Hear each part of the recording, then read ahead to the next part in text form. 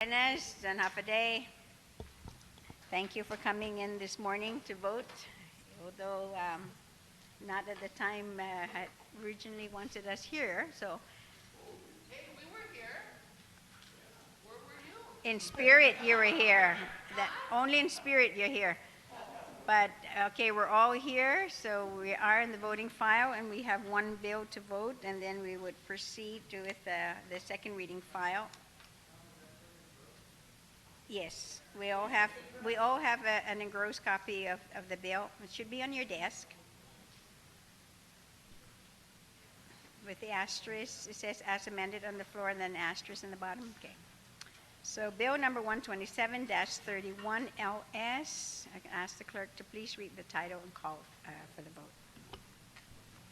Bill number 127-31 LS as amended on the floor, introduced by D.G. Rodriguez Jr.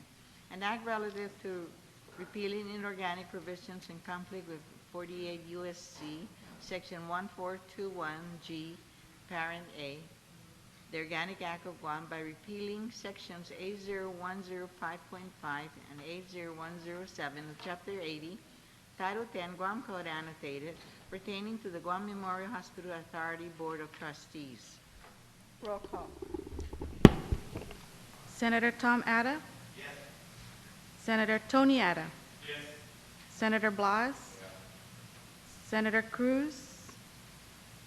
Senator Dueñas? Yes. Senator Guthertz? Yes. Senator Mabimi?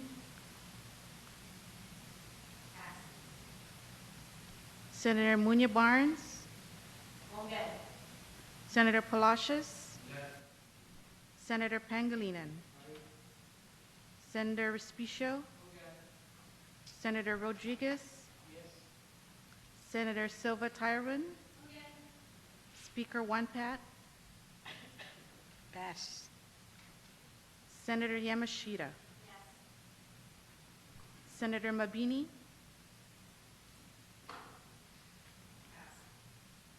Speaker One Pat?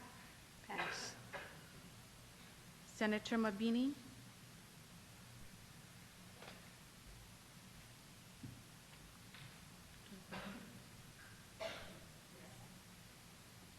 Speaker One Pat? Pass.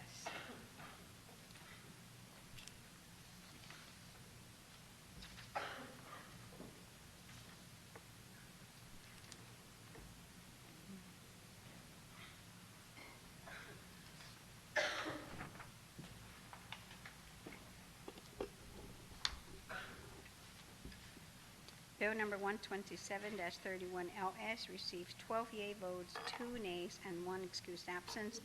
Bill number 127-31 LS is duly passed by this body. Senator Respicio. Thank you very much, Madam Speaker. Notwithstanding the House rules, I move that we revert back to the second reading file. On that motion, without any objections, so ordered. Yesterday, we left off, well, at least the most recent bill was Bill 54. And I'd like to ask the Senator if your amendment is ready. Senator Dueñas? Madam Speaker, thank you for the opportunity. In consultation with our legal counsel and in review once again of the bill, I asked that Bill 54 be referred back to committee for some more work, and also in consideration of the fact that we would like some more discussion with the Guam Election Commission. Of note, worthiness is we have a new general manager coming in, or a new director, and so we'd like to make sure that we're all on the same page so we don't cause more confusion in trying to get a better system in place. So I asked for the bill to please be moved back to committee for further construction. Thank you very much, Senator, for that. And without any objections, so ordered. Thank you, Madam Speaker, and the good body of the 31st Guam Legislature. We are now then on Bill number 61, and I recognize the author, T.C. Etta. Thank you, Madam Speaker. I move that substitute Bill 61-31 COR as substituted by the Committee on Public Safety Law Enforcement and Judiciary be moved to the voting file. I'd like to discuss it. You may continue. Thank you.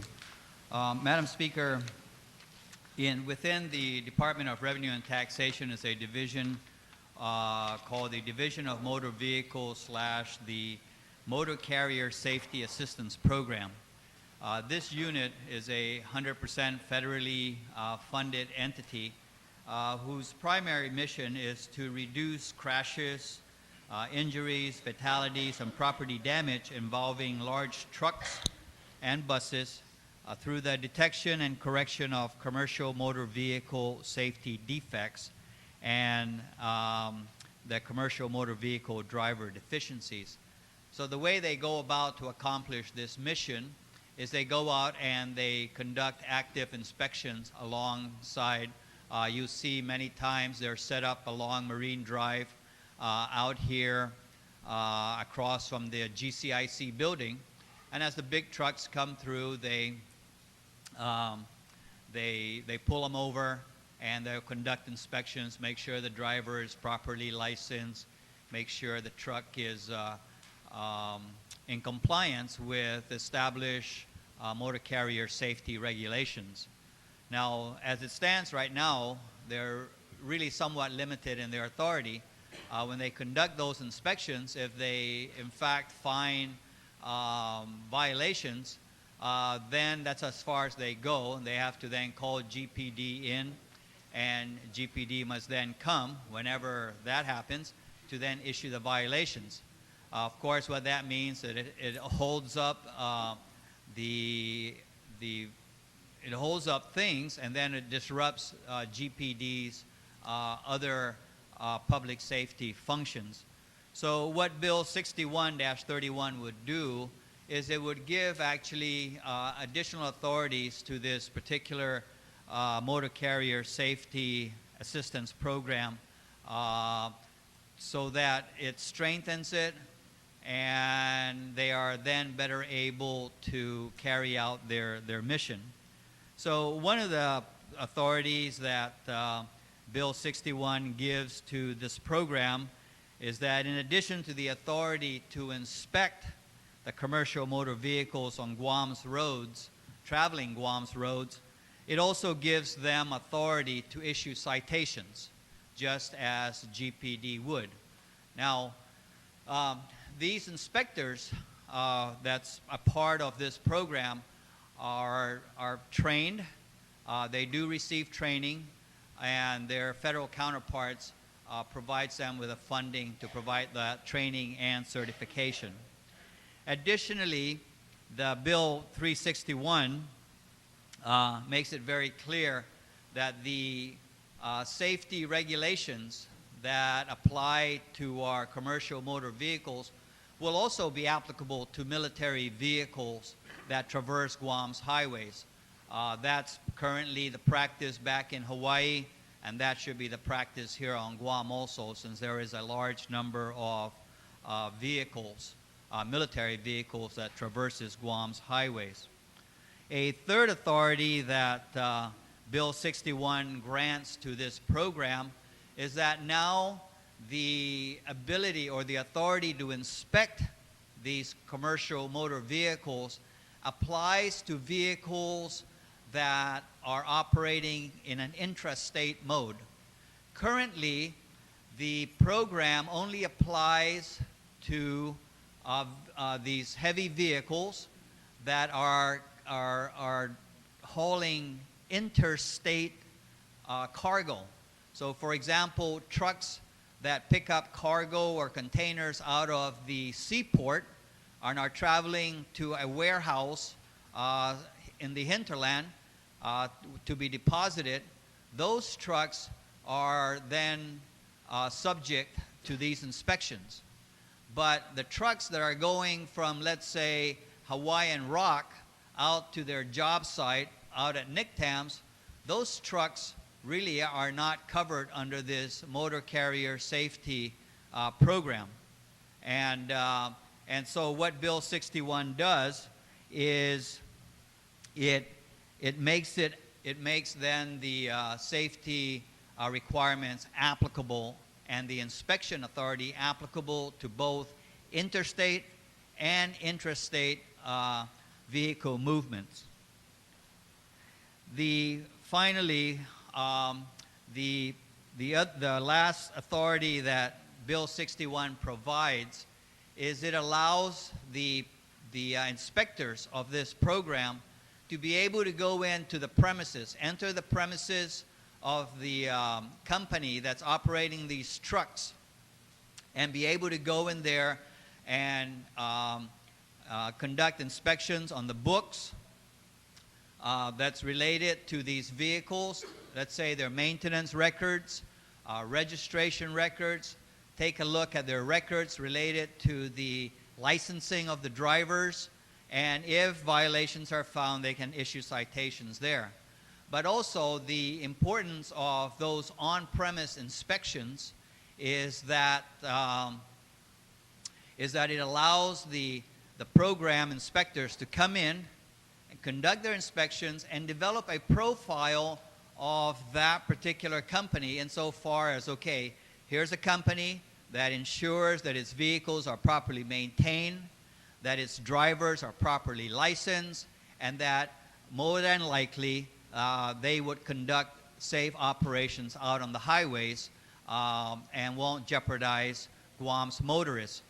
Now, this authority to be able to enter into the premises of the truck operations is already something that exists.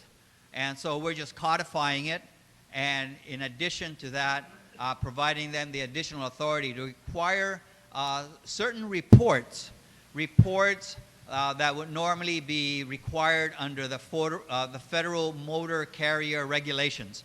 So this isn't something that, they're not reinventing any wheels. They're just basically being given the authority to require these reports, and from this, they will then be able to develop a profile. Now, this is important because this particular, the motor carrier safety program applies to, we got about 6,000 vehicles that would be covered under this particular program. Now, in addition, of course, so that's that population of vehicles that we are looking at.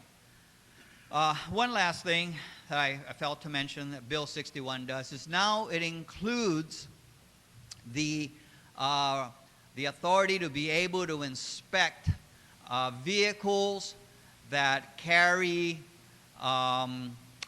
passengers of 15, between 8 and 15 vehicles. That's normally your vans.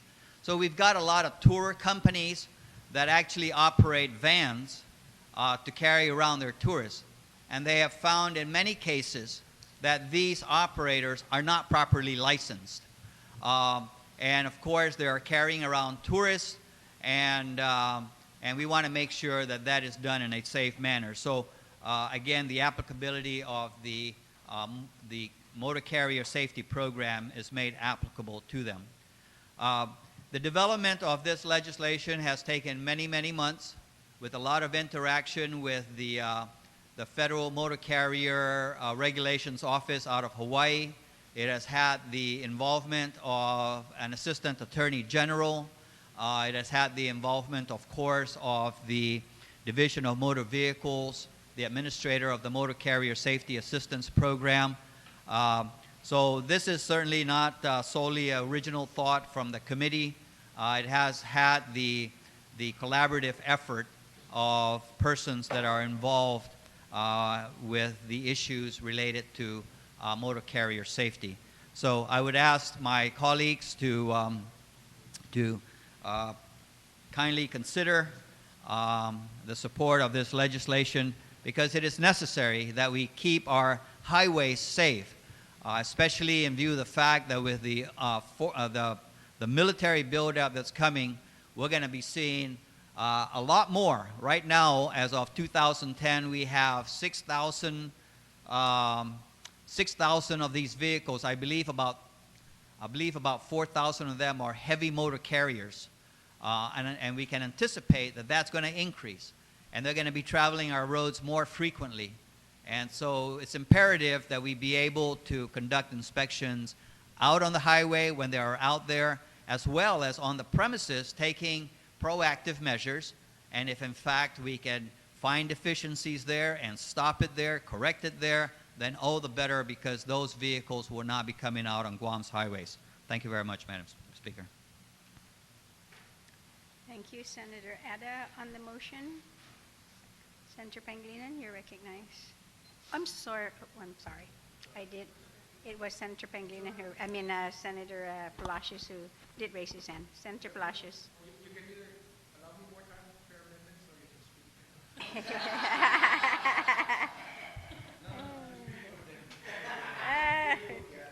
Thank you very much, Madam Okay. Speaker. I'm so sorry. Madam Speaker, I rise in support of the bill. I was at the public hearing. I thought the presentations at the public hearing that was conducted by the chair really answered a lot of the questions that we all had. Certainly I had. It gave me a better understanding for exactly what we're trying to achieve and the additional powers. There was some concern that I had, for example, about the ability to go into the premises of the company and inspect their records and inspect their vehicles, and basically that wasn't the extent of it. That's something that they currently are able to do, and even the businesses have indicated and testified that that really assists them also. It places everybody on a level playing field. The only thought I had was that, they shouldn't inspect one business more than the other, so that everybody is free, fair, so that nobody feels they're getting targeted. So unless, of course, you find, for example, that on the road those companies' vehicles have a higher rate of violations. But it's not the vehicles they inspect there, it's the documentation necessary for manifest, solid waste procedures, and things like that. So the public hearing was, in fact, very informative. And I just want to certainly thank and commend the author for the comprehensive nature of this bill. I especially like, of course, that we know that with the buildup that is slated to occur here on Guam, that a lot of the transportation of goods and commodities may, because of the distance between the port and where the new construction may be going up, that there may be more military vehicles traveling the road.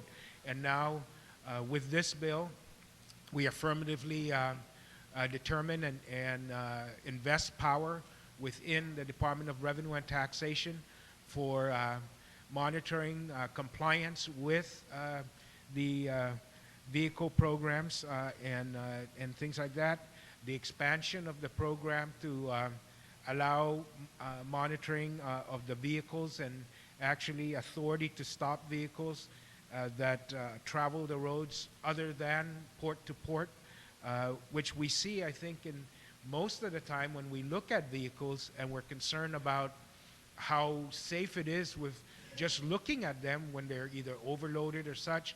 It pretty much, you can tell most of the time, it's not coming from the Port Authority of Guam to a job site. It is coming from other destinations within Guam outside of the port. And so the expansion of those powers, I think, will increase the safety of our roads by additional authority to monitor those trucks and companies dealing in intrastate transportation of goods and materials on our island. So I do want to say that I am in full support of the bill, and I do have no amendments. Thank you.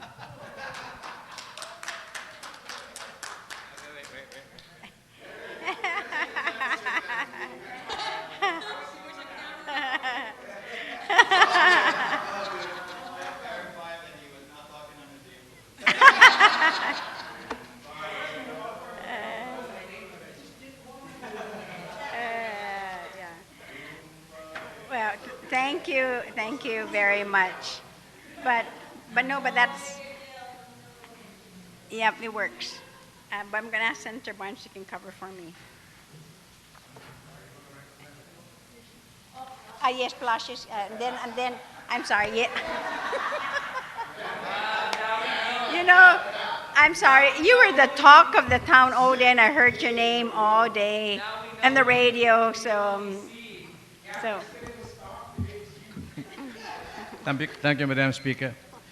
Madam Speaker, it's always refreshing when the last speaker take a position that coincides with my position.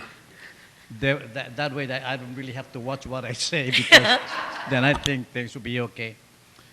Well, on the serious note, Madam Speaker, I rise in support, of course, of Bill 61 for the reasons stated, particularly the inclusion of the difference between interstate and intrastate. I always believe that inspections can be conducted on motor carriers that actually goes from one location in the business to the other, not just from the port, coming from the port or going to the port. So that particular amendment is good. But more importantly, from the enforcement side, this issue first came to my attention about more than 2 years ago by both, but separately, by members of the motor carrier and also the Guam Police Department, that when they pull over and do the inspections, the motor carrier regulators will call the Guam police officers to issue the citation. Now, they have all the training, all the certification to do the inspection and to be able to identify violations, but they don't have the authority to do that. And that's when I found out that that's the only thing lacking. And of course, when a police officer responds to a request, they don't question the motor vehicle carrier regulator.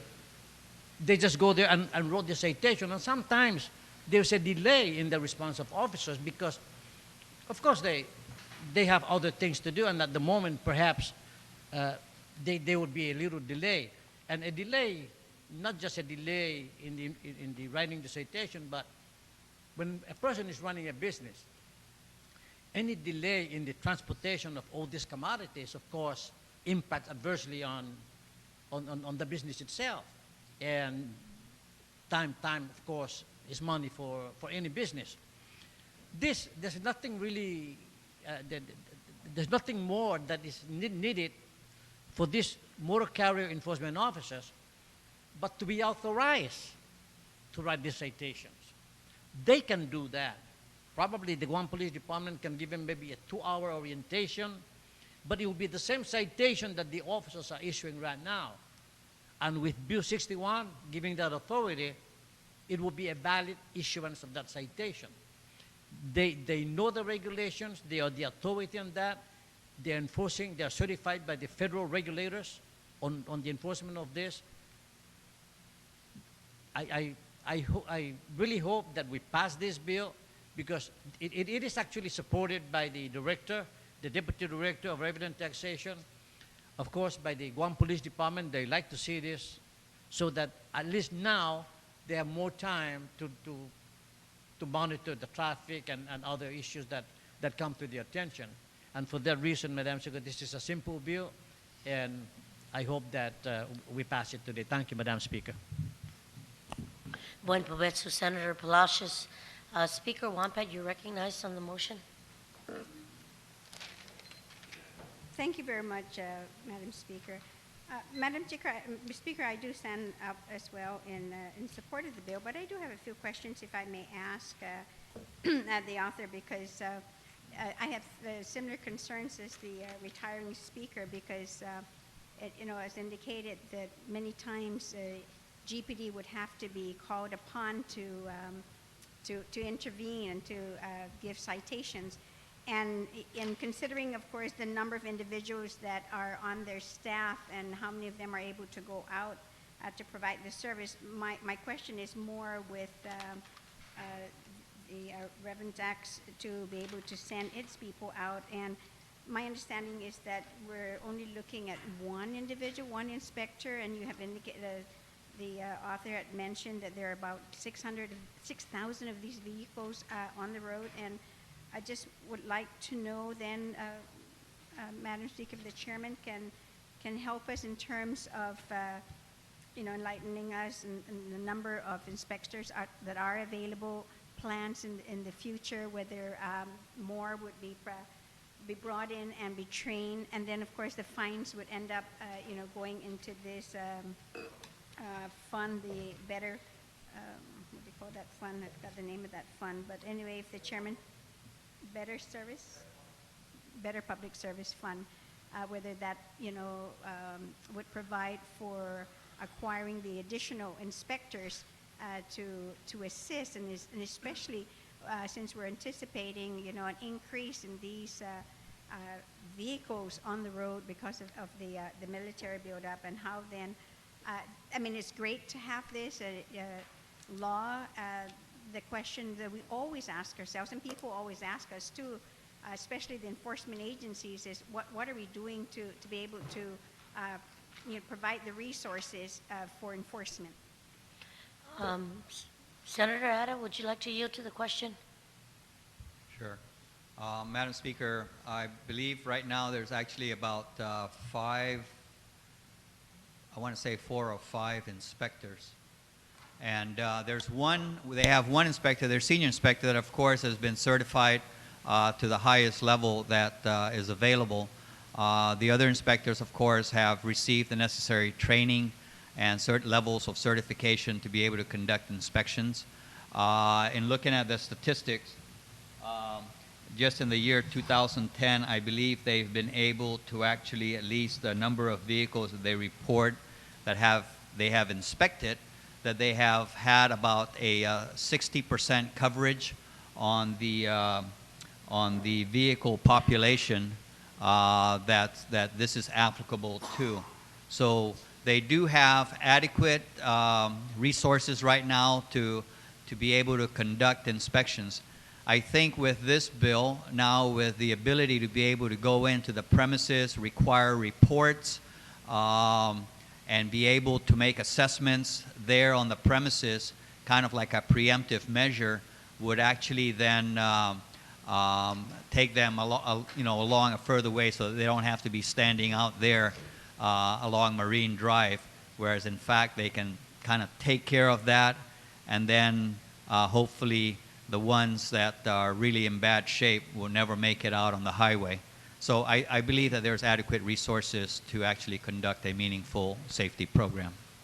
Speaker Wampat, does that answer your Yes, question? but then my other question then that follows this as well, because he has indicated that like 60% right now of these vehicles then are inspected. Is that my understanding? And then is there an anticipation that there would be a need for these weekend type, again, of inspections that we have authorized with, other vehicles, not so much inspection, but for licensing of these vehicles? So is that something that we're going to be looking at also in the future, or instead the training of the other 6 inspectors that then would be able to meet then the demands of these inspections for these 6,000 and probably more of these vehicles? Senator Ada?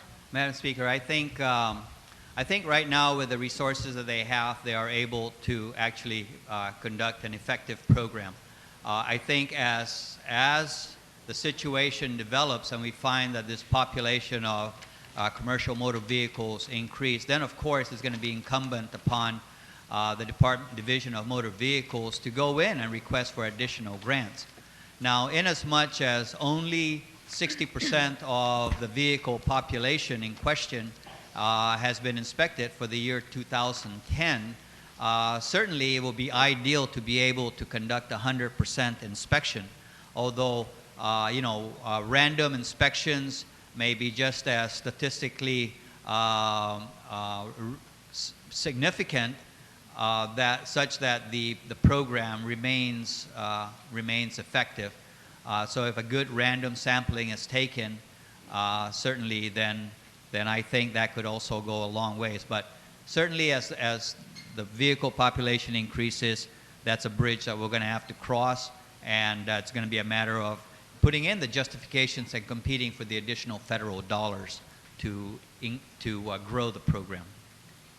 And another question, again, that I would like to ask the author is that, and I know it was discussed, and this has been an issue, I think, for us for the longest time, and I know even for the state of Hawaii, where they do have a high number of military presence, is that we really have no say-so on their vehicles. I mean, they don't come in for the inspection, they don't get their licenses from us. Can we, the local government, actually then do any kind of inspection that's related to military activities, the military vehicles? And I know they said that they patterned this after the state of Hawaii, but more importantly, since then, has there been any discussion with any of the military? Can we, and will it be within our purview? Senator Ada, would you like to answer that?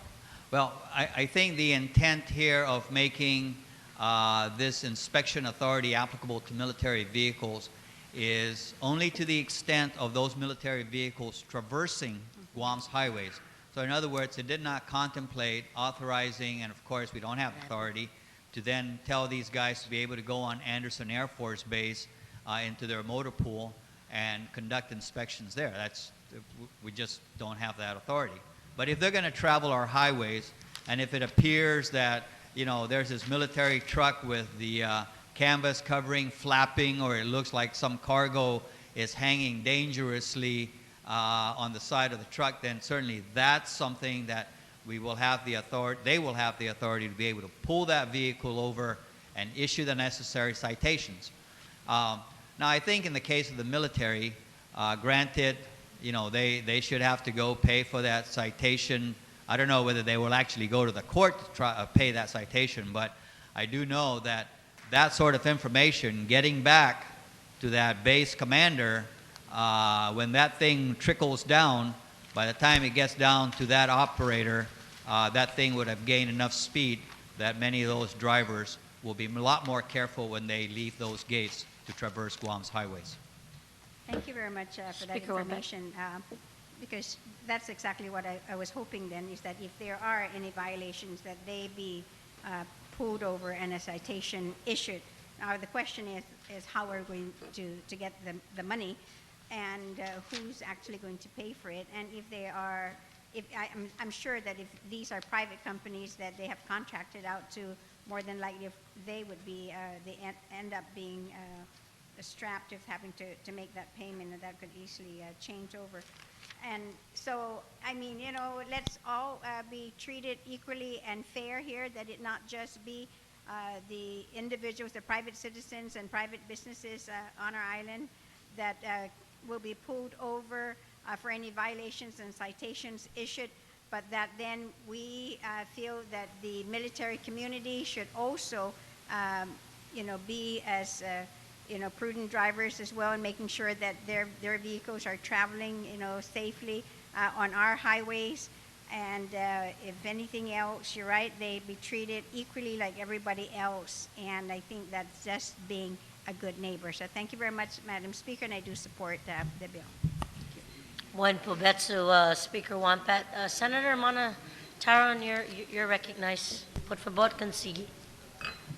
Thank you, Madam Speaker. I rise in support of this measure, and I'd like to commend the good author, because, anytime somebody is looking to protect our people on the roads, I'm all for that. And so I appreciate his efforts to make Guam's roads safer, sort of like my pickup truck bill. Thank you. We do know that these big trucks need to be regulated as they're on Guam's roads, because as we traverse throughout the island, you see them barreling down the roads, and sometimes I would like to pull them over and cite them myself. And without that authority, I would like to see it, and ask the author if it would be possible to include in there somehow giving the DMV the authority to cite them for speeding if they are caught. I don't know how they would go about measuring their rate of speed, but perhaps would the author yield to the question? I'm not sure I know how to answer that for traffic violations such as exceeding a speed limit, but really as the program title suggests, it's the motor carrier safety. Now, of course, when they're traveling at unsafe speeds, then, but now it doesn't include that in here, and I don't know whether the Federal Motor Carrier Safety Regulations covers speeding, but I don't see these guys chasing down a truck. I don't know how to answer that question. I know that their focus is on trucks that may appear to be overloaded. Their cargo is not safely secured. It appears that the truck is not safe to operate. When they pull the guy over, he doesn't have the proper driver's license. The vehicle is not properly registered. Those are the things they're looking for. Hopefully, if this truck is speeding down, GPD will be around to chase him down and be able to tag him for that. So I think at this point, I would probably should leave the speeding violations to GPD. Okay, thank you. Again, I rise in support of this. It's about efficiency. It allows DMV to do their job, and it gives them a little bit more authority. It also helps the Guam Police Department in enforcing the laws on Guam's roads. Thank you, Madam Speaker.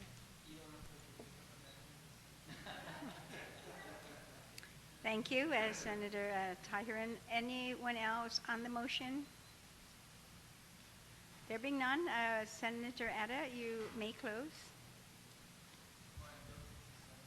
Thank you, Madam Speaker. I certainly appreciate the comments that have been made and support that has been communicated for the bill, and I certainly urge all my colleagues to vote in favor of the bill. Thank you, Madam Speaker. On the motion then to send Bill 61-31 COR to the third reading file without any objection, so alert.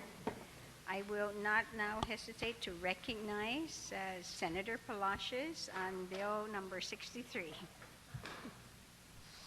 Thank you, Madam Speaker. Madam Speaker, I move to place Bill 63 on the third reading file. Bill 63, as amended by the Committee on Public Safety, Law Enforcement, and Judiciary on the third reading file. And if I may speak. Yes, you may continue. Madam Speaker, there's only one purpose of Bill 63, and that is to exclude the positions of law enforcement and public safety from the position, from the provision of the safe harbor. Madam Speaker, the drug-free workplace program was implemented through Executive Order 95-29 in 1995 December. It's a good program. In fact, some large companies and maybe even small businesses voluntarily adopted their own version of a drug-free workplace program, and essentially the same with the government of Guam. Now, safe harbor, Madam Speaker, is a provision in the program that actually provides for the protection of government employees, including police officers, marshals, probation officers, from from adverse action if they voluntarily submit to the management and confess that they are addicted to some drugs, or they are abusers of some of these drugs. Now, why exclude the law enforcement position?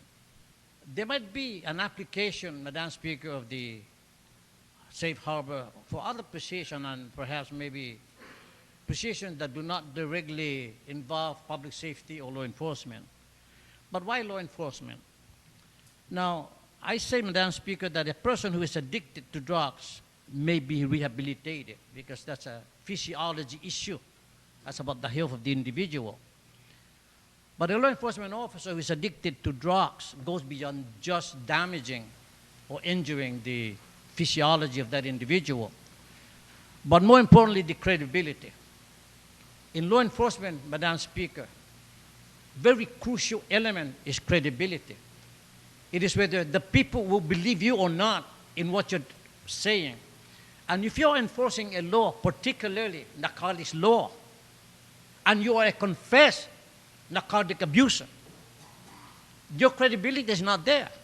Therefore, you cannot be effective. A person to be effective has to carry that credibility. And no amount of rehabilitation can rehabilitate a damaged credibility. And that is why in law enforcement, it goes beyond just affecting the health of the individual. That there are permanent damage that directly relate to the effectiveness of that individual, whether he can function in the way that other officers who are not damaged in any way can function. We're talking here about the continuing fitness of that individual. Now, imagine the parole officer, for example, who had gone through the safe harbor, supervising a drug offender or a drug parolee or a drug probationer, or a marshal executing a warrant of arrest for a drug offender for non-appearance, and himself is known as a drug abuser. As we speak, there is one member of the Guam Police Department with a badge, he's still holding a badge, because the safe harbor protects him. Now, I'm not arguing against that. I'm just saying that that's what we have to deal with. And thank God it has not happened with the court. It has not happened with any other entity but the Guam Police Department. The individual is under rehabilitation. When he is quote-unquote cured, supposedly under the safe harbor, he will be out enforcing the law.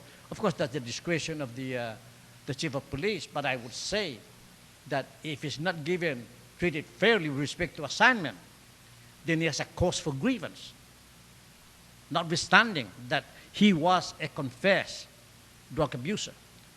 Fortunately, one member of the Guam Police Department resigned before any action was taken. And that saved the government, the people of Guam, of course, the pains of having to deal with it. And that is the issue here. I would say that when the drug-free workplace program was adopted in 1995, nobody envisioned that a police officer or a correction officer or the marshals of probation would probably one day be protected by that and come in and confess. Why? Because at the point of hiring, if you had been convicted of such an offense, you would be barred from those positions to begin with. So you came in clean, but while you were in here, that's when you strayed. And that is really the gist of this bill is for those positions, public safety positions, where the safety of the people of Guam is actually in the hands of these individuals.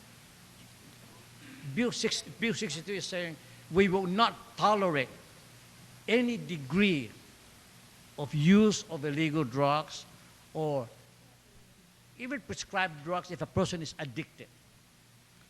They can be rehabilitated, maybe reclassified, but to remain in a law enforcement position, in a safety position, to me, Madam Speaker, I think that it is not too much to ask that the law enforcement and public safety position be exempted because of the critical role that they play in our lives. Firefighters, parole officers, probation officers, police officers, marshals, perhaps maybe even bus drivers. And we have instances where government employees, not just were found using, but were actually dealing. There was an incident about 3 years ago, 4 years ago, a police officer on patrol in uniform in a squad car, actually promoting drugs, illegal drugs. Those are the things that the safe harbor would probably minimize and at least make sure. And Bill 63 is saying it does not matter when you get caught. If you are wearing the uniform, you're occupying a law enforcement position, a public safety position, and you are caught using illegal drugs or abusing drugs, you will be out. It doesn't matter when. And that is the message, actually. And again, I like to reiterate that perhaps for some position, and I would not mention any position as to be misinterpreted to say that I endorse it for some position. But I wish that the drug-free, that the safe harbor be just eliminated completely. I'm not suggesting that. but I would not object to any amendment to that effect. But at least for the purpose of Bill 63, I'm proposing Bill 63 that law enforcement position and public safety positions be excluded from the safe harbor protection. Thank you, Madam Speaker. Thank you, Senator Palacios. On the motion, Senator Dueñas, you're recognized. Thank you, Madam Speaker.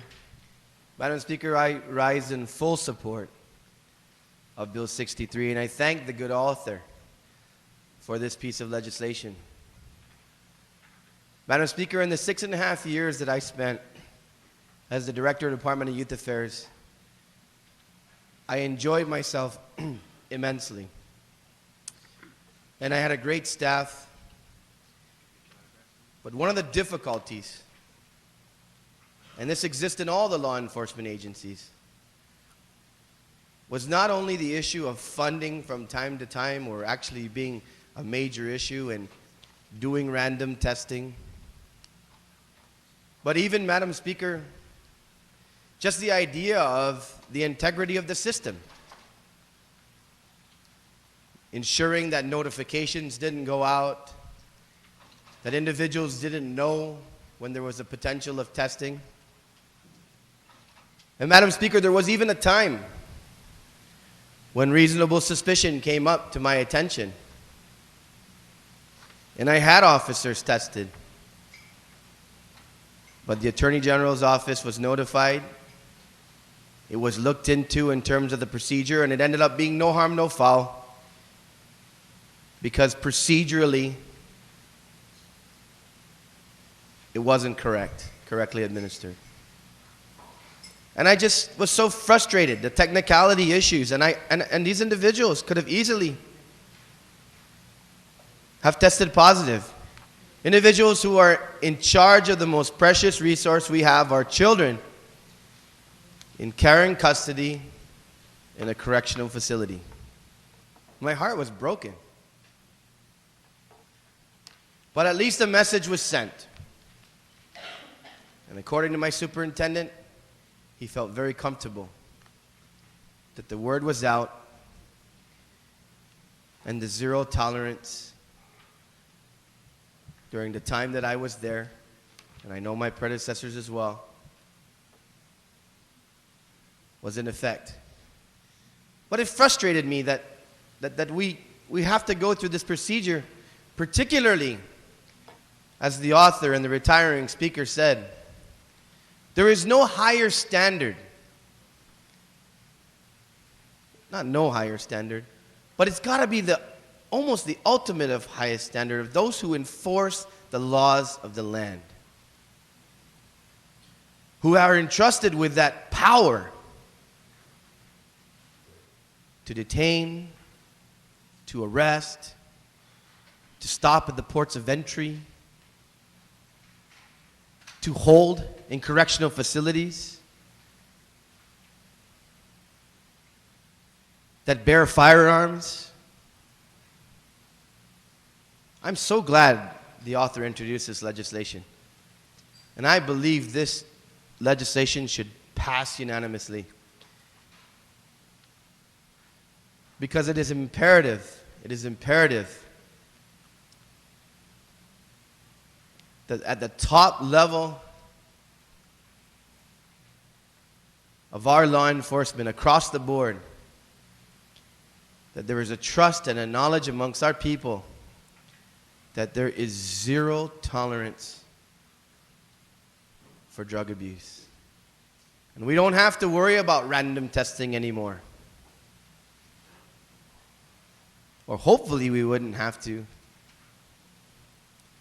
Because it would be known to everyone that that zero tolerance policy is in place.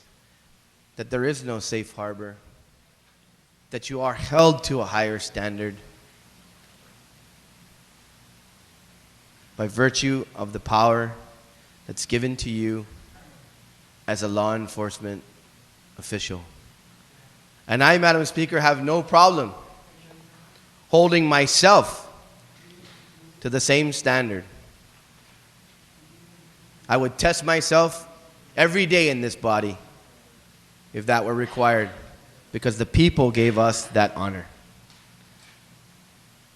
And that honor is also bestowed upon those that enforce the laws that we pass in this body and the laws that exist by virtue of our democracy. We must expect no less of ourselves and those who enforce the laws that we pass. So thank you, Madam Speaker, and I implore my colleagues within this hall to please pass this measure unanimously. Thank you, Madam Speaker. Thank you, Senator. On the motion, Senator Blanche, you're recognized. Thank you, Madam Speaker. Thank you for the opportunity to be able to speak on this legislation. And, Madam Speaker, I stand here probably as an individual who can speak with authority with regards to this issue, being that in my prior life as a law enforcement officer, I ran the drug enforcement unit with the Guam Police Department and was attached to the Drug Enforcement Administration. I helped the government of Guam put together the drug-free workplace program. I was a drug prevention specialist. And I used to teach the course at the Guam Community College. And while I recognize the concern as being articulated in the bill, and I can further recognize the concern with regards to making sure that these individuals, more specifically in public safety and law enforcement officers, those individuals that hold and that are in positions within our government that are charged with the duty to protect and to come to the aid of our citizenry, that we hold these and that these individuals have to be held to a higher standard. I have no issues with that. My concern with regards to this is not so much of the attempt of what is being attempted in this bill. It's probably more so in the way that the safe harbor provision is being enforced or being utilized within the government. You know, Madam Speaker, first off, I think it's been the intent of the safe harbor provision, not only in the government of Guam's drug-free workplace program, but in almost every other drug-free workplace program that has a safe harbor provision, that provision can be utilized for an individual who recognizes and sees and admits that that he or she has a drug and alcohol problem. And that the safe harbor provision cannot be used as a defense if the individual is going to be and is subjected to random testing, has been a subject of an investigation, or has been outright caught.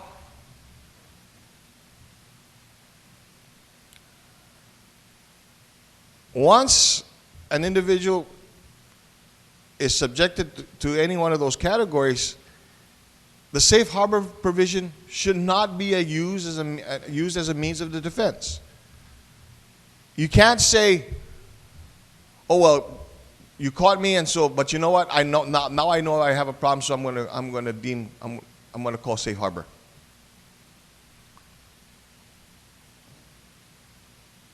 That was never and should have never been the intent. Safe harbor, the safe harbor provision was provided so that an individual, in recognition that they have an issue, prior to it being seen by anybody else,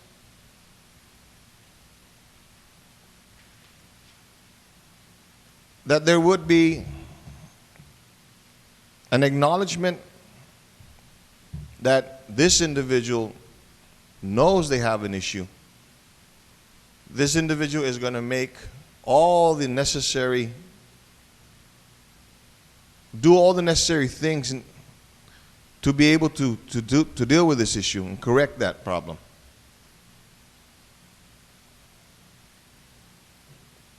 But for an individual to declare safe harbor, after he's told, well, tomorrow you got to go down to the laboratory because you have been selected for a random testing, so head over there now, or head over there then.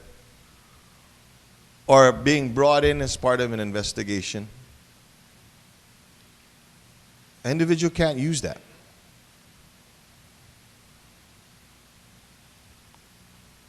And what, you know, Madam Speaker, that's the standard that we've got to hold every employee, not just those in test designated positions.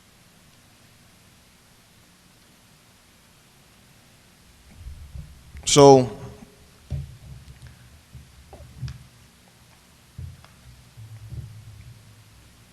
while I recognize the concern, the need to be able to continue to hold our law enforcement and our public safety officials to higher standards, I further see the value in the safe harbor provision, provided that that provision is being utilized properly, is being enforced properly, is being implemented properly.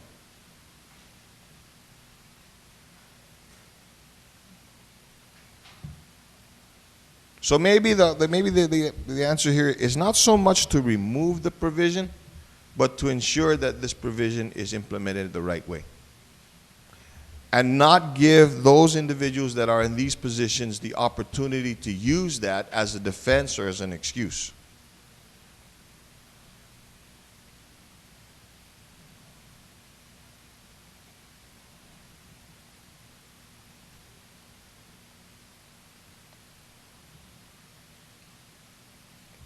So am I in support or against this provision? Not necessarily either way. I just think that there's and I'll look into it and I'll consult with the mover of the legislation with regards to maybe we should look at how it's being implemented. And ensure that those individuals, any individuals who decides, who wants to use this as their means to get out of the trouble that they're in right now, it can't be used. You can't use safe harbor when you're caught.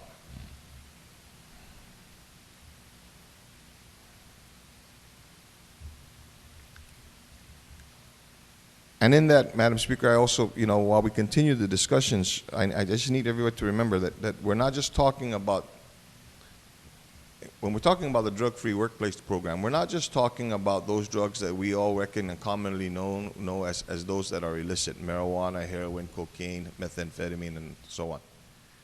We're also talking about alcohol. We're talking about prescription drugs. We're talking about some of the cases over-the-counter drugs.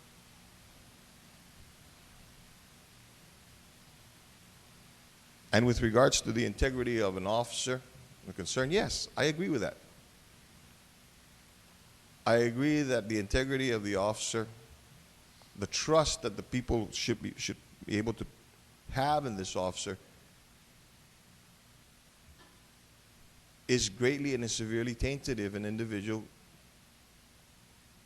decides to use or abuse drugs and alcohol.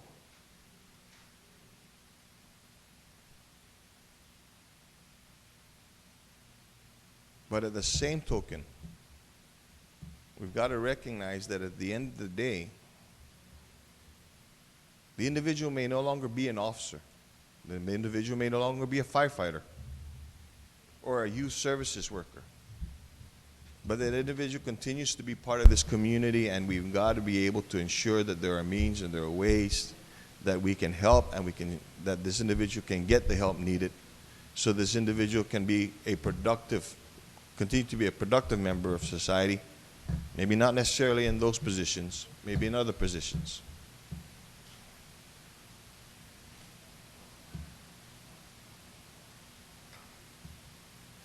So I'll continue, and I'll continue to do the research and help the author, and maybe hoping that we'll look at this. I see the concern. I'm not sure quite sure whether it's necessary that we exempt them from it. We just ensure that they can't use that provision as the excuse or as the reason why they can't get into further trouble that they're in. Thank you, Madam Speaker. Thank you, Senator Blas. On the motion, are there any other speakers? Senator Pangilinan, you're recognized. Sidus Masi, Madam Speaker. Madam Speaker, I rise with full understanding, I think, of the intent of the author, and certainly commend him for that. I know he has a long and distinguished career in law enforcement. So he's not asking anybody to do anything that he was not willing to do himself. And knowing the author of the legislation for many, many years, believe it or not, we were classmates at UOG back in 1974, I think, in a couple of classes. That's how far back I've known of the author and his career within public safety and within the government of Guam. And he does have very exacting and demanding standards, not only of himself, but also of others. So he's not willing to do anything he's not willing to ask anybody to do anything that he's not willing to do himself. And so I certainly appreciate and want to preface those comments in terms of this legislation.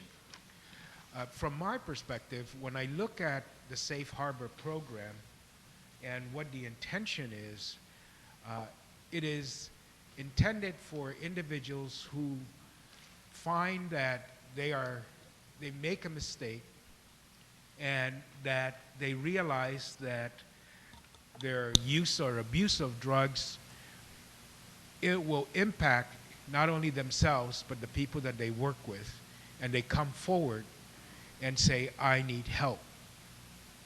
And the debate for me is, what kind of help should we give them? You know, and of course, as you know, Madam Speaker, with your record and within the school system, with the children and parents that you deal with and the constituents, is that is probably the first and most important thing for an individual, is to admit that they have a problem and they're willing to face it. And that allows them great certainty in succeeding to overcome their problem when they voluntarily come forward. And as the retiring speaker certainly articulated, and his long history within the law enforcement division, is that, you know, are we willing to give individuals who come forward and say, I have a problem, I need help to deal with it because it's affecting me, my family, the people I work with, and the public that I serve, and I want an opportunity and a chance with help to make it right.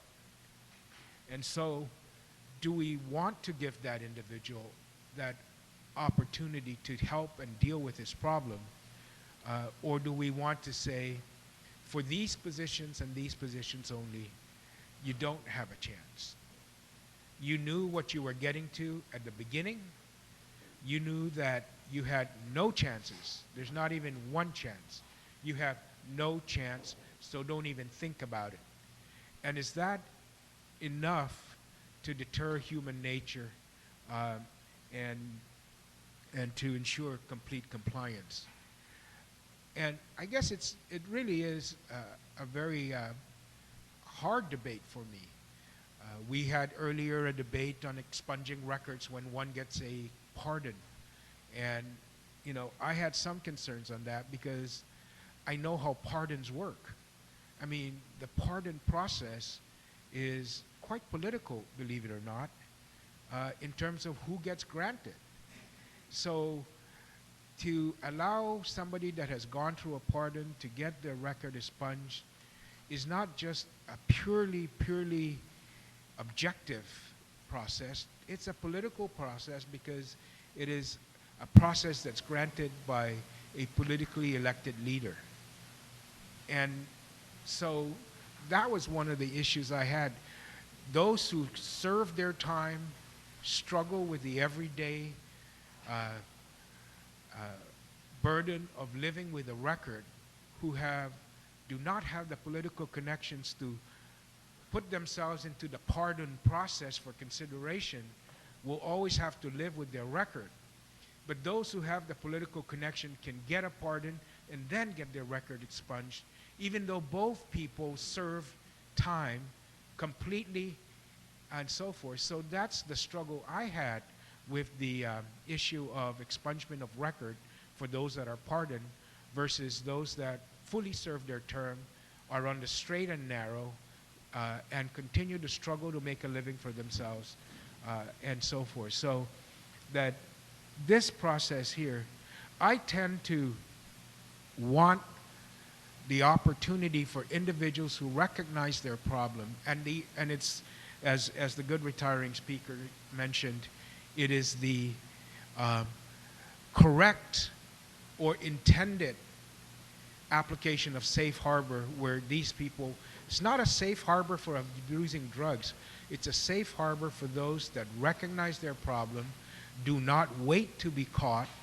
have said, I recognize my problem, I come forward, I need help, it's affecting me, my coworkers, the public that I serve, and I want a chance to make it right, and I need professional help. I can't do it on my own. And if that's the way it's applied, then I can see how, you know, what is our policy on first chances with regards to individuals in these positions. And so I struggle because I certainly, you know, like the idea that maybe it is enough. Maybe it is enough to let everyone know when you're hired in these positions that you got zero chance. That when you have a problem, you better not have a problem with these drugs, with abuse, with something illicit and illegal. You'd better not have a problem. No matter what else goes in your life, don't turn to this, because you will automatically be you know, shown the door. And so, is that enough? Is that enough for human nature to conquer that? And there are many people who are able to do that. Many, many people. But those that are not able to, but have seen the error and the risk that they place themselves and those that they work with and the people that they serve at risk because of that decision, and says, I need help.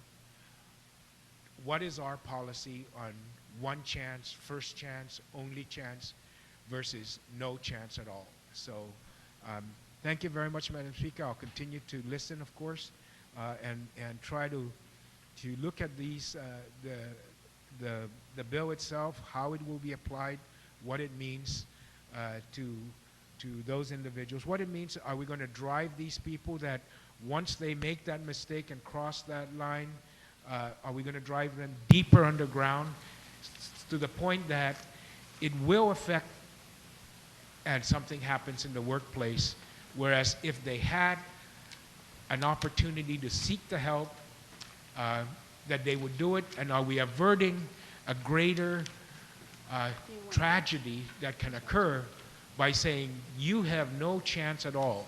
And so once they cross that line, then we drive them deeper and deeper and deeper underground, versus because there is no way out. There is no opportunity to salvage their job, salvage their families, salvage their, their opportunity. That there is no way. So instead of getting rid of the problem, because human nature is that not all of us can be on the straight and narrow 100% of the time,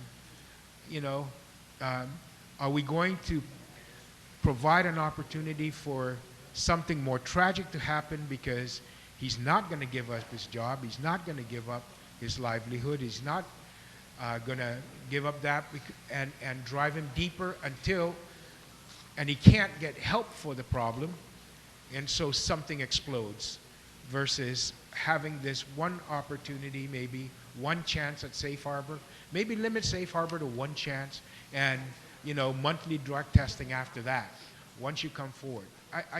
These are some of the things that I look at and I'm thinking about as a way to balance driving somebody deeper into the dungeon and never having a way out, and what may happen when they continue to abuse the drug because they can't even see any way out except continued reliance on it because professional help's not available to them.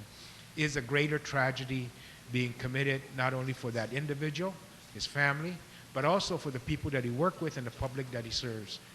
So those are the issues I'm looking at, dealing with, asking myself, and certainly will continue to listen to my other colleagues as they continue to, I'm sure, examine these elements of the decision and the policy being proposed in this bill. Thank you very much, and Sidus Masi, Madam Speaker. Thank you, Senator Pangilinan. On the motion, Senator Guthert, you're recognized. Thank you, Madam Speaker. You know, when someone becomes a police recruit, a corrections recruit, a customs recruit, any law enforcement position in this government, first they take an oath as a recruit to uphold the laws of Guam and the laws of the United States. And then they go through their academy. And if they're successful going through their academy, they take another oath when they're sworn in and to graduate. I have seen over the years the Guam Police Department give in to police officers that have been involved with drugs. As a matter of fact, and good Senator Palacios will remember this, we had a couple chiefs of police that excused 2 recruit classes who had pot parties just before they graduated. They were allowed to graduate and become police officers, even though they were caught using pot, the whole class. I'll tell you, if I were the chief at that time, they would not have graduated. The excuse of the chief was, we invested $30,000 in each of these recruits. Therefore, we have to let them graduate. He suspended them for 2 weeks. The day they graduated, they were suspended for 2 weeks.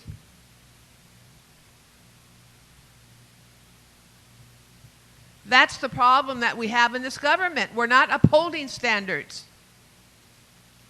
And in the case of law enforcement, police officers, corrections officers, customs officers, whoever's in law enforcement in this government, they know better. If they're using drugs, they probably think they can get away with it because they have a gun and they have a uniform. And even if they get caught, it'll be okay because they have safe harbor. We have to stand up and say enough is enough of this. Now, if these officers are smart and they know they're not under investigation, they will resign and then reapply. That's what they've been doing.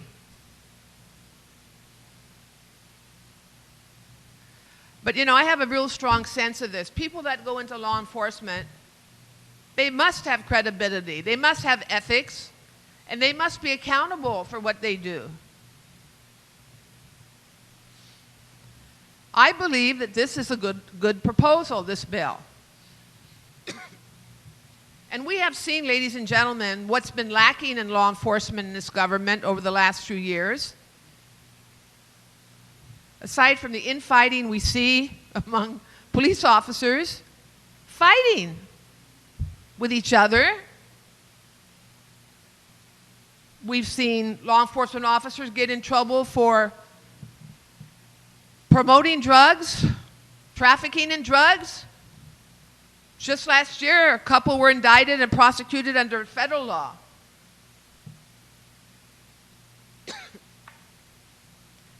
If this has happened at the Guam Police Department, imagine what's happened in other departments that we don't even know about.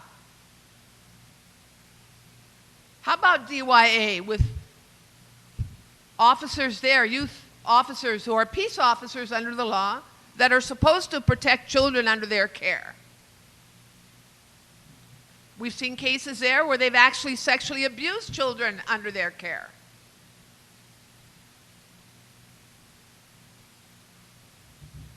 I think we have to stand up and say enough is enough.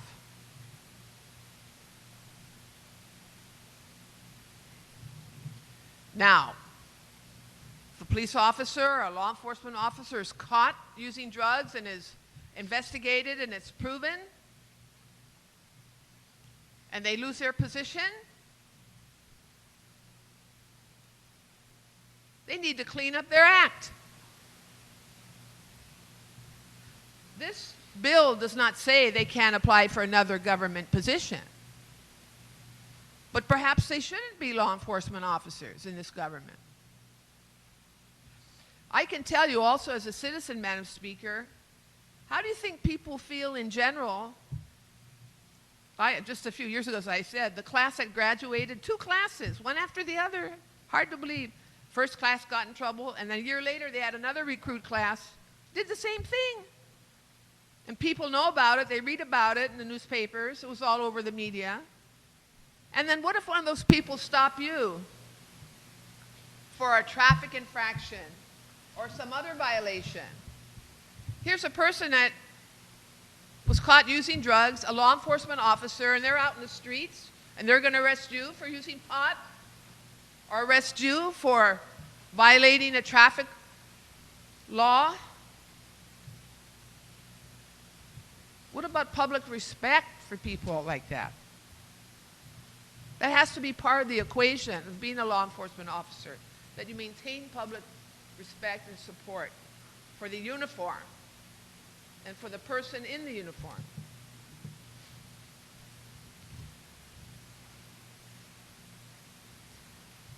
Yeah, we have to be concerned about people that have problems. We're all human. We have humanity. We want to help.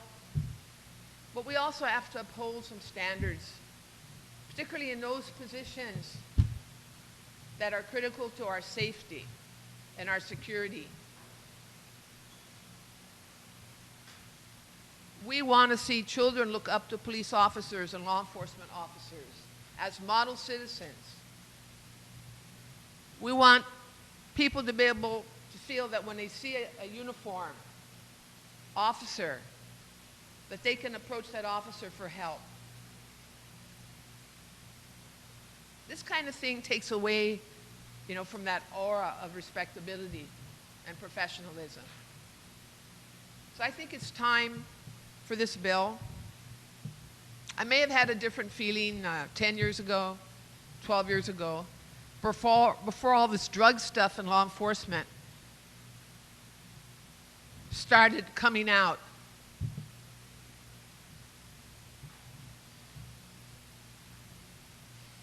We need our law enforcement community to be disciplined, to be respectful of the public,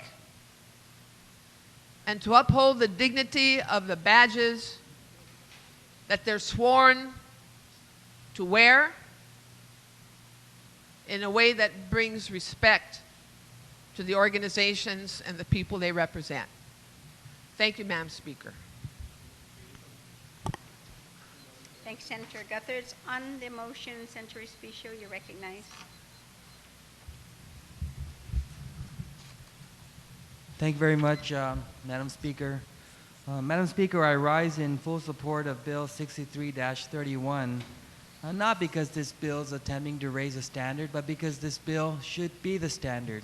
As the previous speaker said, I can't object with anything that she's had to express to this body, but I too want to rise to say that I have a lot of respect and admiration for our men and women in blue and those who choose this kind of life to be upheld to the highest standard possible. When I was at the Department of Youth Affairs, Madam Speaker, what I found there was that you had dedicated men and women who were peace officer badged, law enforcement type personnel, but they weren't even uniformed. They weren't uniformed because up until that point, the value that they bring to the law enforcement community, they were treated as bastard stepchildren. And I say that with all due respect. They came to work every day. They did what they needed to do. They tried to keep their dignity up high, but yet they weren't recognized at that time like they would be recognized if they were a Guam Police Department officer or if they were even a Department of Corrections officer. So they found themselves in a situation where because of their title of being a youth service worker, they were not treated as a law enforcement officer or someone who has law enforcement background, although they did attend the Balea graduate and they're labeled peace officers because they're badged. And so, you know, having respect and admiration for the kind of standard that they uphold, the first thing we had to do was to get them uniformed. Because if they want to be treated as law enforcement officers, then they have to wear and dress like they're law enforcement officers. And that's what we did. But in having them go through that transition, Madam Speaker, we also communicated to them that they're going to be held to the highest standard because of the badge that they stand behind and the badge that they represent. And so whenever there was an infraction in that department, I treated that infraction that was caused by a peace officer badge employee much different than I would treat a classified employee of that department. Simply because with that badge, they have sworn to uphold and protect and enforce the laws of the territory of Guam, but more importantly, they have sworn to hold themselves to a standard unlike any other standard in the community. And so they could be charged with infractions simple as unbecoming a conduct of a law enforcement officer. And so in that respect, Madam Speaker, it's not, I understand the idea of being compassionate and having special considerations for people who have indiscretions, because certainly none of us are perfect. I'm not perfect. And so when we make these indiscretions, we want to have some kind of recourse. But for certain segments of our community, Madam Speaker, there should not be any recourse when it comes to them using illegal drugs, and especially because they have the kind of position that they have. You know, I understand the idea behind the Safe Harbor program, but I understand how this program has been abused by those people, particularly in law enforcement. There's one case where when an officer believed that he was under investigation, he claimed safe harbor. And we also heard from the new chief of police say that when police officers suspect that they're going to be drug tested, they turn themselves in and they claim that they're using a lesser drug than what the drug that they may be actually using. And so, granted, there's been some documented cases of abuses with this type of program. And so I stand in full support of Bill 63-31 and would even lead us to other areas which I'm considering introducing a bill, Madam Speaker, that would also have random drug testing for those recipients of federally funded programs such as food stamp, welfare, MIP, and also, Madam Speaker, those living in Gura housing. Gura has a very strict policy. It's one strike and you're out. If you're a tenant of Gura and that you've been caught using drugs, or even you've been caught being involved in domestic violence, or even if you have someone who's living in that Gura funded home and they're not authorized to, they're kicked out. And so when we move to ask our community and expect more from our community, we certainly have to establish these kinds of standards. And Bill 63 does that for those men and women who are peace officer badge and who are law enforcement. And if I was a law enforcement officer today, Madam Speaker, which I'm not, and I never will pretend to be, but if I were, I would, reason why I want to rise to support them is because it must be tough to be a law enforcement officer today, where, as the previous speaker spoke, that when you have one officer who steps out of line, unfortunately the actions of a few taints the reputation of the whole. And so I would welcome something like this to prove that as a law enforcement officer, we are held to the highest standard possible, and that make it be known that if in the event that person is drug tested and found to be under the use of those drugs, illegal drugs, then they wouldn't go to safe harbor or couldn't claim safe harbor, they would be terminated. And so I think something like this will be welcomed by the law enforcement community, because it's a recognition that we believe that this is something that they can achieve, that this is a standard that they can uphold, because it's consistent with what they were sworn to do. So thank you, Madam Speaker. Thank you, Senator Respicio. On the motion, are there any other speakers? Okay, there being none, then I'm going to ask the author if he would like to close. Thank you, Madam Speaker. Madam Speaker, I'd like to reiterate that there may be perhaps an application of safe harbor for certain positions, perhaps maybe clerk or maybe custodian, and I'm not saying that it's okay for them to use it, but I'm saying that perhaps given a chance, they can rehabilitate, and then they'll still continue to function effectively in the things that they have to do.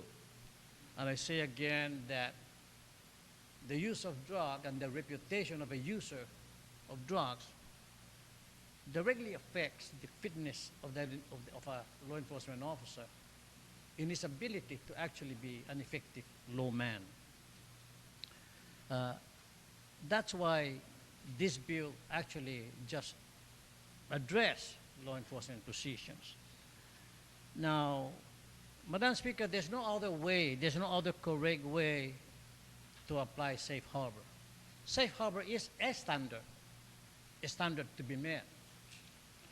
If there can be a manipulation of this standard, it would be probably to the advantage of the user. Why? I heard, and I wouldn't be surprised, for example, that an individual is already leading up to being busted. And of course, we are human. We can sense when we are being trailed or we are being investigated. And so this individual, all he needs to do is jump the gun and beat the enforcement officer to a punch. Safe harbor protects that individual. Safe harbor doesn't apply when action is already taken. It doesn't. I mean, it's clear in the policy. And for the drugs that would be protected by the safe harbor, it's already enumerated in the program itself that has the provision for safe harbor. So agencies may have different, even though they're almost identical, they may have different when they start listing down what kind of abuse of drugs may be illegal and so forth.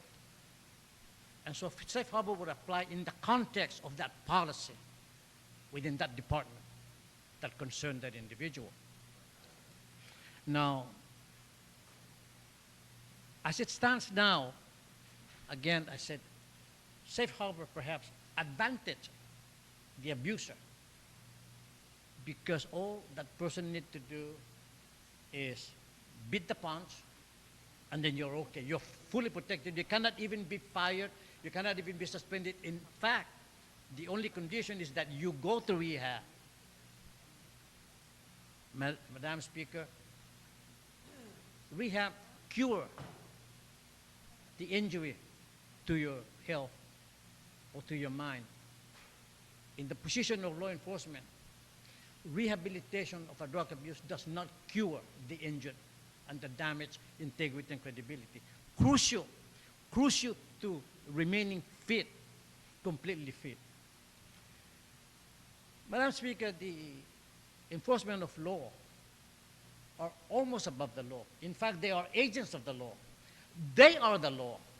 Anyone out there who is a law enforcement officer can actually arrest any one of us on a probable cause, of course. We cannot do that. They are agents of the law, and that is why there can be absolutely no chance of anyone falling. Anyone engaged in that and then be blackmailed, we cannot take that chance. This is one position that the government of Guam and the people of Guam should not tolerate. But, Madam Speaker, the danger of not passing Bill 63 may send the wrong message that this government still has some tolerance for drug abuse, even for law enforcement officers. And I keep saying that because I differentiate that safe harbor, the bill does not intend to erase safe harbor altogether within the government of Guam. Even though I will not object to that, but I will not propose that. And my particular interest here, from the perspective of law enforcement and in the context of the role of the position that these officers occupy, they are agents of the law. They cannot be below that law. They are agents of the law. So they absolutely have to have clear and absolute unquestionable integrity and credibility. Now, Bill 63, Madam Speaker, and I ask my colleague to please consider and pass, is perhaps there is still time to save the courts from embarrassment, or the Department of Corrections, or the Guam Fire Department, or the Customs and Quarantine, to save it from the pains of embarrassment that right now the Guam Police Department is dealing with. Because right now, as we speak, we have a drugged police officer. He's still holding the badge, but under rehab program, protected by the safe harbor. And I don't argue with that, because that happened, and there's safe harbor is still valid. But it's a lesson learned. We don't want to see a marshal who is a confessed drug abuser executing a warrant on an absent drug offender who failed to appear in court, or a parole officer supervising a drug offender who himself is a confessed drug abuser, or a probation officer.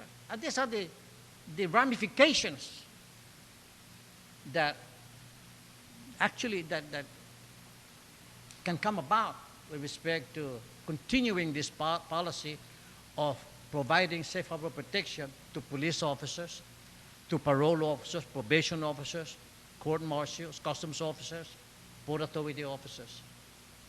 It's very crucial because, again, the position requires the highest standard, higher than the standard that we are required to, I guess, to adhere to. And for that reason, Madam Speaker, I ask my colleague to consider just for these positions, because they are agents of the law.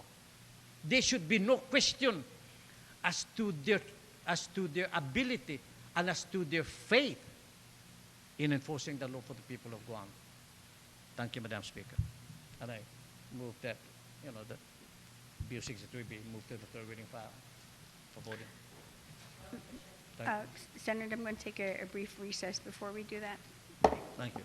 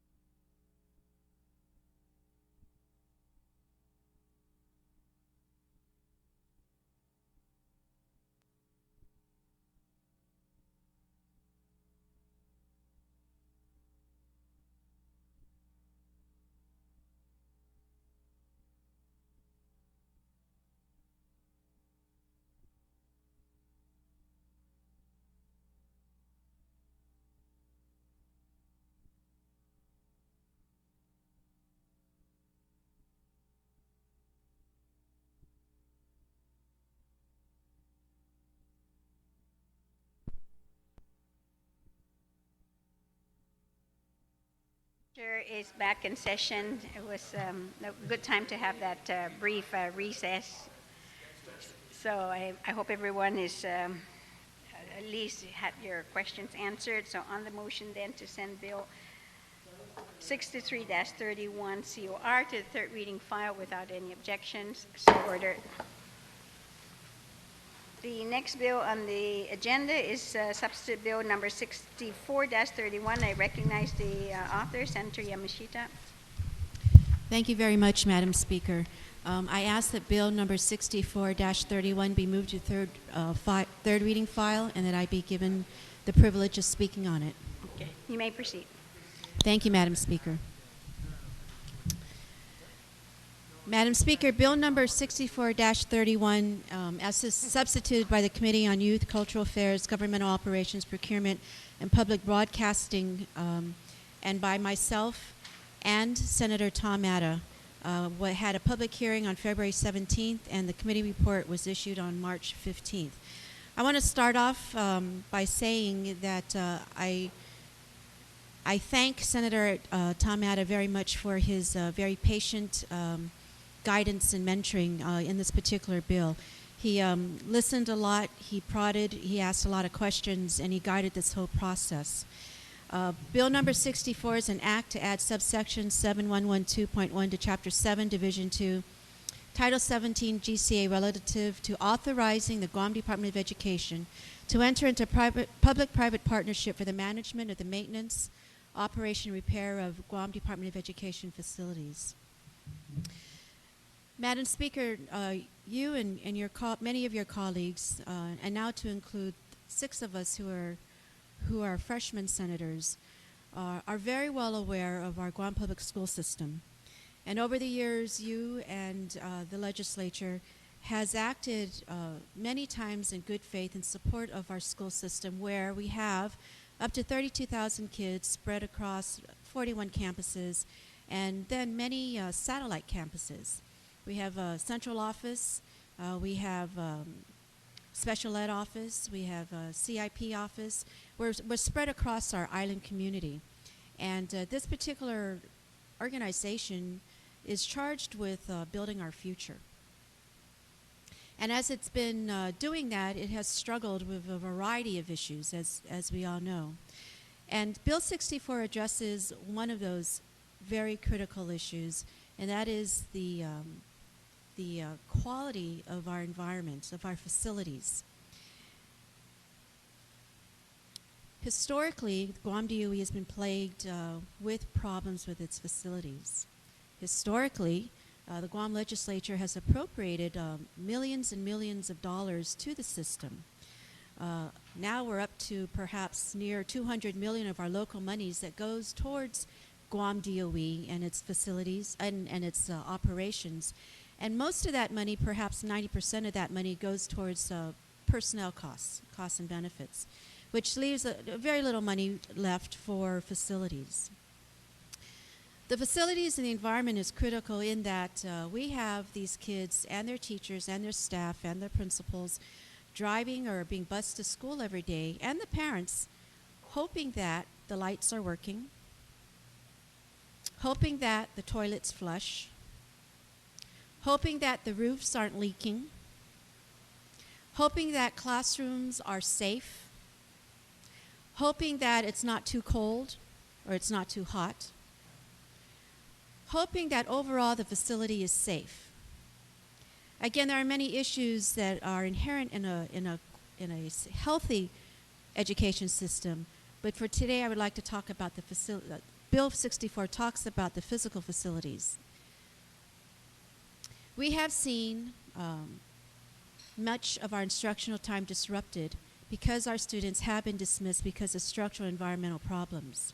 In fact, March 17th, just a couple of weeks ago, Weddingo Elementary in Dededo was released because, one more time, their sewage overflowed. You can smell it. It's terrible, it's awful, and it's unforgivable. And it's not the first time that's happened.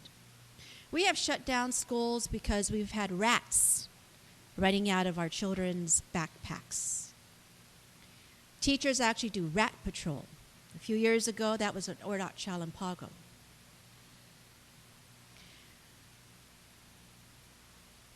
I think it was already 3 years ago, where many of the Democrat majority came to our first meeting that the JFK campus invited you to when our school was shut down.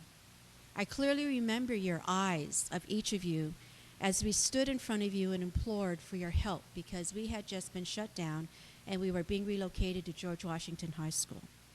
That whole experience as a mom was just incredible. Didn't know where my boy was going to be. I heard the teachers over and over again with their frustration. They didn't have their supplies. And just as badly, GW did not want us. We couldn't access bathrooms. When we had IEP meetings, we had to have them at outdoor, off-campus offices. It was a very unkind, a very challenging, horrible time, and all because John F. Kennedy High was not fit to have us. Madam Speaker, you go to our schools and you know the condition. Our list goes from Muntalon Middle, GW High, FBLG, Price Elementary. Most of our schools are over 40 years old, and they have not been properly maintained. Southern High is not all that old, but yet most of that facility is not being used. The Fine Arts Auditorium is shut down. The gym, the athletic fields. You have many fathers and mothers, many community groups who have stepped up, and they have raised monies, and they've gone, and they are cutting down the tungin and cutting the grass so that their student groups, athletic groups, can actually use those fields. We continuously deal across our system with air conditioning and plumbing problems. I was at Ocean View Middle about a month ago, and I stood in the field and I was listening to that principal talk about how for 10 years now her gym has been down. And as we uphold the importance of health, physical education, intramural, sports, we need to also provide those facilities and those places for our students to actually do that. Many of us are well aware of the state of disrepair of our schools, and many of us know that it needs to change.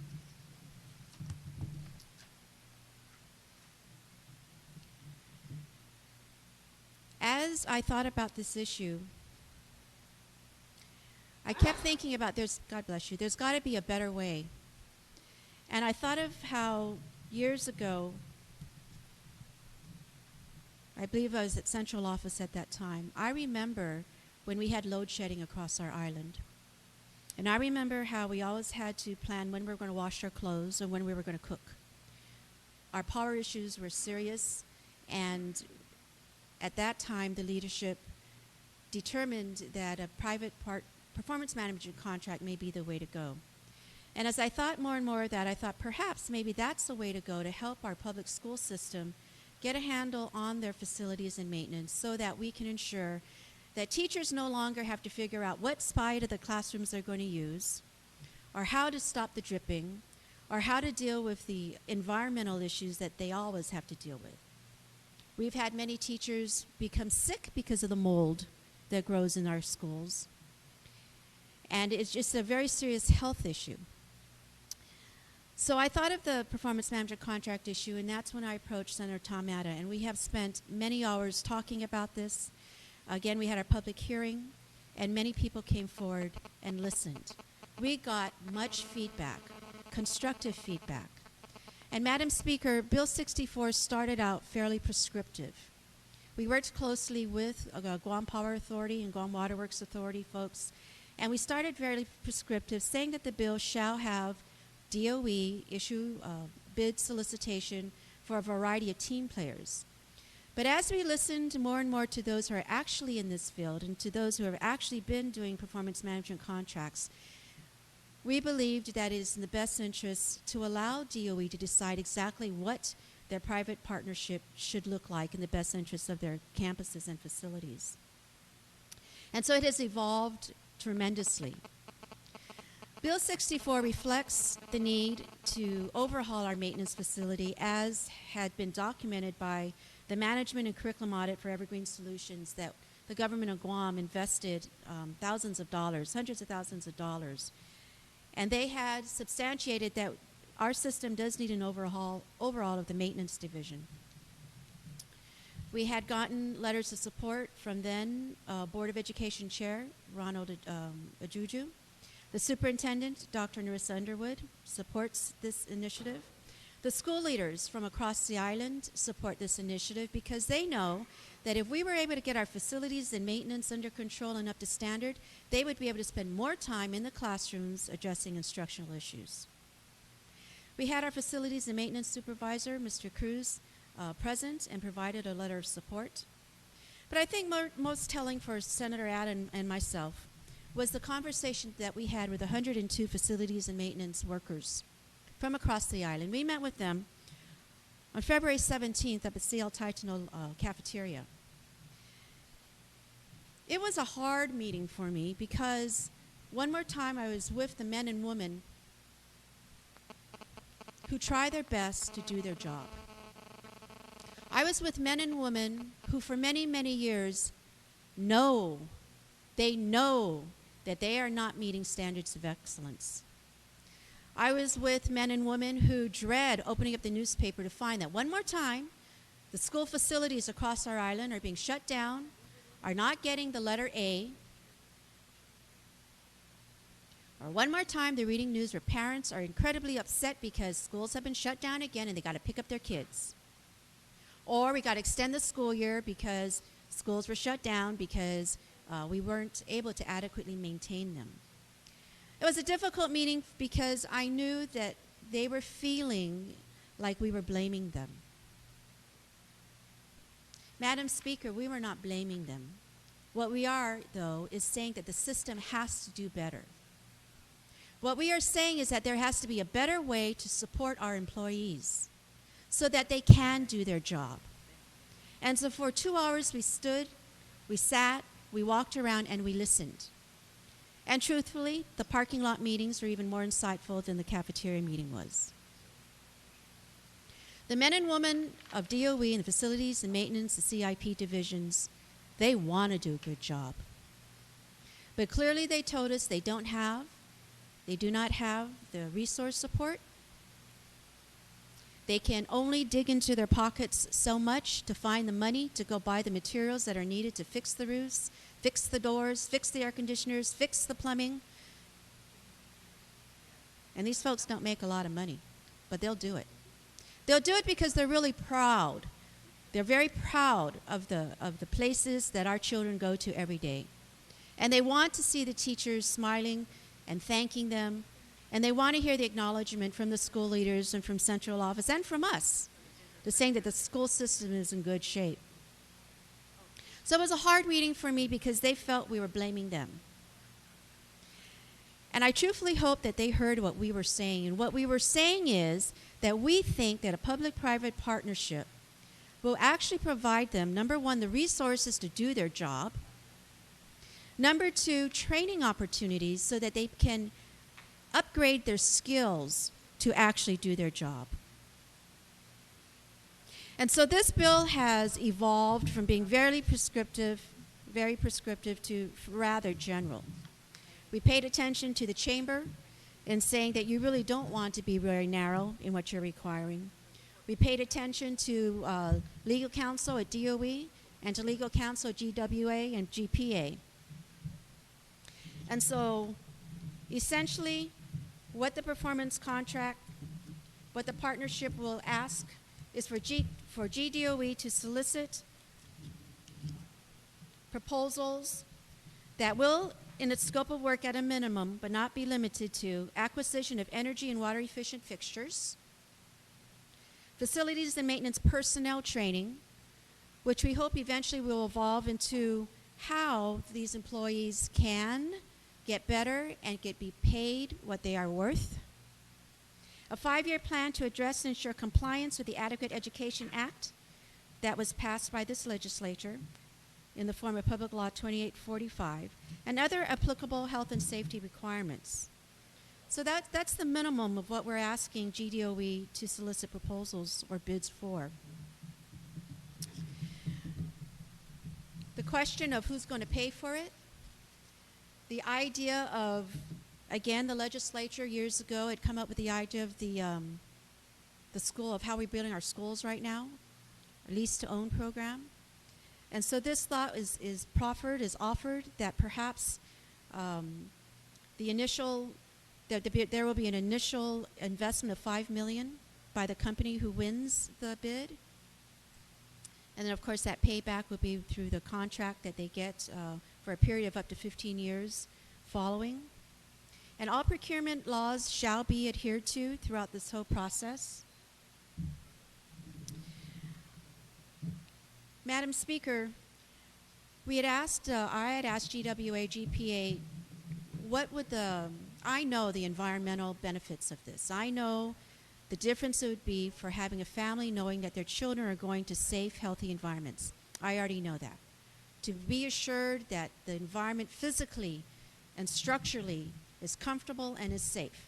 I know that. I don't have to worry about a fire burning them down. I don't have to worry about them going to the bathroom and not being able to use the bathroom. I know that I would not have to worry about them drinking water and it not being contaminated. I understand all of that. But I had asked GWA, GPA what the investment would look like if we started being more cost efficient. And they had shared that if we addressed our energy and water efficiency issues, over a year, GDOE would save $1.4 million. And that's just by energy and water conservation or fixing or addressing or implementing fixtures. And so I am sure that there will be much discussion on this issue and this possibility of addressing our environment across our school facilities and throughout our school system so that our people can, so our maintenance and facilities people can better do their job. And I may add, as you would read the bill, that we are not advocating for any of our employees to not be employees, but they shall remain GDOE employees and shall remain answerable to the superintendent. But instead there will be a group, and that would be determined how big this group will be by the GDOE. There would be a management group that will come in and help train and guide these workers as they get better at delivering their job indicators, what they're supposed to be doing. So with that, Madam Speaker, I ask that we have conversation on this particular bill, and I also know that Senator Tomata is able to perhaps answer some of the technical questions even better than I would be able to. So thank you, Madam Speaker. Thank you very much, Senator Yamashita. On the motion, Senator Duenas, you're recognized. Thank you, Madam Speaker, for the opportunity to speak on Bill number 64, excuse me, -31 COR. Madam Speaker, I rise in full support of Bill 64 for many reasons. The main being, oftentimes all of us, not only during the campaign time, but several family members of mine are teachers. One is a principal. And when they talk about education and delivery of education, you always hear the same concerns, troubles, funding, all the different issues, Madam Speaker. But one thing you will guaranteed hear 100% of the time is the condition of the facilities and the fact that they need improvement or even just the basic maintenance. Madam Speaker, consistently, management, teachers, parents, everyone in the educational department consistently say if we could just concentrate on teaching and learning. And it's true, over the years, you know, a good senator from Manila earlier moved legislation to the third reading file to ensure that additional staff can be hired and no moratorium be placed. And perhaps, as the PMCs that exist now, at the Guam Water Works Authority, at the Guam Power Authority, and the Port Authority of Guam. Perhaps that model, Madam Speaker, will be implemented in this response to the request for proposal.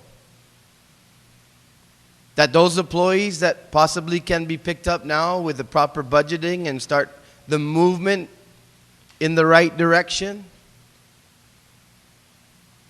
to get the staff needed and the materials needed to do the minimum, Madam Speaker, the minimum. I look at this piece of legislation as an opportunity to be able to fulfill the adequate education requirements, as many of them deal with environmental controls, temperatures of classrooms, and the list goes on. So, Madam Speaker, I think in this environment, in the innovative ways that companies have come up with solutions to financing, to assisting government organizations that derive their funding solely from the general fund, the taxpayers' dollars, those non-revenue generating entities. The time and the age has come for the largest department in the government of Guam, representing upwards of 60% of our annual budget, to avail itself of the opportunities to have innovative programs to maintain the physical structures, the internal environment, and the overall upkeep of our school system when it comes to its facilities and the maintenance thereof. Madam Speaker, we deliberated in this body in the last legislature how we were going to reprogram ARA funds. There's a school that's going to get millions of dollars worth of computer equipment. The RFPs were in the paper the other day for the Southern High School's gymnasium and for their auditorium. Let's make sure that we give the school system the tools to make sure we don't go back to when that school was constructed and everybody had a great time in that gymnasium and that auditorium for all of maybe 3-4 years. And then the close sign was put up. We need to change the way we think and that we've been doing business within our government when it comes to maintenance of our buildings and the upkeep of the grounds and maintenance around. Madam Speaker, I would also like to proffer an amendment to this particular piece of legislation. As I said, this is not our grandfather's government. Time has come where there are innovative ideas out there. And this proposed amendment that I have is under item 1 of section 7112.1 is amended to read, number 1, an energy savings performance contract, ESPC in quotes, in which the contractor provides design build services inclusive of acquisition of energy and efficient fixtures, operations and maintenance services with guaranteed utility savings, which shall be used to pay the contractor. I proffer that amendment at this time, Madam Speaker. Thank you. Okay. On that amendment, are there anyone wishing to speak on the Chris Duenas amendment? If not, are there any objections? No objections. Motion carries. Senator Duenas, you can proceed. Madam Speaker, I thank this body for listening to the deliberations. I look forward as well to listening. And I thank the good author and the senator from Manguilao. I understand residing in Dedido, because I made that mistake earlier. But I really, truly do. The good senators have really, and they endured, Madam Speaker, a number of criticisms somewhat during the public hearing, and they went back in the committee, did what we often do in this body, and that is to make the bill better.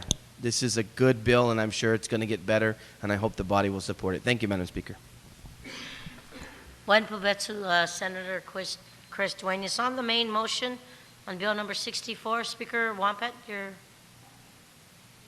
I'm sorry. Senator Tyrone. Thanks, Madam Speaker. I just have a couple of questions, if the author would yield. Looking through this, I just wanted to be clear, is this a sole source contract? Because my reservation with this, and don't get me wrong, I support the measure entirely. I just want to make sure that we're not in a predicament again where we were with King several years ago when they didn't get paid and they withdrew their services.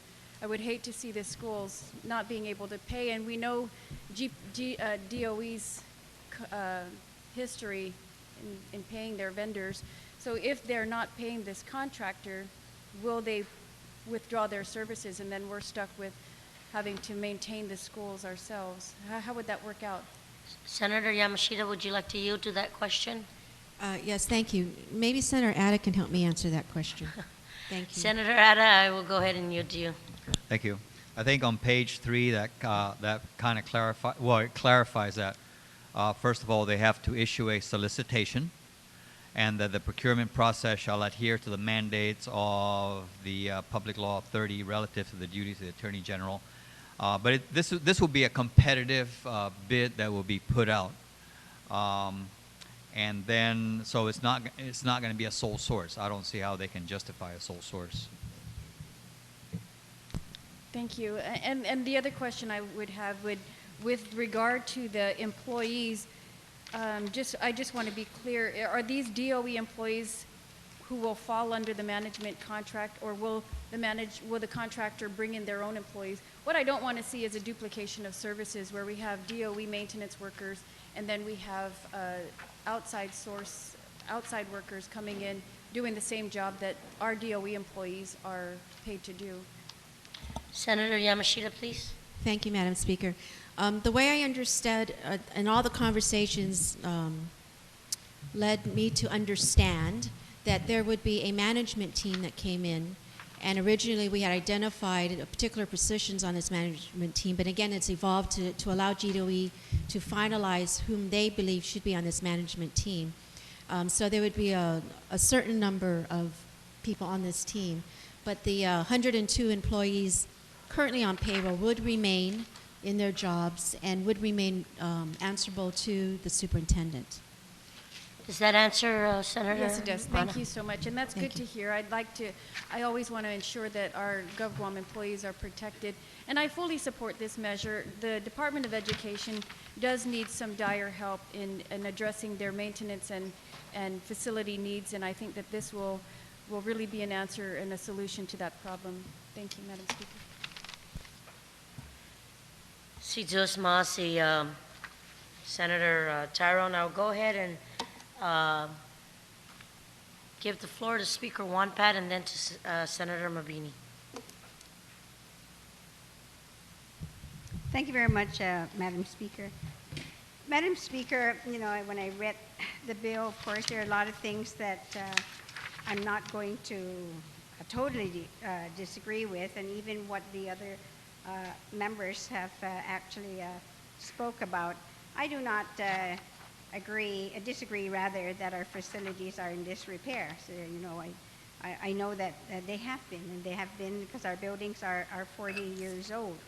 I do not disagree either that the maintenance division has been underfunded, that they have not been able to get the tools and the materials that they need, the training for the members of the maintenance division, the replacement of those who have retired or resign, that they have not been replaced, and it's just kind of crippled the operations of the maintenance division employees. But what I do have, of course, is some major concerns. Major concerns primarily, not that I don't agree that they shouldn't have a management team to operate and go out and repair schools. My biggest concern here, Madam Speaker, is the money in which we're going to pay for the employees, to pay for PMC, not the employees, but PMC to come in.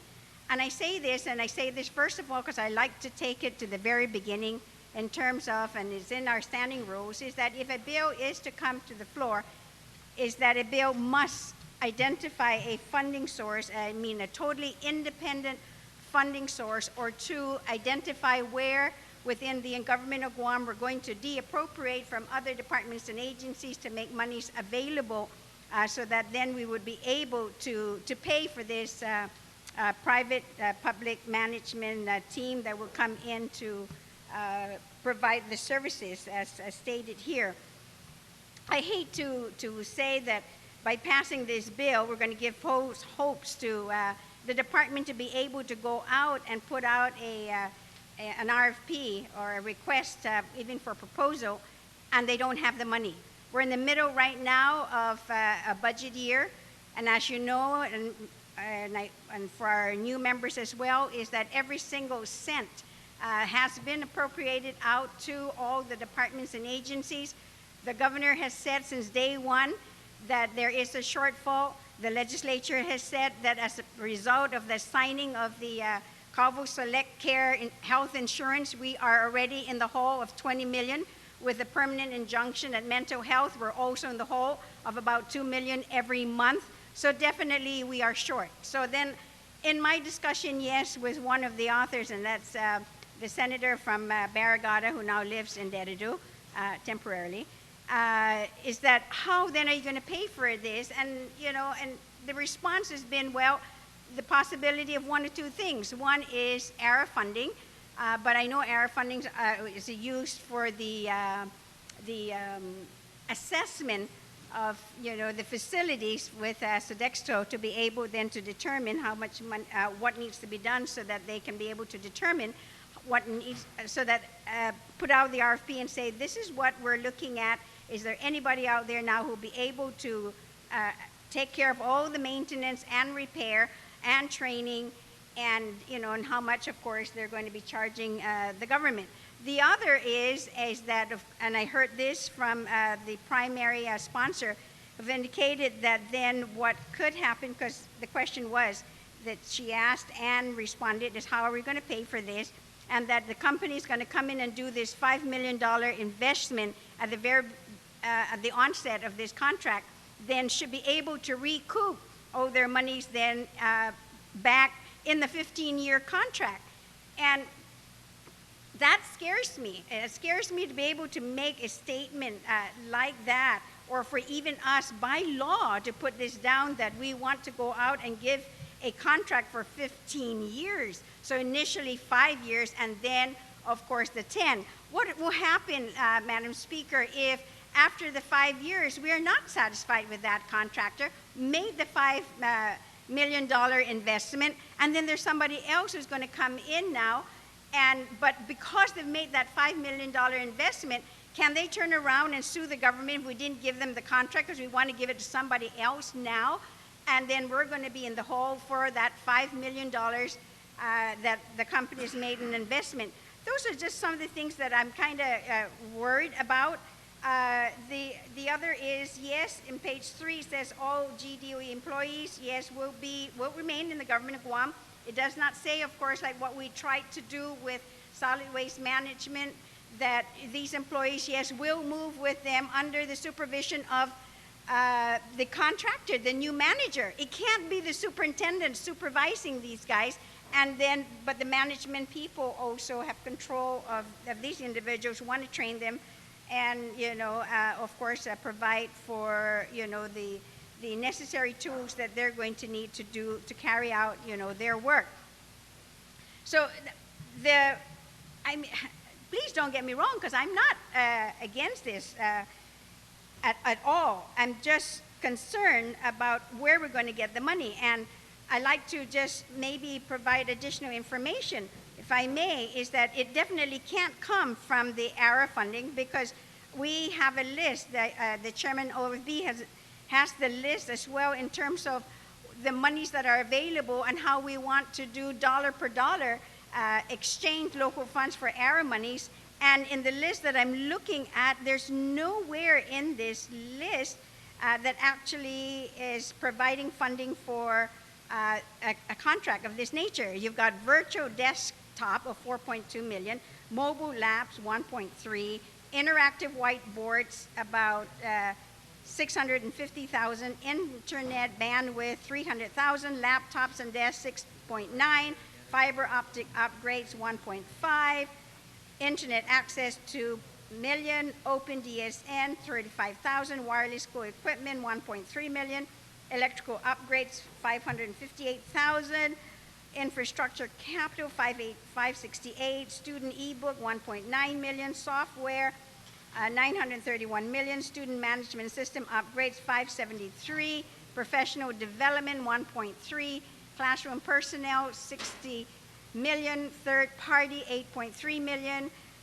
desk tips for staff using it 5.8 million, STEM equipment 1.1 million, and CIP projects that for all of the schools 46.4 million, STEM capital improvements 4.4, 60 million. So not a single penny then from the ARA monies are going to be made available to at least take care of the first year of this contract.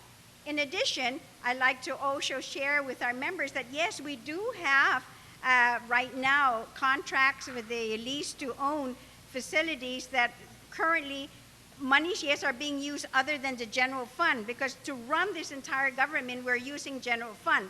However, for just these 5 schools now, 4 are from 4 of these schools, Okadu High School, Liguan Elementary School, Adakao Elementary School, and Estumbo Middle School.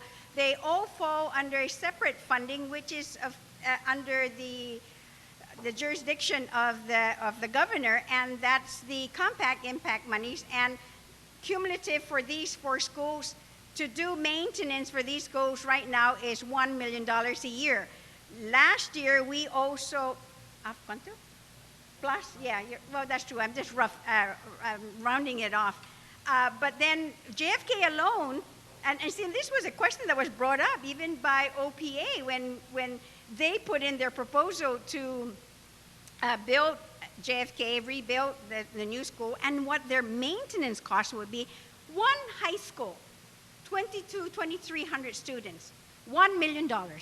And she was saying, what's going on? We've got 4 other schools at approximately 1 million, and we have one high school maintenance, 1 million. So when these contracts finally, of course, end, or just take these 5 schools, and we have 41 schools right now that we're dealing with, not these 5, then looking at these figures, and I have not done the calculation, but just take the high schools, JFK, that 1 million. So then let's take GW, it's just as big as JFK, 1 million for that. Southern High School, that's definitely a large facility, maybe not 1 million, 800,000. I know it's big. I'm looking at the use of the facility, the wear and tear of the facility. But yes, if we maximize full utilization of that facility, technically we could go up to $1 million again for that.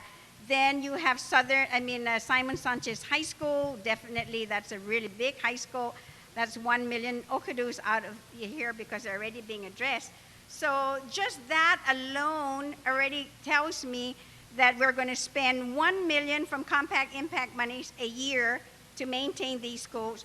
1 million of bond monies that we're going out to have to borrow. That's $1 million a year again for that. And just taking our high school, that will be approximately maybe $3 million out of the general fund, if we're going to do this from general fund. Then now you take the rest of our other schools, the elementary and middle schools. I mean, I don't mean to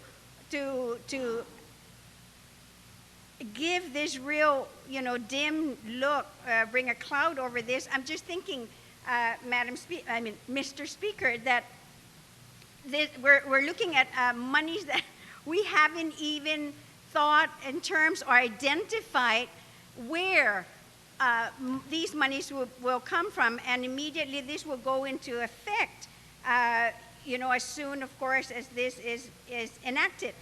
But what really also concerns me is the individuals that actually came in to testify in favor of this, because when you look at this project, 41 schools, Mr. Speaker, you're going to need a company unless you want to be able to divide this into maybe, and split it 4 ways. Maybe a company would do District 1, another company District 2, another company District 3, and another company, the fourth company, District 4. But if one company is going to invest $5 million to this, I'll tell you right now, and I'm really surprised with the Chamber of Commerce when they came and said, yes, they support this. But the thing is that not a single company, I don't believe, and I may be wrong, and tell me if I'm wrong, and I'll be the first to apologize, but I don't believe we have a company large enough with equipment, with assets to be able to go and bring, yes, as Mr. Lau said, as one of the local companies, bring their equipment to Guam off island, of course, then hurting our local community in terms of buying local and spending local. The government might lose about $15 million in terms of gross receipt taxes. But you're going to need a large company to come out and do this. So therefore, we're shooting ourselves in the foot in terms of wanting to help our local businesses here, because they don't have, of course, the assets or monies, the liquid, to go out and buy, all this equipment, bring it into Guam. So, and for 15 years, then that means none of our local companies can or will be able to even be able to compete, and much less get the contract. The other thing that also concerns me is, and there's a big difference here, apple and oranges, Mr. Speaker. When Waterworks came in, and I've nothing against, of course, Mr. Beneventi, because I worked with him 3 years ago, actually, on the same subject area. I brought him to DOE, to the maintenance people, to talk about this, because yes, this idea has been, there and been talked about. But the main thing that really halted my introduction of this was the money again. Where was I going to get the money? Being in here, sitting through the budget process, finding where we want to get the money to be able to support the entire government, and then also where DOE would accuse us that we've not been giving them the total amount that they need based, yes, on the 14 points, that we're not fulfilling all that, because if we did, we would be up to $300, $400, $500 million, which would be the entire revenue that we're going to be bringing in to bring our schools up to speed, based on, yes, all rules and regulations and mandates that this legislature has imposed on the Department of Education. But to get back to that, when I say these are apples and oranges, because GWA, GPA generate revenues. And when they generate revenues, because they can turn around and charge the public for this, they can set aside, and they have in their contract, set aside $1 million so they can pay then these private companies, these PMCs, to run certain divisions, wastewater, or clean water, or whatever it is. They have the means to do this. GPA has also the means to do this. DOE does not. DOE relies, like every other department and agency in this government, on the general fund. And a little more information. We tried to see if we could almost provide some type of funding for DOE so that then they won't be totally dependent on general funds, and that is to take 80% of the gross receipt tax. Well, as you know, we repealed that because that wasn't working. Because when that happens, you tie monies in, you lock money in terms of whatever cash is available on a daily basis to run this government, that the Department of DOA and BBMR are going to have to kind of juggle, like, the puppet to see who then should get the monies first, and all the time it's personnel. And I know I heard that the bell ring, so therefore I don't want to Madam go beyond Speaker, that. I will give you more time, ma'am. Unless there's no objections, so ordered. I just, I want to be able to follow through with what I've been setting. Well, and I particularly because just, you have oversight over the Committee on Education, I think it's important that we hear what you have to say. Well, thank you again, Mr. Speaker. I appreciate that. But I just wanted to really be clear that I'm not really against this per se. I am also concerned for the budget, and maybe what I like to do then to try to not, of course, say that I'm totally against this because I'm saying it's a monetary thing, but I do have an amendment that I want to provide, and that falls under the effective date. And the amendment is that this measure shall not take effect until a payment source or a budget for the initial $5 million and the amounts required for the remainder of the 15-year contract period is submitted to and approved by the Guam Legislature. So I know I need to have copies made for everybody because it is not just a single word, but 3 lines actually. Okay, so we'll take a quick recess while we wait for copies, but in the meantime, we'll begin discussions. So we're in recess. Thank you very much, then, Mr.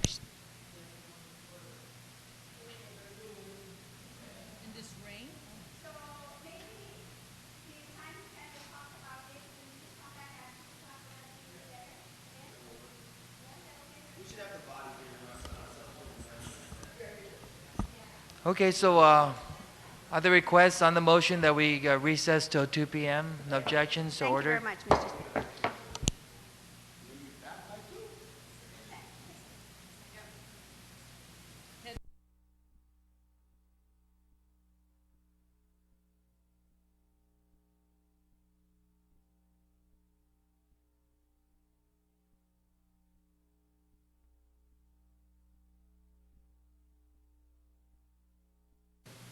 Buenas noches. Good afternoon. Están ahí? We are now going into the evenings. I'm preparing everybody. We have to think that way. Okay. Remember, we're only in number 21 and we have to go up to 31. 10 more. So I'd like to thank the following senators who are here with me this afternoon at 2:15, and that's Senators Yamashita, Mabini, Dueñas, V.A. Ada, Frank Blas Jr., and Senator Palacios. 1, 2, 3, 4, 5, 6, 7. Recess.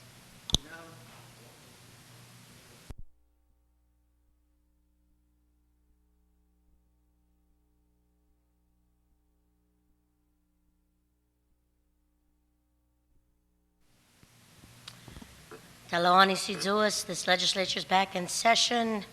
We we're talking about Bill 64 before we recessed, am I right? And Speaker, did you have you had the floor? Yes.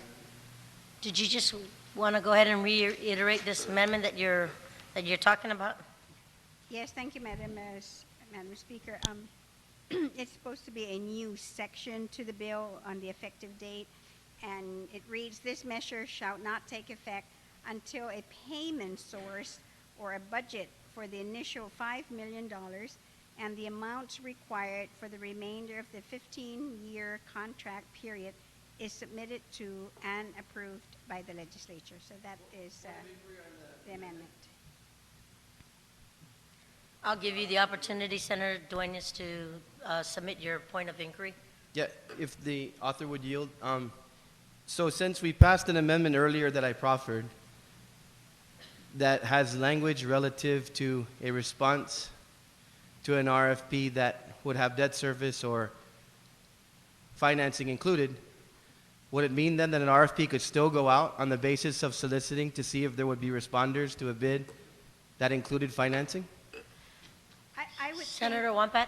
Okay, I mean, of course, I'm not, the expert here on procurement, but I would think that they would not, this bill would not be effective, will not happen yet, and everything, all the language in it will not be, cannot be enforced until such time then that actually the legislature is able to move forward to provide funding for this contract.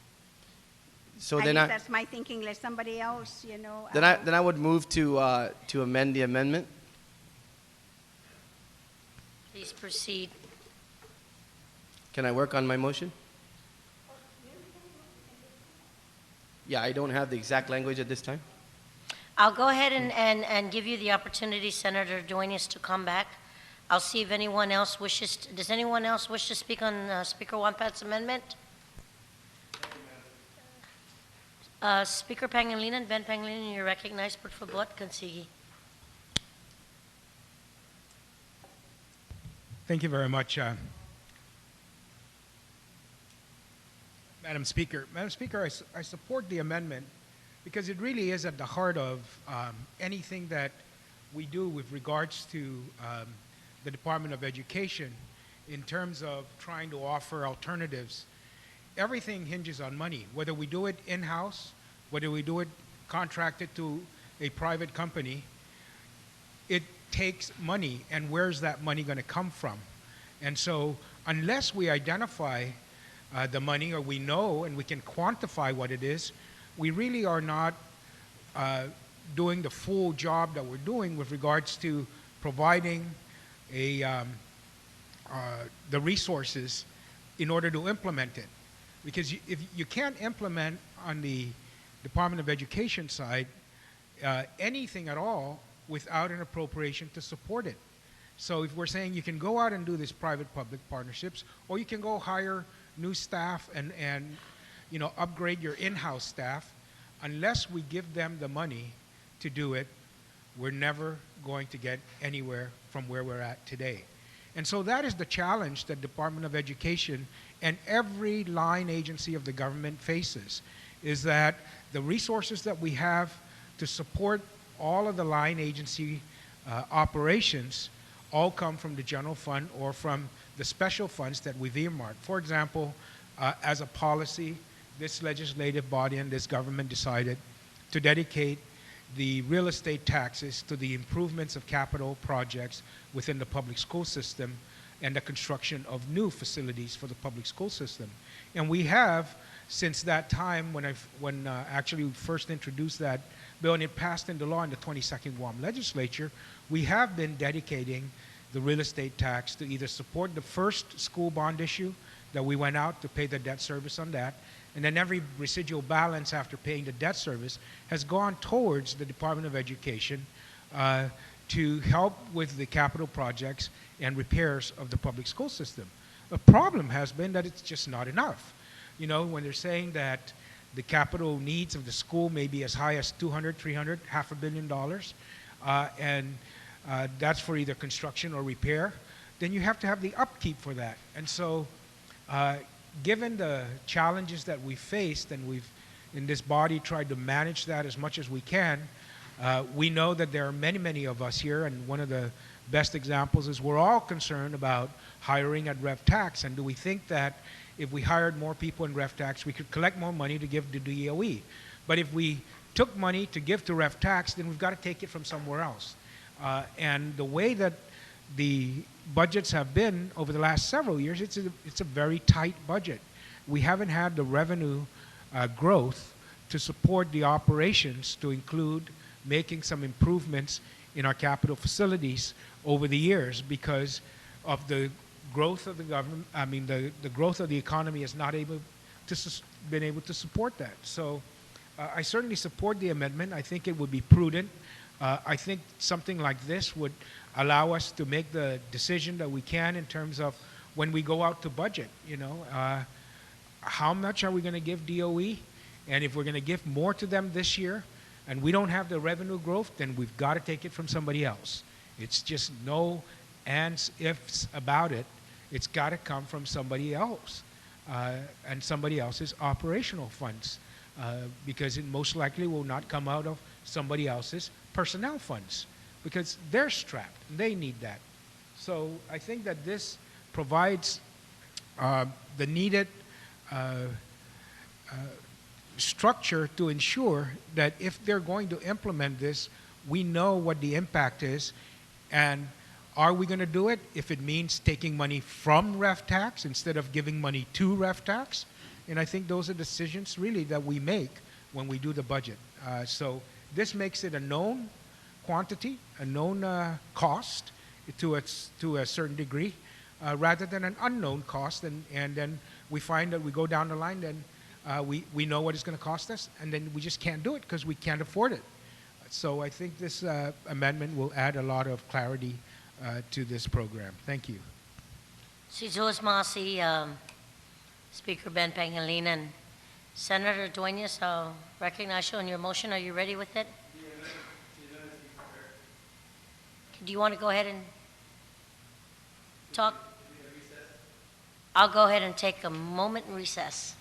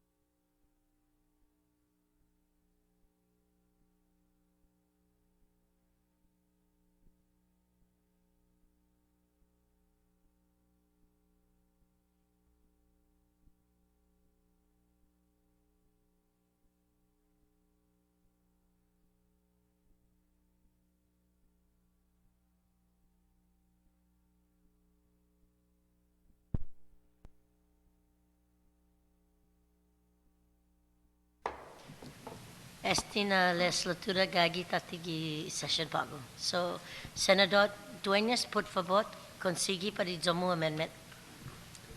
Si Jus Maasi, Madam Chair.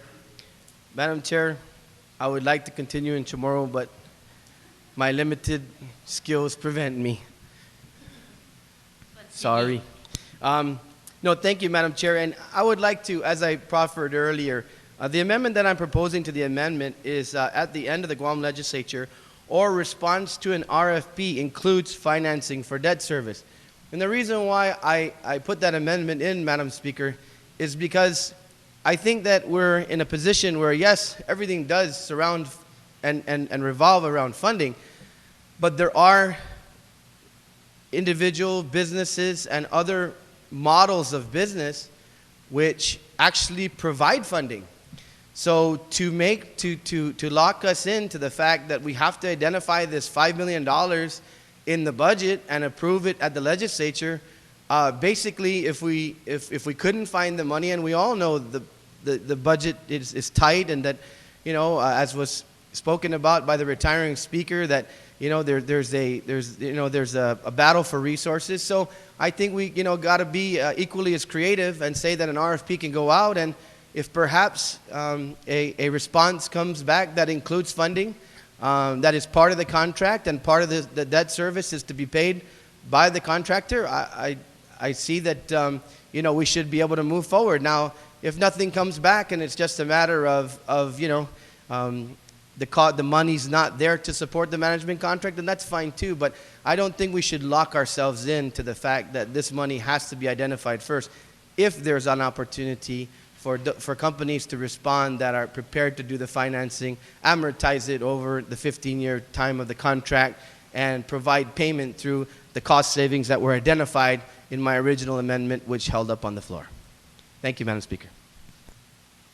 On Senator Chris Dueñas' amendment to the Wampat amendment, Speaker Pangilinan, you're recognized on the Dueñas amendment. Madam Speaker, I don't understand what's the difference, because if the RFP includes debt service under $5 million, who's going to pay the contractor? How are we going to pay the contractor enough money so that he can pay the debt service under $5 million?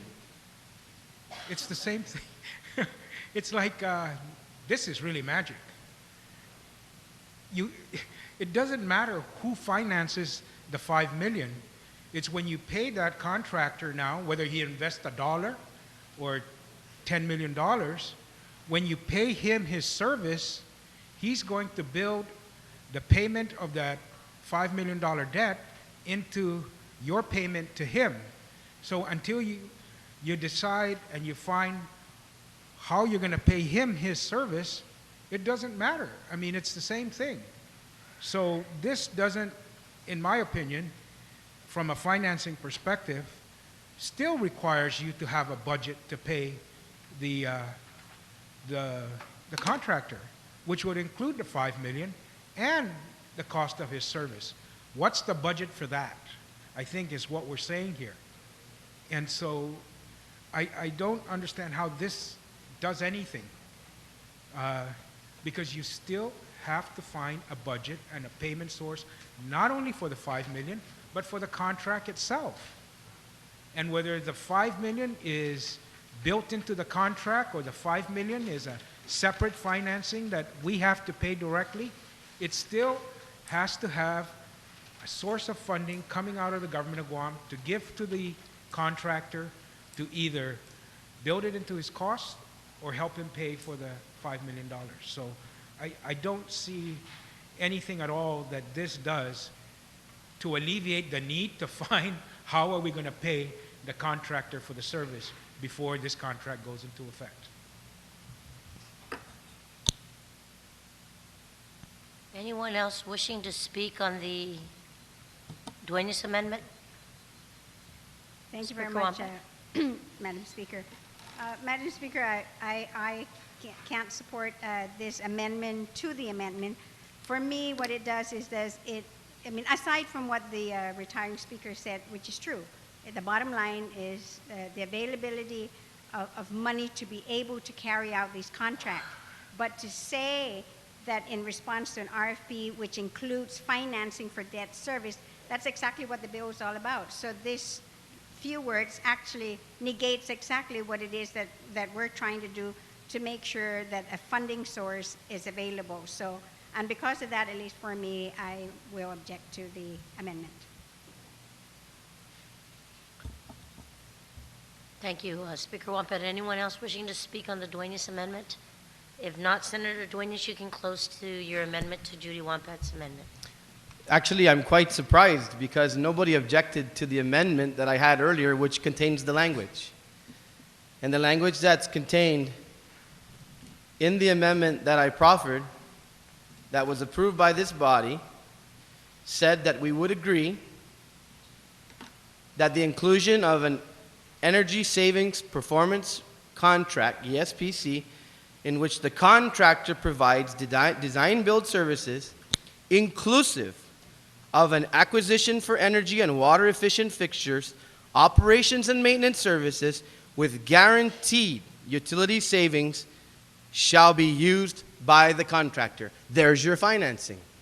The financing is contained in the savings that is proposed by a potential contractor. And so... But point of information. Sure.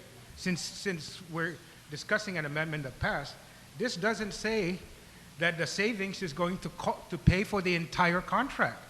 If the savings is only $10, then we're going to use $10 to pay the contractor from the savings. Is he telling me that this amendment here means that the savings is going to finance 100% of the contract, and now we don't have to find new money for the contract? No, I understood this to say that whether the savings is $1 or $1 million, that savings will now be used to pay the contractor. But it doesn't say it's the entire cost of the contract. And now he's trying to equate that to this. And so that's the difference. And Thank you, Speaker Pangilinan. And Madam Senator Speaker? Duenas, you can proceed. And Madam Speaker, there's nothing to say that the savings could not fund the entire cost of the contract. That's up to how the RFP is responded to. There is absolutely nothing. And if perhaps there is magic that exists, then let's give magic a chance. And so that's the whole reason why I'm perplexed. Point of information, Sure. Madam Speaker. I'm going to go ahead and ask Speaker Wampat to present her point of information.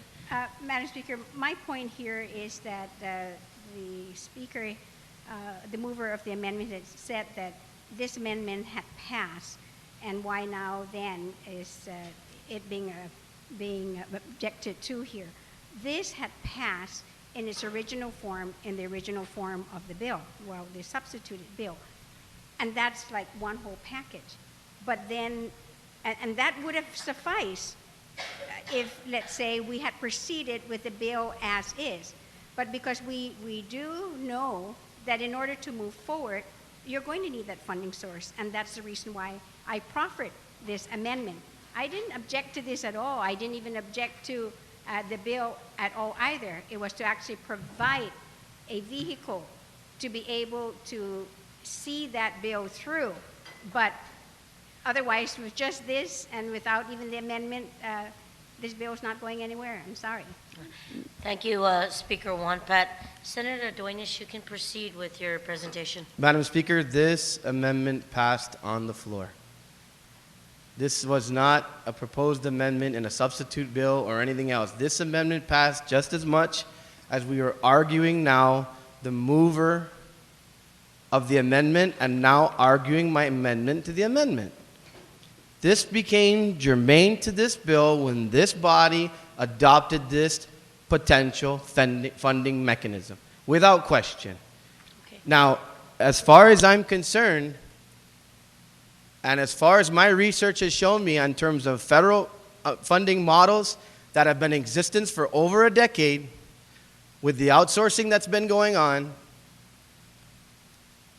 we need to give every opportunity for every potential responder to an RFP, if they can include financing, and if they can guarantee savings, and if they can guarantee that to be financing for the contract, I don't see why we would not.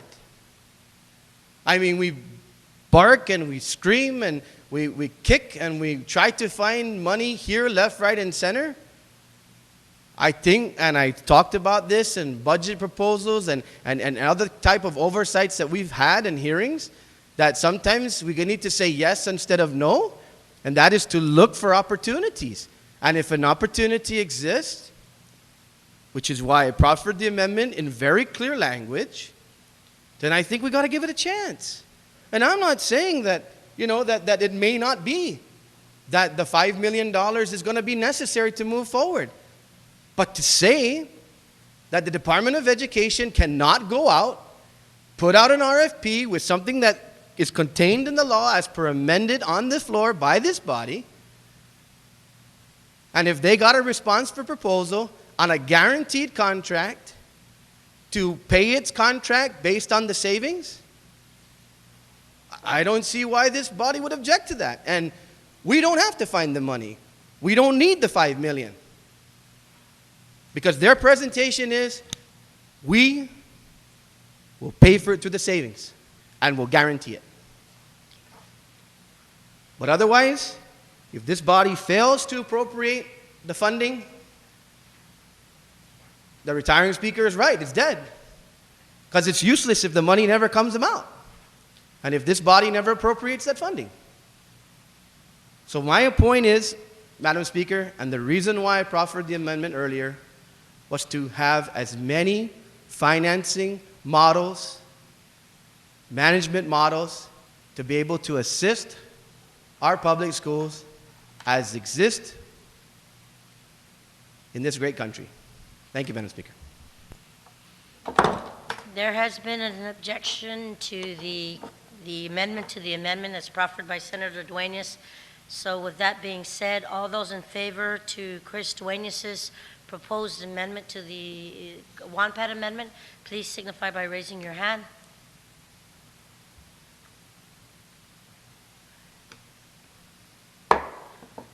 Motion fails.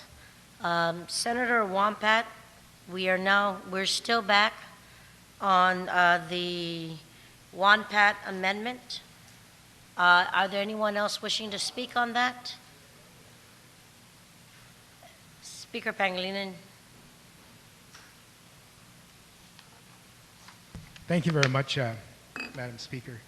Madam Speaker, the amendment, again, what it does is it makes a promise fulfillable when we can quantify what the cost of that promise will be. And so this will ensure that, I think before we move forward, that we know we're going to be able to fulfill those terms. We know where the money is going to come from, and we know how much money we need for all the other obligations of this government. And so I believe that it is necessary to do so. When we went out to do the design builds for the other schools, we knew that the money was going to come from Compact Impact. We had a contract for a 20-year, and that's how much. And we have a funding source dedicated to that. And this would allow us to have the same kind of certainty for the cost of implementing this program. And I think that, again, what we want to ensure is that we are able to quantify these things and we are able to set aside the money to ensure that we can support the program over the years. I just want to, when we come back to the bill itself, I'll talk on some other perspectives, but that's my perspective on the amendment. Speaker Pangilinan. So on the WANPAT amendment, are there any objections? If no objections, the motion carries. We are now back on the main bill. Speaker WANPAT, you still have the floor. Did you wish to proceed? We have Senator Mabini next on the main bill. Yeah, actually I do, but I'm having an amendment being prepared. My concern here, and I had mentioned it earlier, because I was looking at the original bill before it was actually substituted, and I know there was some language in the original bill that actually was much more descriptive in terms of, you know, the employees of the department, and I cannot, now I understand when the mover of the bill was had indicated that the employees then, yes, as stated, will continue to be employees of the government, but that the employees will be under the supervision of the superintendent. And I thought that would be kind of difficult when you get somebody, a manager, who's going to be managing of, you know, the maintenance of the school facilities. And then when you talk about the training of these individuals and the manager's philosophy of the performance maybe of employees, I'm sure would differ from that of the superintendent. And and you know how the old saying goes, you can't serve two masters, and these employees surely cannot serve two masters, the superintendent and the manager of the contract. And I had asked legal counsel to prepare the amendment that actually it will be something very similar in which we had done with GTA when they were going to go private, that we wanted to always protect the employees that we have there. I'm not saying to protect them, you know, to the point of even beyond performance. If they're not performing, they're not performing, and you know, and of course, action should be taken and documentation, you know, or some disciplinary action taken. But to make their employment uncertain and insecure is what I don't want to happen. So the language that, and I'm just going to try to explain it while it's going to be printed, that these employees, one of two things, is that they continue to remain, yes, with the department and continue to then be trained and continue to be employed there and to be evaluated there.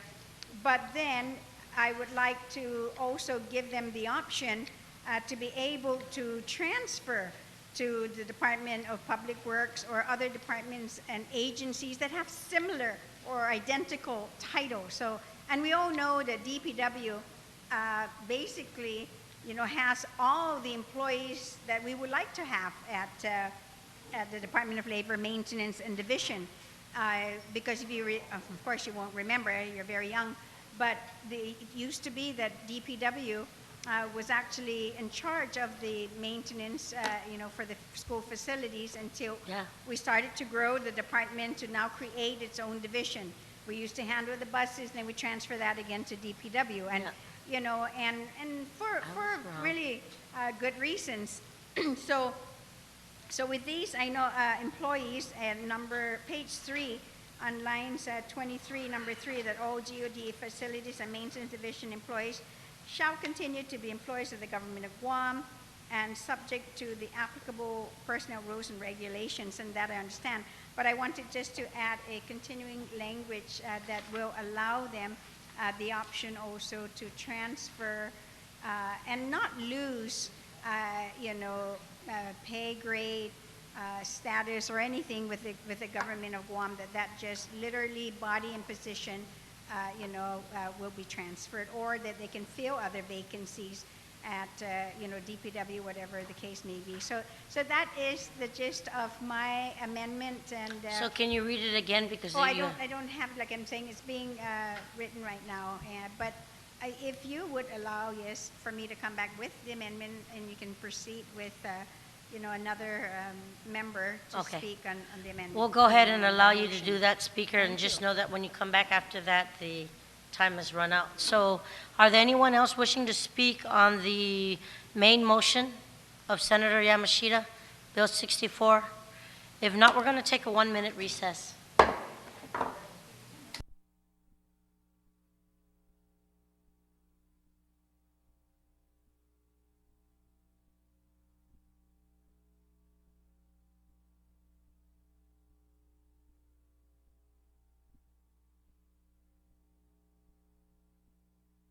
The main motion, yes, on the main On motion, the main motion. which is, yeah, on Bill 64. Thank you, Madam Speaker. I rise in support of Bill number 6431, and I just wanted to share that during my tenure while I was at the college, that this was a significant issue that the college had to face with their courses that were being with the courses that were being held at the various high schools. And let me share just at least one quick story. There was, I know that, I believe it was Senator, the author of the bill who had mentioned about mold issues or whatnot.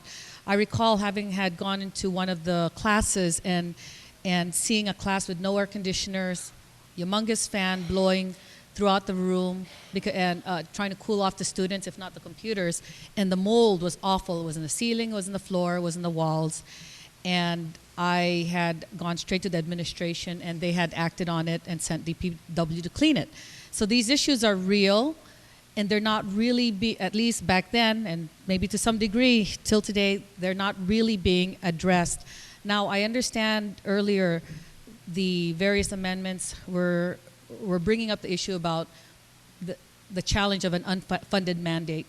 And so I do have a point of inquiry to the author. I do know that on page 1 onto to the top of page 2, that, the bottom page 1 points out that 80% goes to the personnel, with the remainder going to operations.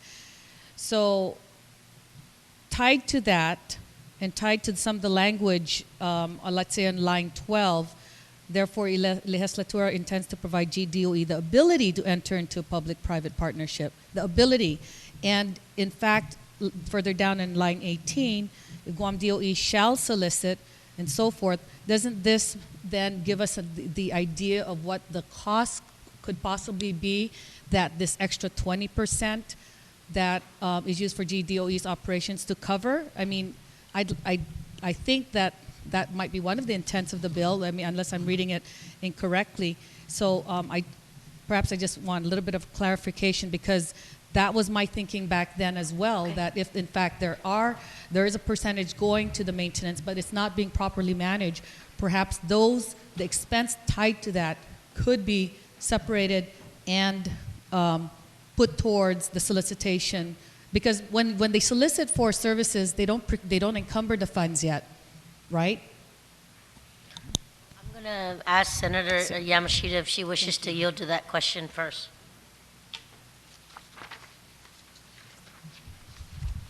Thank you, Senator. Thank you, Madam Speaker. The intent of the bill is to identify and to craft and to implement a strategy or a mechanism to help us address our facilities and maintenance issues across our school system. I truly understand the concern with the funding source issue, and I really do appreciate the attentive and reflective conversation. To answer the previous speaker's question, we do spend, over the last 4 years, we spent about $3.7 million on total personnel services, and another $10 million on operations, which went to contractual services. But to answer her question on when we solicit, does that mean that we are, I forget the verb you used, encumbering? When we're soliciting, but at the same time, I understand the whole argument, the whole discourse on the floor. If we're going to solicit, we need to be able to deliver. And so I appreciate the conversation in that the amendments that are being proffered, I really do think is going to help us, as long as we, as long as we push it, and as long as we are dedicated to the cause, it will push us to find funding sources for this mechanism that really, I think, could help the public school system. Senator Mabini, does that answer your inquiry? Yes, that does help. Just understanding that there are proceeds that is put into place in the budget of DOE, and those are, in addition to possible other funding sources, could be put toward this contract should it be awarded. But as I understand it, it's the ability, or it gives the ability for Guam DOE to enter into the into a potential partnership, and it gives them the ability to go out and be able to actually solicit, which I think is really important.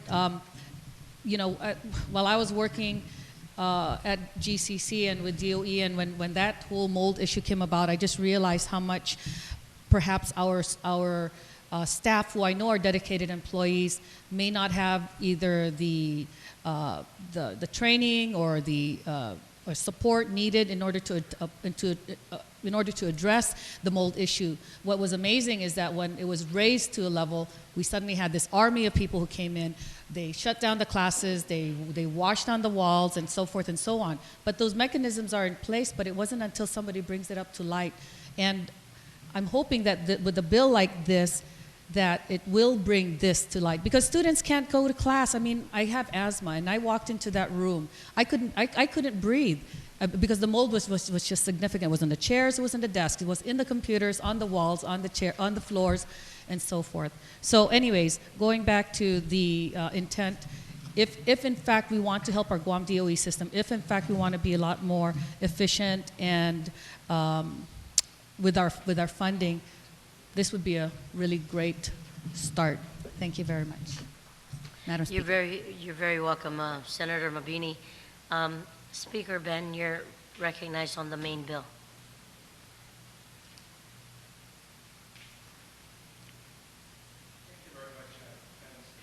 Madam Speaker, I certainly appreciate the thoughts and the issues being raised with regards to how can we improve the condition of the capital facilities in the schools and the classrooms for the learning environment of our children to improve. And I think that nobody disputes the fact that we need improvements in our school buildings and school grounds in order to provide a safe and healthy learning environment for the children. The debate, of course, always occurs for me in this kind of situation of what's the best way of achieving it? What's the best way of achieving this? Not necessarily what's the cheapest way of achieving it, but what is the best way all around with regards to the school itself, the employees of the school system, and of course, ultimately, the stakeholders and the children. And so, for me, I always look at when we try to say that if we keep it in government, we'll never be good enough. We'll never be able to do the job the way that the private sector can do it. And if the private sector, we say, can do it better, cheaper, faster, it's how do they do it? How is it that they're able to, let's say, clean a school or clean 4 schools for $1 million, and what does it cost us if we did it with government employees? Does it cost us $800,000? Does it cost us $1 million? And if it costs us $1,200,000, and it costs the private contractor $1 million, where's the difference in that cost of $200,000? Why does it cost the government $200,000 more to clean 4 schools that the private contractor can clean in with $1 million? And in every case study analysis that you look at, it's how much you pay your employees. Almost always, 80% of the cost difference of doing it in the private sector versus doing it with government employees is personnel cost.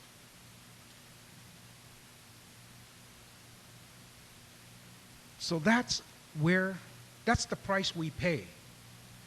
So are we saying that it is worth it to us to save $200,000 to have employees on the payroll that if they were working, let's say, for the government of Guam, they'd earn $15 an hour, and if they were working for the private sector, they'd earn $9 an hour? the $15 an hour government employee takes that money and pours it right back into the economy, spends it, food, clothing, shelter. The $9 employee does the same. What happens to that $6 difference between the government employee and the private sector employee? Where does that money go? And how does that money get spent in our economy? Does it get saved so that it doesn't recirculate and we don't have the same economic impact? What's the quality of life for that person that's now making $9 an hour versus $15 an hour?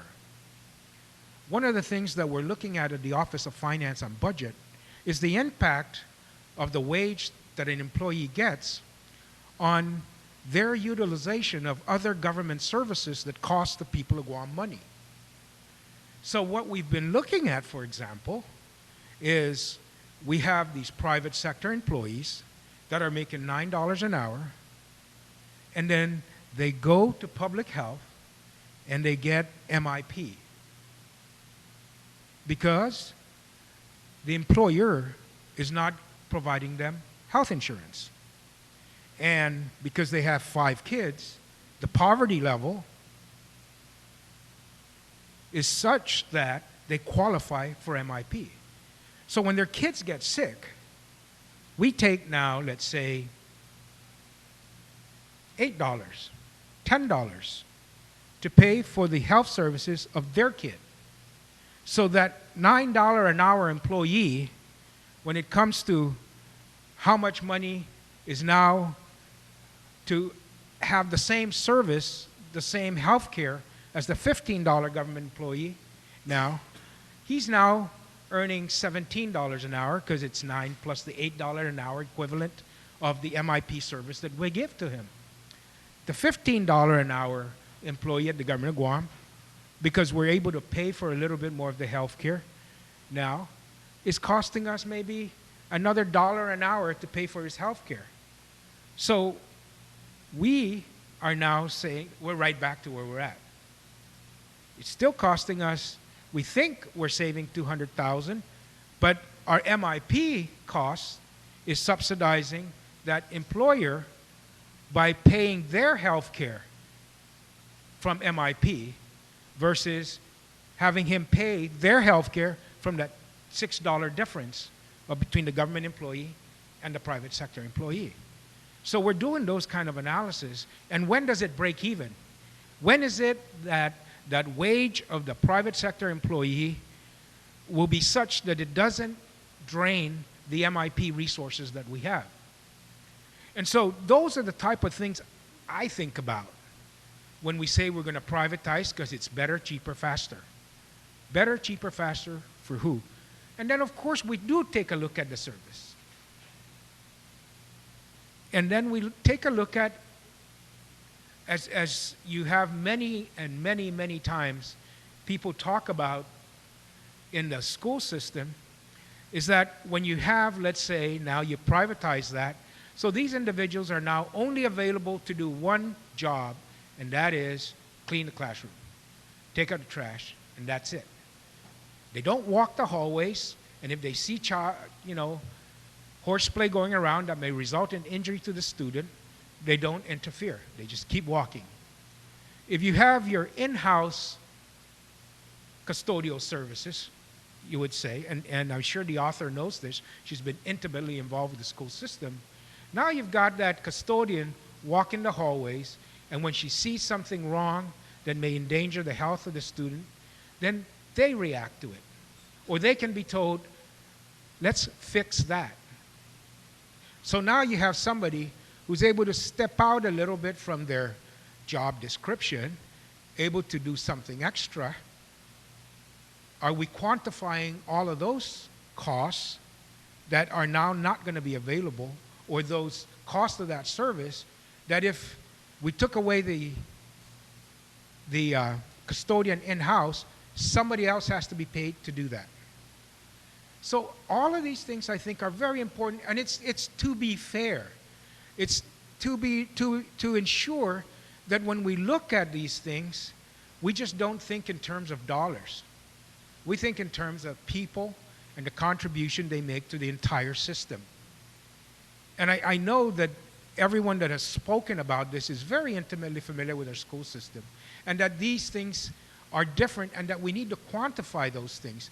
But if all we're going to look at is the fact that we only have to pay out $1 million, where if we did it in-house, we'd have to pay 1.2, and we don't take a look at all the other government resources that now go to subsidize that person, then it's not being fair.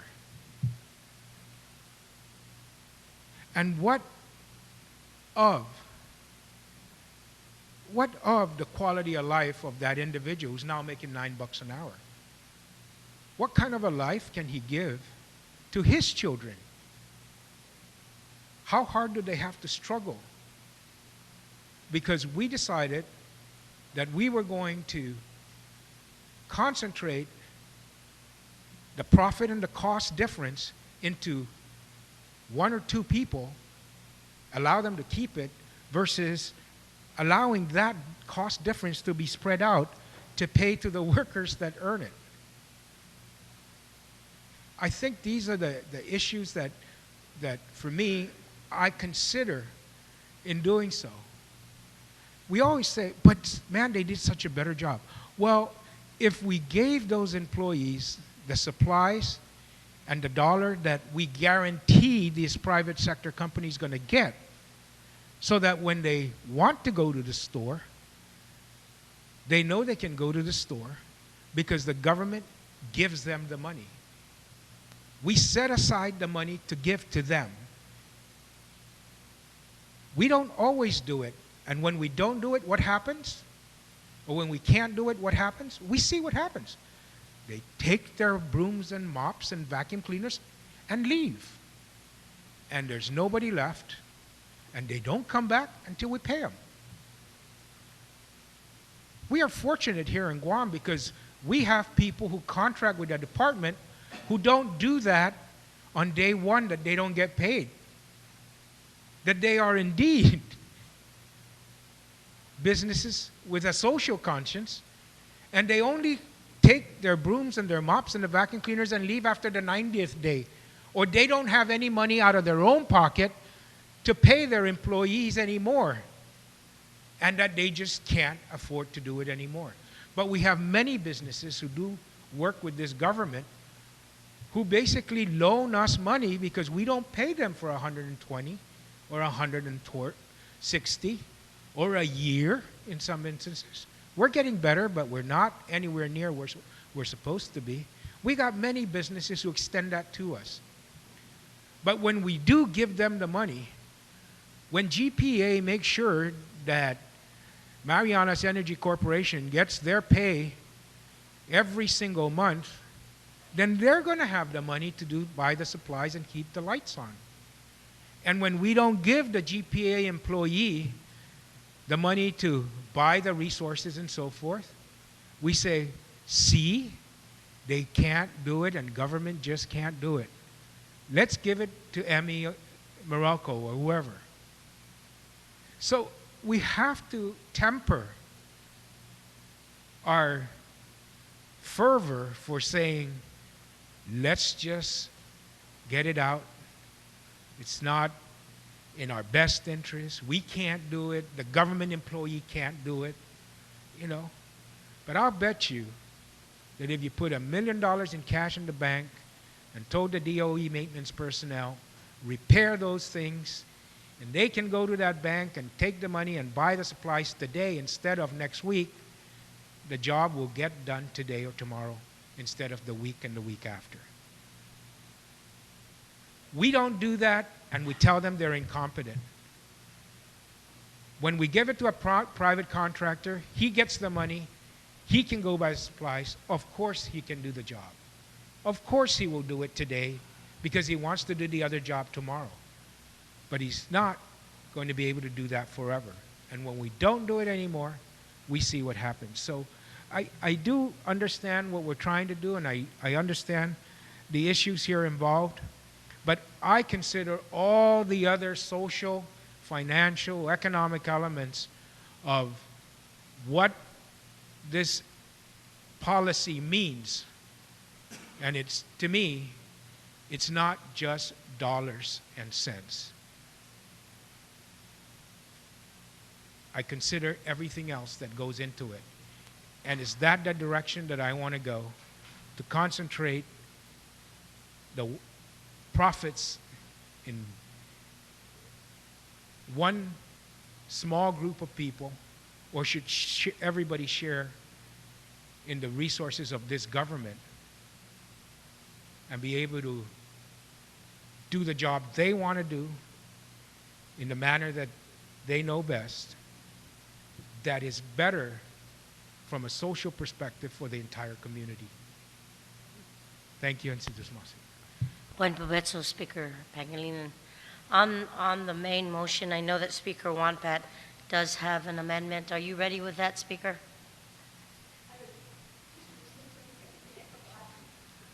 Okay. We're going to take a 1-minute recess.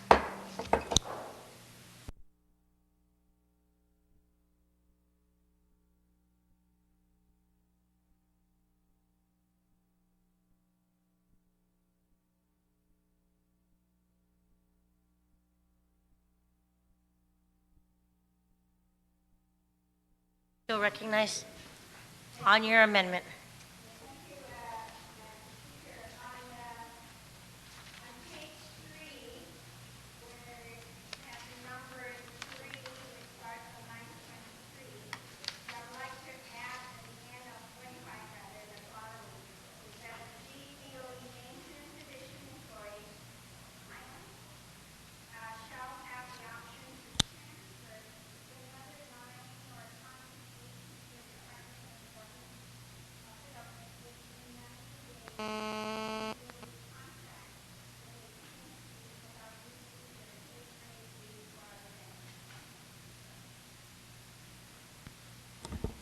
On that motion, Speaker, I'm going to ask you, before I have anybody else speak, can you please have the, Yes, the Sergeant at Arms make copies?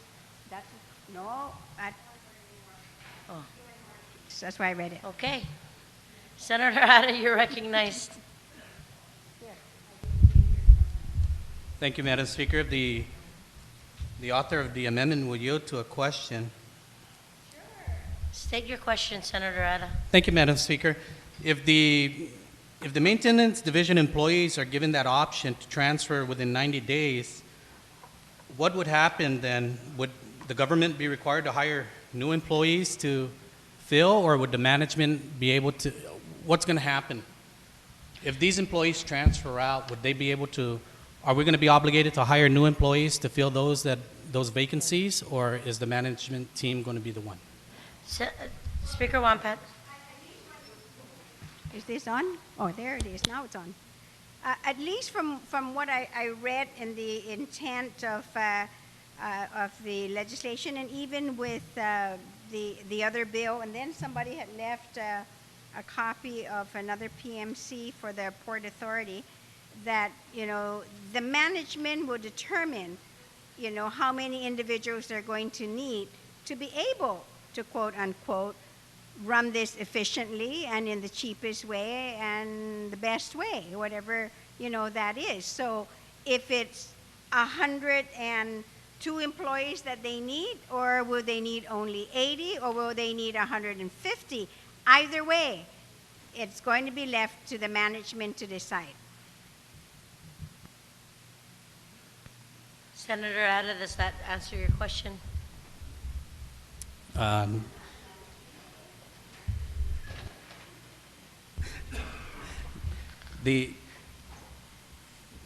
understand the maintenance management will be the one to determine what they need. However, if they do have a mass exodus within that 90 days of the employees that are within that division, would it be the management team to be obligated to hire the employees into that division, or is GovGuam going to be the one, GDOE going to be the one obligated to hire the employees? That's a second inquiry, right? Yeah, Speaker, I'm going to have you repeat your question. Speaker Wampat, that's addressed to you, so.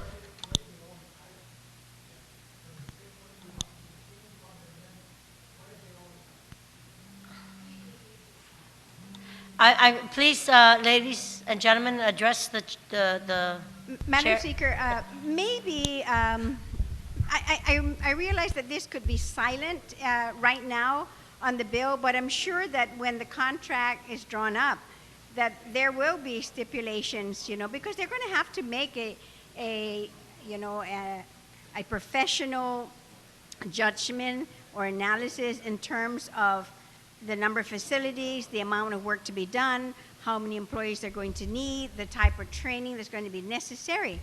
But I'm not saying I'm advocating for anything else, but I do know that there's another bill that actually would lift, the hiring of cafeteria workers, custodial workers, and maintenance workers. So that means then that opens the door, should that pass again, really opens the door for GDOE to make that decision, and then even the management team, because absolutely the same thing is that if any of these individuals should retire or resign, there are vacancies. The vacancy positions are will continue to remain in the budget. The only issue would be to be able to fund those positions, and should then, like as stated in the earlier amendment that passed, that then when the funding source then is available, it should address all those issues. Senator Arata. Thank you, Madam Speaker.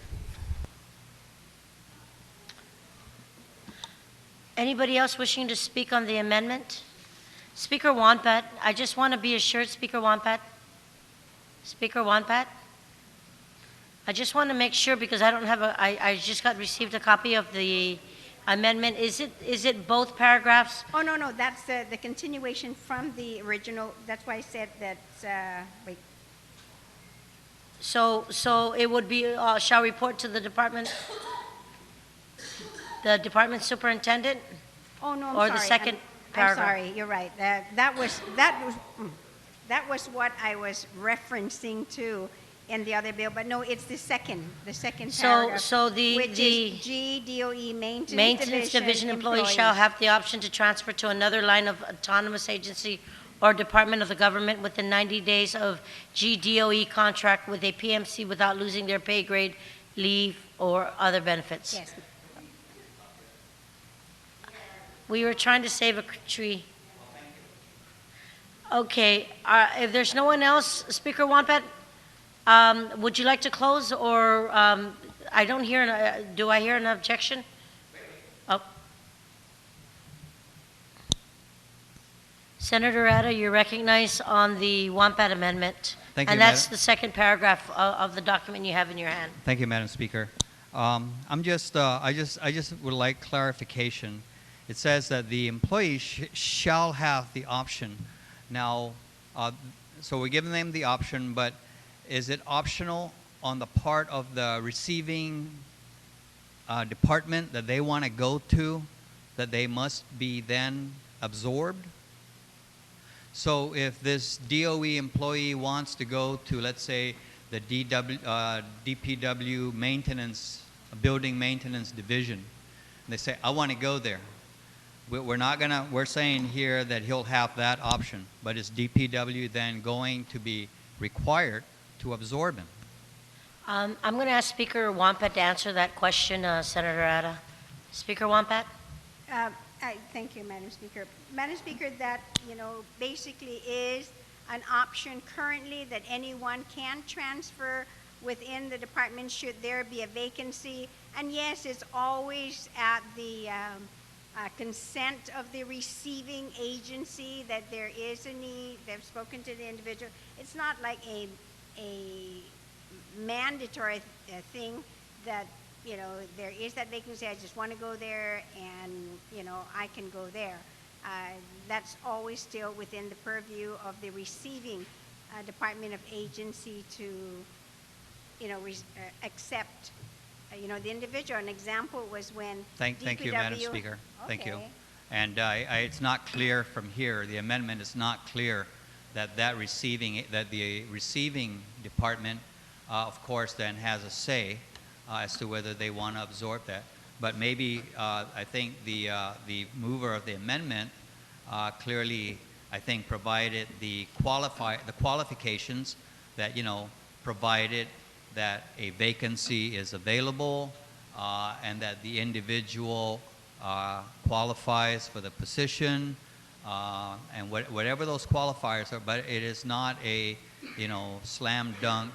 I can go anywhere I want because I don't want to be here anymore. So I guess I would like to make an amendment to the amendment, but I would need time to ask council to draft basically the language that qualifies that. We'll take a moment recess.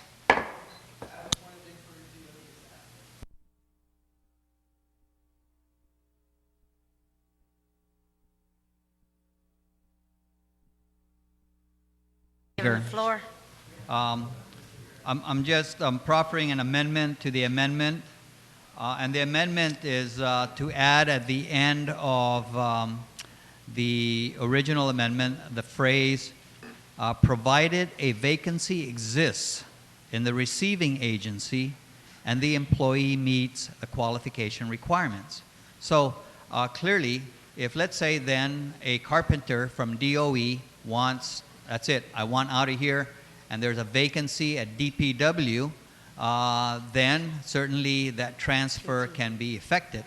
But on the same token, if the qualification requirements of a carpenter in DOE is the same as a carpenter in DPW, then there really shouldn't be a question about qualifications. But it makes it clear that there are these stipulations. There's got to be a vacancy and that the qualification requirements must be met. So that's all that my amendment actually does in amending the amendment. So I guess call for the question then on the amendment to the amendment. I know you don't have that in writing, but Actually, I got it in writing here. I can get the page to. it's Senator Addis amended, provided a vacancy exists. Vacancy exists Okay, and it goes on further to say. in the receiving agency and the employee meets the qualification requirements. Provided a vacancy exists in the receiving agency and the employee meets the qualification requirements. That is the Senator Addis amendment to Speaker Wampat. So, Speaker Wampat, you're recognized on the amendment to the amendment. Thank you very much, Madam Speaker. Madam Speaker, I can understand, of course, his concern, and I said that earlier, provided that a vacancy exists.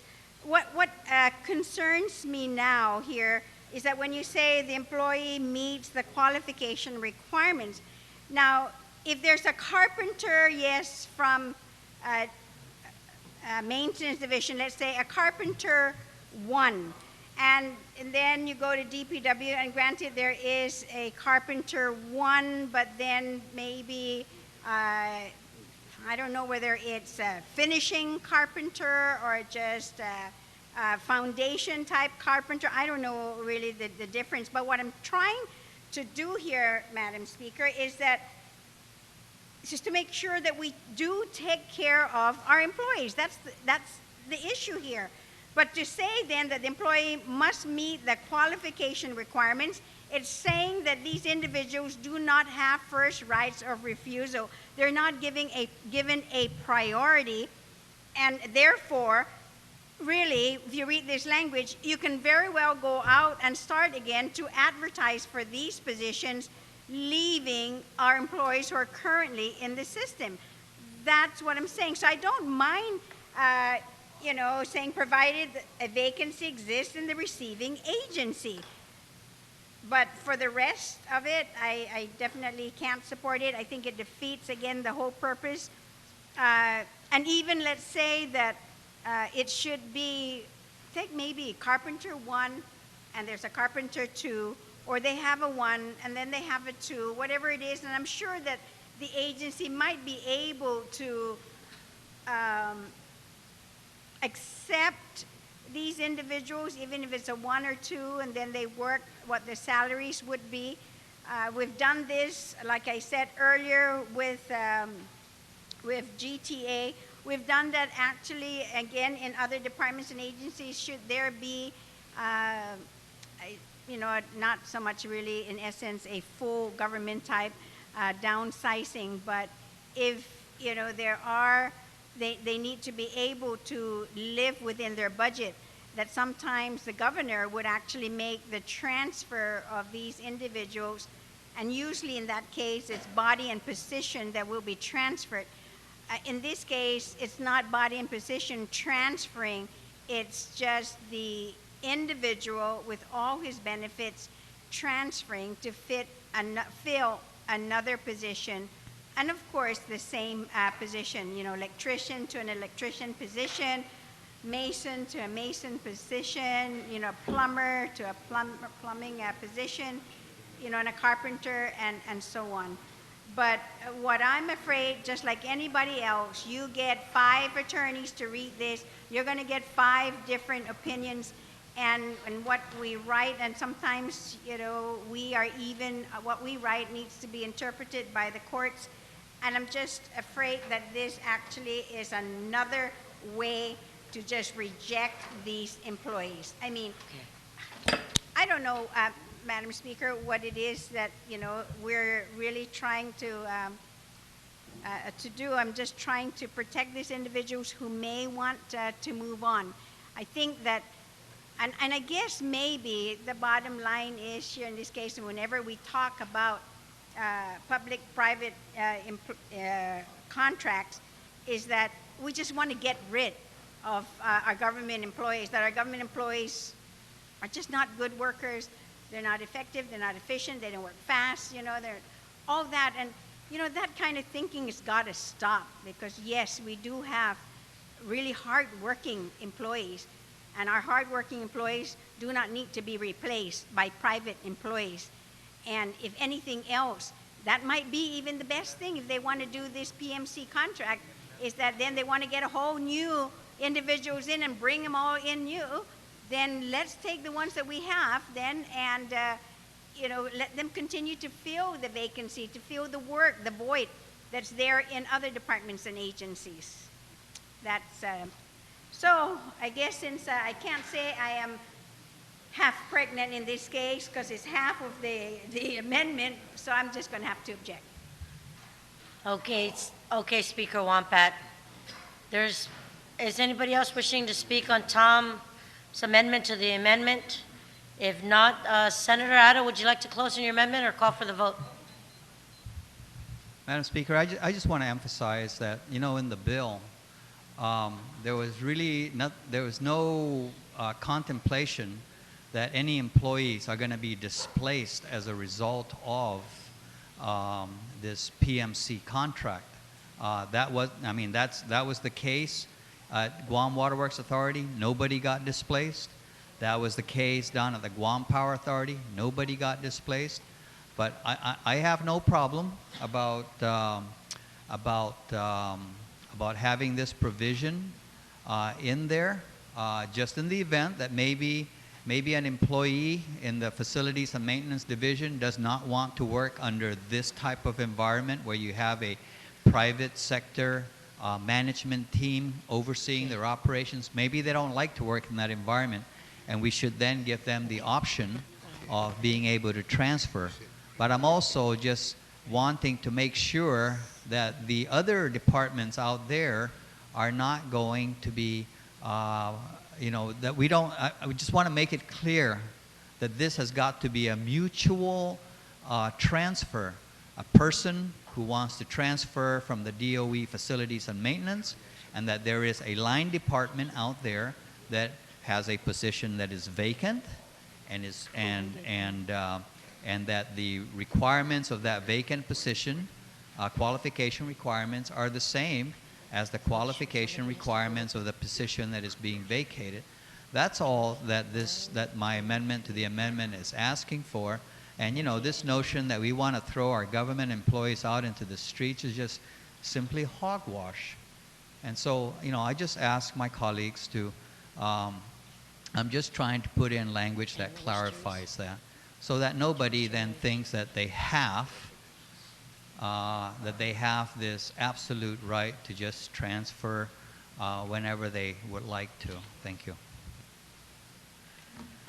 Okay, thank you, Senator Ada. There has been an objection to the Ada amendment, so all those in favor of Senator Ada's amendment to the amendment, please raise up your hand.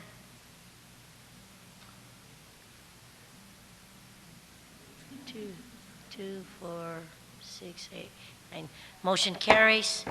We're back on the main amendment. Speaker Wampat, are there anyone else wishing to speak on the main amendment? If not, Speaker Wampat, would you wish to close? Are there any objections? No objection, motion carries. Okay,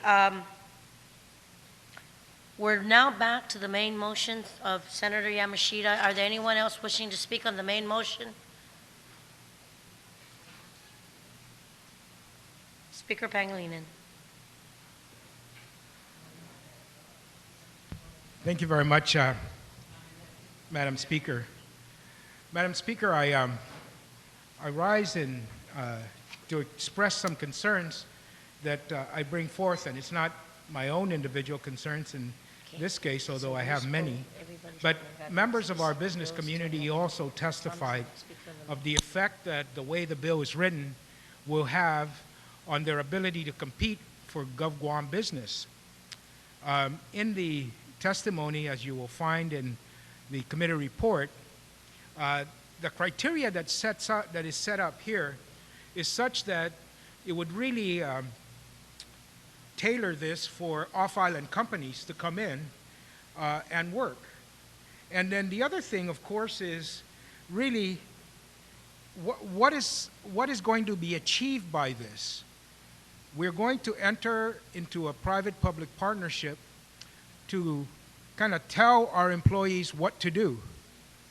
Because one, we don't believe management has the ability to do that, or we don't believe the employees have the ability to do the work, and that all it takes to fix it is to bring in a outside manager.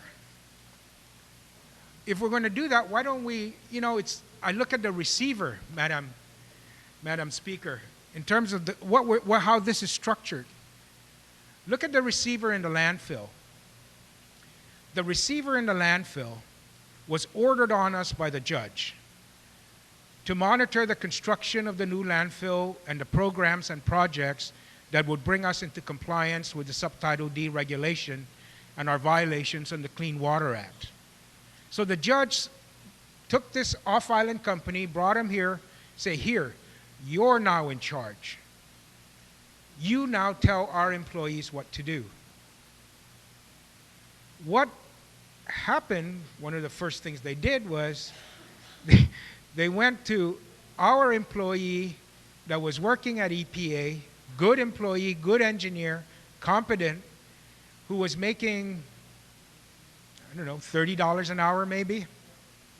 They said, we now want you to come and work for us. And we'll give you $35, $40 an hour. So when he was working for Guam, he was getting $30 an hour.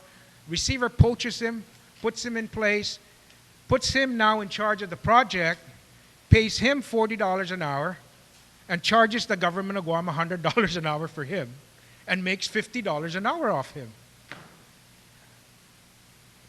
That's exactly what this is going to do.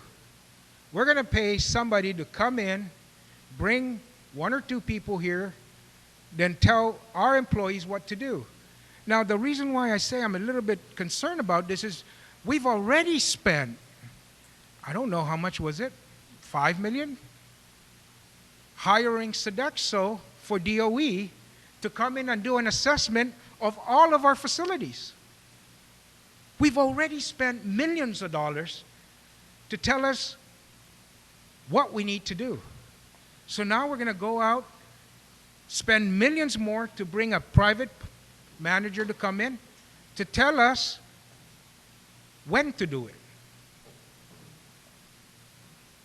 If we already know what to do, because we thought we didn't know ourselves, we thought we needed somebody else to tell us what we need to do, so we went out and spent millions of dollars. So now we're going to go out, spend millions more to put there in place. Why don't we just go out and hire because all we're doing is bringing in management. Because they're going to do it with our employees. And if we're going to pay this company with all of its attendant overhead, administrative costs and support, profit margins, administrative support overhead for corporate services and corporate support from America, if we're going to pay all of that cost, and in the end we're going to get 2 people, really good engineers, to tell us what to do and how to do it, and we're going to pay them $1 million or $2 million, why don't we pay those 2 engineers $250,000 each, which I'm sure they'll be happy to take that job, cost us $500,000, take that additional $500,000, dump it into equipment and supplies for the employees, and do the job with our employees. Because in the end, that's what we're buying. We're buying that expertise. But we're buying that expertise with all of the margins built into it for administrative overhead support for the CEO that's based in Atlanta, who has a house in Palm Springs and Palm Beach, and who vacations in Aspen. All of that overhead support goes to support, is taken, a portion of that is charged to the Guam operation. That's just the way of the corporate world. So if we can, and I think we can, that was the concept that we were sold on here with Parsons at DPW. We were going to bring in Parsons for 1 or 2 years, maybe 3 years, pay them $7 million a year, and we were going to go and hire people, our own people, underneath their engineers, get mentored for 3 or 4 years, and then they would go away and we would come in now with 5, 6, 8, 10 of really competent, mentored employees who can then take over the operations. So we spent $7 million a year to do that. Not a single engineer in training got hired. I don't think so. I don't know. Maybe. And we're at the end of their contract, and they want to renew it again because we still haven't been able to. It's not in their interest to train us. They train us, they're gone. They don't train us, they say, it takes a little bit more time. You've got to change your recruiting to allow us to bring in the people because we can't really bring them in. Because your pay structure, no, I say we paid you $7 million. Take $500,000 and you pay the trainees to come in here. And then when they get up to speed, we'll, in the meantime, change our structure of pay. We'll implement our Hay study so we can recruit these guys, and they would have had the benefit of 2 to 3 years of training. The thing is, we see what happened there. We are not learning from that. We just want to go back and replicate that same model that shipped our money off island and did not advance the capacity of our own people and our own systems. Why don't we make that change? Why don't we learn from that? Why don't we do that here? That's what we tried to do in this body when they presented to us, and we agreed that we needed to put in a Hay study to allow us to build the capacity and bring in these people so they can be trained when we put in these partnerships. Madam Speaker, Tangisan, and I know I'm going to get a phone call from my good friend Simon again, but Tangisan, we hired a company to manage that facility because we thought that they needed the expertise. Because we didn't have it, we couldn't do it. And it's been how many years? And I think that maybe, you know, what we should have done is, if they're there for 10 years, man, we should have had enough capacity to be able to build the capacity for our own people to rise to the top. But no, we're still paying that guy at the top to tell us what to do. And, you know, so in this model, in what we're trying to do here, we're continuing that, of taking our precious resources, some of it coming from federal funds that still belong to the people of Guam, and instead of paving $7 million or even $2 million or $4 million of new roads, we're paying $7 million for technical expertise, and we're not building the capacity of our local government employees, when that was what it was meant to be. And when we got to the end of the term in which we were promised that was going to happen, they're saying we need to renew the contract, but we still don't have it. 15 years, that's what. If this was for 5 years, if this were for 2 years, 15 years.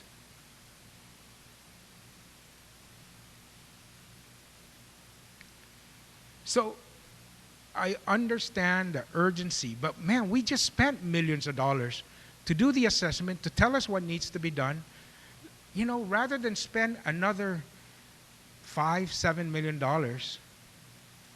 let's spend $1 million and hire the expertise completely out of the pay scale. In this case, I would say let's do it. Let's hire the engineers for DOE, you know, at $100,000.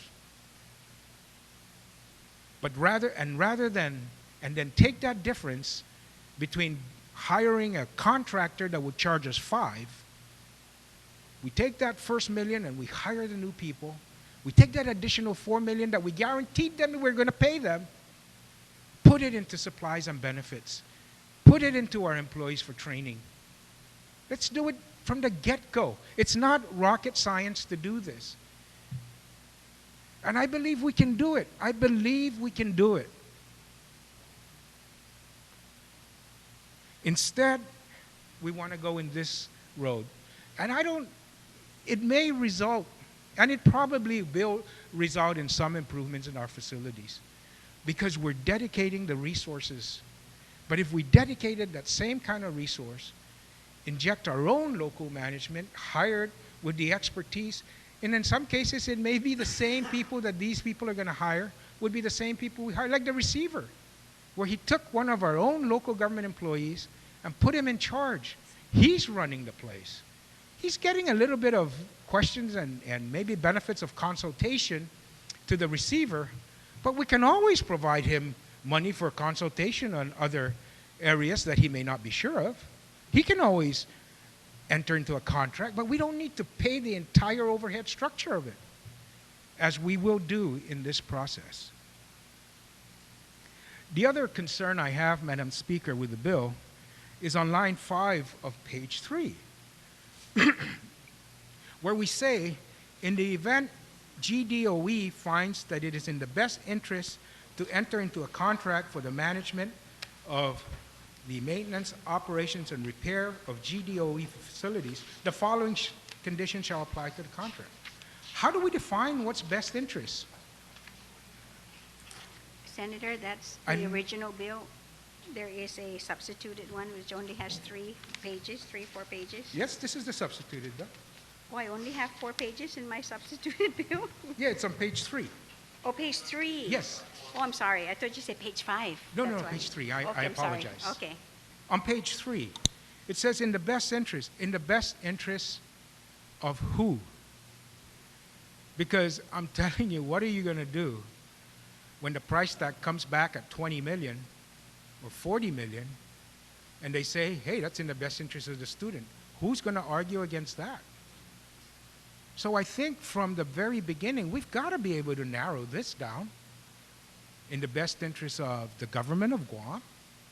Makes sense. GOE is part of the government of Guam. But we've got to find some kind of criteria, I think, to be able to narrow that and define it so that we know what's the basis of our decision. Because the best interest of GDOE is a brand new school for every employee, every student. And I'm not going to argue that that's not in the best interest of DOE. But can we afford it, number one? So it doesn't have any of those conditions or any of those parameters for how is GDOE going to decide except that it's in the best interest. And with that kind of ambiguity, we're going to end up having to debate the decision that's made. And I think if we can avoid that debate at the very beginning by defining these parameters, at least in some form or fashion, some guidance, some general policy, then I think that serves everybody well. And the ambiguity here is such that I don't believe it serves anybody really. It doesn't even provide the policy guidance to Guam DOE. And I feel it's necessary to do so. And I thought, well, maybe I could just use something like, in the best interest using established analytical models and benefits that take into account social, cultural, and economic factors. I don't know. Is that good enough? I don't know the intention.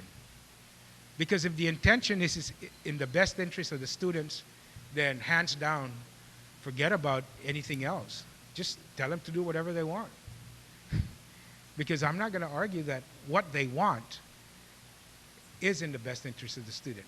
But what they're giving us may not be in the best interest of the entire community.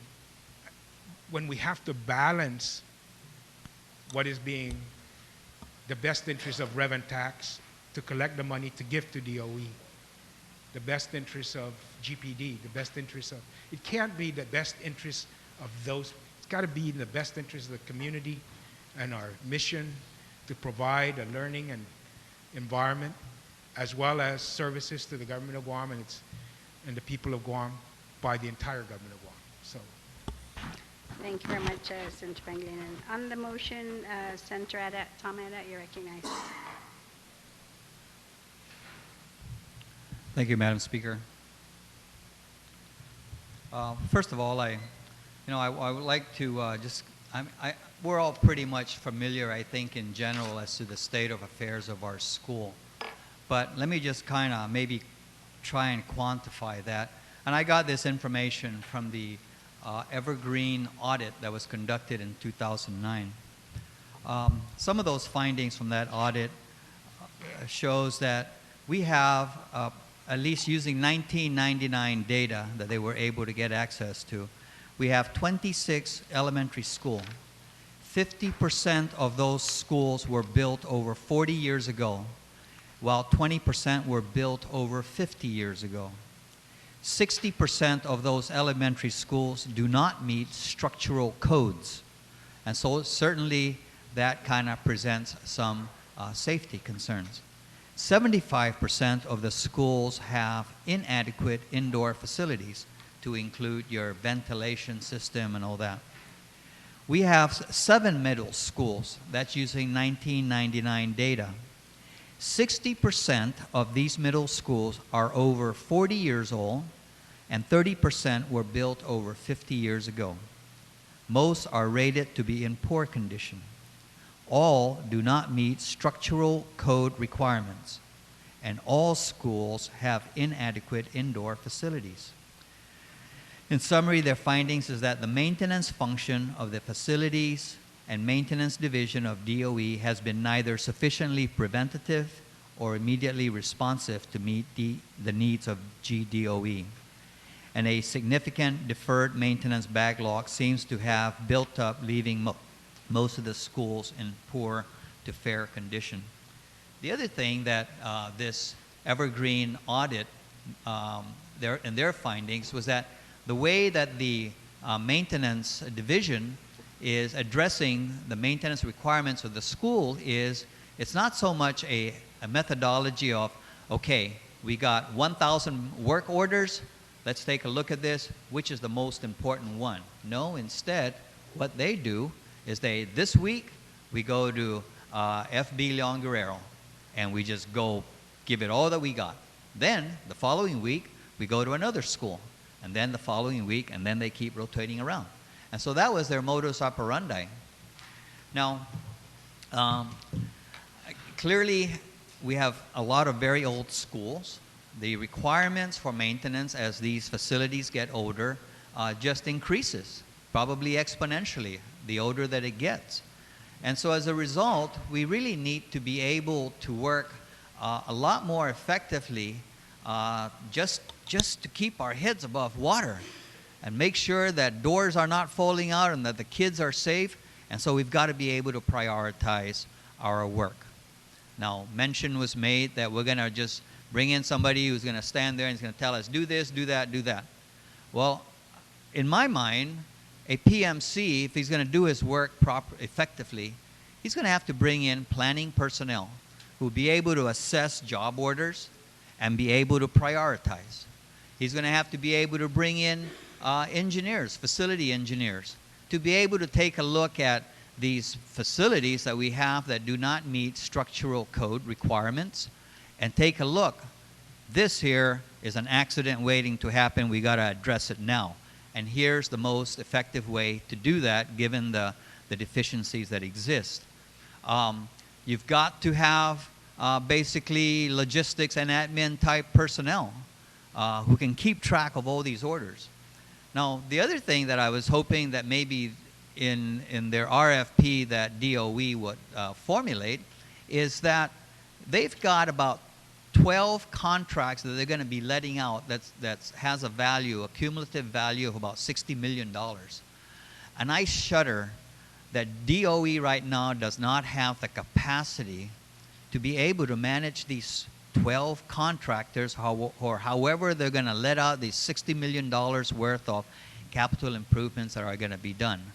I'm afraid it's going to be one of those things. I remember many years ago when DOE was given money to go out and air condition all the rooms, so they went out and they purchased it, and something like about a couple of years later, all these air conditioners were still sitting in the warehouse, and they weren't being installed.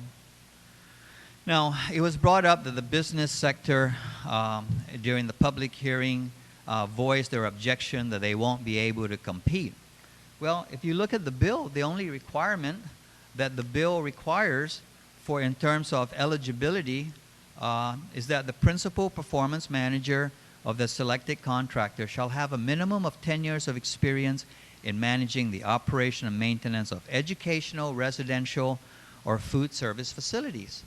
Now, I know that originally the bill said they had to have 10 years of experience in managing the operation and maintenance of educational facilities. Well, nobody on island can meet that. But certainly, we have many contractors on island who will be able to meet this. Really, I don't know, my gosh. I'm confident that we have businesses on island that can meet this requirement. And he's got to be licensed. Those are the only two requirements to be able to get into the play.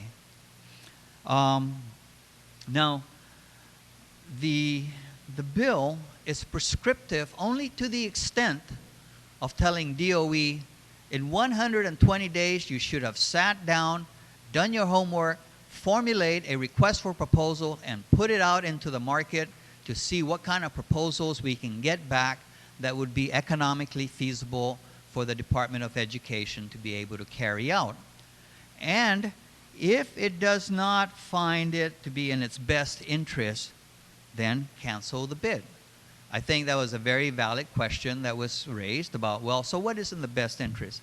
And really, I guess this is where, I guess the difference is one can try and list down A, B, C, D, E, F, G, and these will be the criteria for best interest.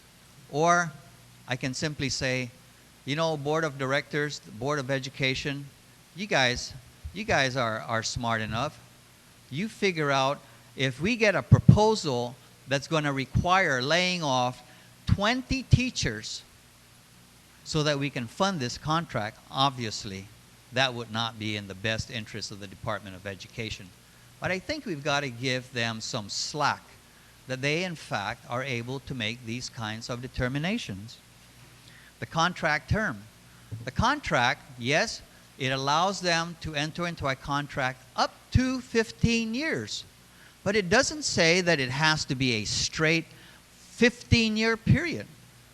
Again, they can structure it, and what it does require is that for the first 5 years, but you can make the initial term 5 years to allow that bidder, that the PMC contractor, to be able to recoup the $5 million of upfront investment that is being required by the bill. The $5 million is, you know, if you were to ask me, so where did the $5 million came from? It was an arbitrary figure. But it was an arbitrary figure, I guess, based on some judgment that, you know, maybe that $5 million would be sufficient to put in some energy-efficient devices to fix some of the really more pressing maintenance requirements, and hopefully put in some efficiencies so that from the savings from those efficiencies, it will then help to pay off the investment cost and the cost for that PMC. So the initial 5-year period is really to allow that investor to at least recoup back $1 million of their investment. And you know, the presumption here is that the savings from that initial $5 million will be enough to actually generate the kind of savings to allow him to recoup his investment. Now, if we find that that contractor is doing a really great job, then DOE certainly would have the option to be able to sit down and say, you have done well. We would like for you to continue because there's still a lot of work that needs to be done. And we would like to then for you to continue for another 3, maybe another 5, however that is structured. But it doesn't require them to enter into a 15-year contract and lock them in. But there's got to be some kind of, you know, we got to meet somewhere in the middle. We got to give him enough time, long enough time to recover their investment. But we also want to give ourselves, we don't want that after 5 years we have to go out again and we have to, again, you know, put out another RFP and then start all over again with a new player. And so that's what the 15-year figure is. You know, 15 years, is that too long? Hey, if it was, then somebody should have made an amendment. But again, it was a timeline that was put in. And if DOE, in their judgment, feels that, no way, we don't want to go 15 years with the same guy, we'll go with a minimum of 5 and then maybe another 5, then fine. But let's give them the benefit of the doubt that they can determine these things. So, Madam Speaker, the way the bill is structured, it really, you know, we can do a lot of things. We can do this, we can pay this, and we can do that. Well, it hasn't been done. And here's a bill that's simply saying, DOE, we would like for you to go down this path, and you have 120 days to get out of the gate. And if you find that the response, the RFPs, is totally unacceptable, it is not in the best interest of DOE, then cancel the bid. Let's go back to the drawing board. Maybe then let's go and introduce a bill that for DOE, we're gonna the heck with the pay scale for classified engineers. We're gonna go out there and we're gonna increase the salary of engineers or whatever and hire the best that we can and whatever. But you know, Bill 64 is an attempt to go down a path. If it works, wow, great. If it doesn't, my gosh, let's go back to the drawing board. But I also have to put faith in the ability of the Board of Education to be able to look at these things, the superintendent, and everybody there at DOE to take a look at these proposals that we're getting bad are good or they're not good. So, Madam Speaker, I ask my colleagues to support Bill 64, because we've got to get out from what we've been doing in the past, however many decades, is just not working. The Evergreen audit shows that there is sufficient personnel right now at DOE. There is sufficient funding, a budget being provided. We just got to work more efficiently. We just got to work more effectively. Now, is our people able to do it? By going out there and asking for a PMC, does that mean that is that an indictment that they are unable to do that? Well, you can call it what you want. The fact of the matter is that the maintenance of our schools, the demand for maintenance services is growing at a faster rate than we are able to keep our heads above water. So we've got to do something different. And I'm saying, here's an approach. Here's an approach that has worked well with the utility companies, and you can't, and there's no denying it. We used to see sewage spills. We don't see that. We don't read about that in the papers anymore. You know, so I guess you can say what you want about performance management contracts, but I believe in it because I've seen it at the utilities, and it works. So I'll close with that, Madam Speaker, and I just ask my colleagues to support Bill 64-31. Thank you. Thank you, Senator Ada. On the motion, is there anybody else who would like to speak? Okay, there being none, then I would ask the author then to close or to provide amendments, either one. Thank you very much, Madam Speaker. I thank all my colleagues for paying attention and for proffering amendments that I think have made this attempt better. As has been repeated, this is an attempt to address our facilities and maintenance of our campuses and our offices throughout our public school system. As has been repeated several times, DOE has been supported with much local federal monies, and yet we still have classrooms that are in disrepair. This is about supporting local capacity. This is about bringing in support, training, and resources for our men and women who go to work every day to try to make sure that our environments are safe.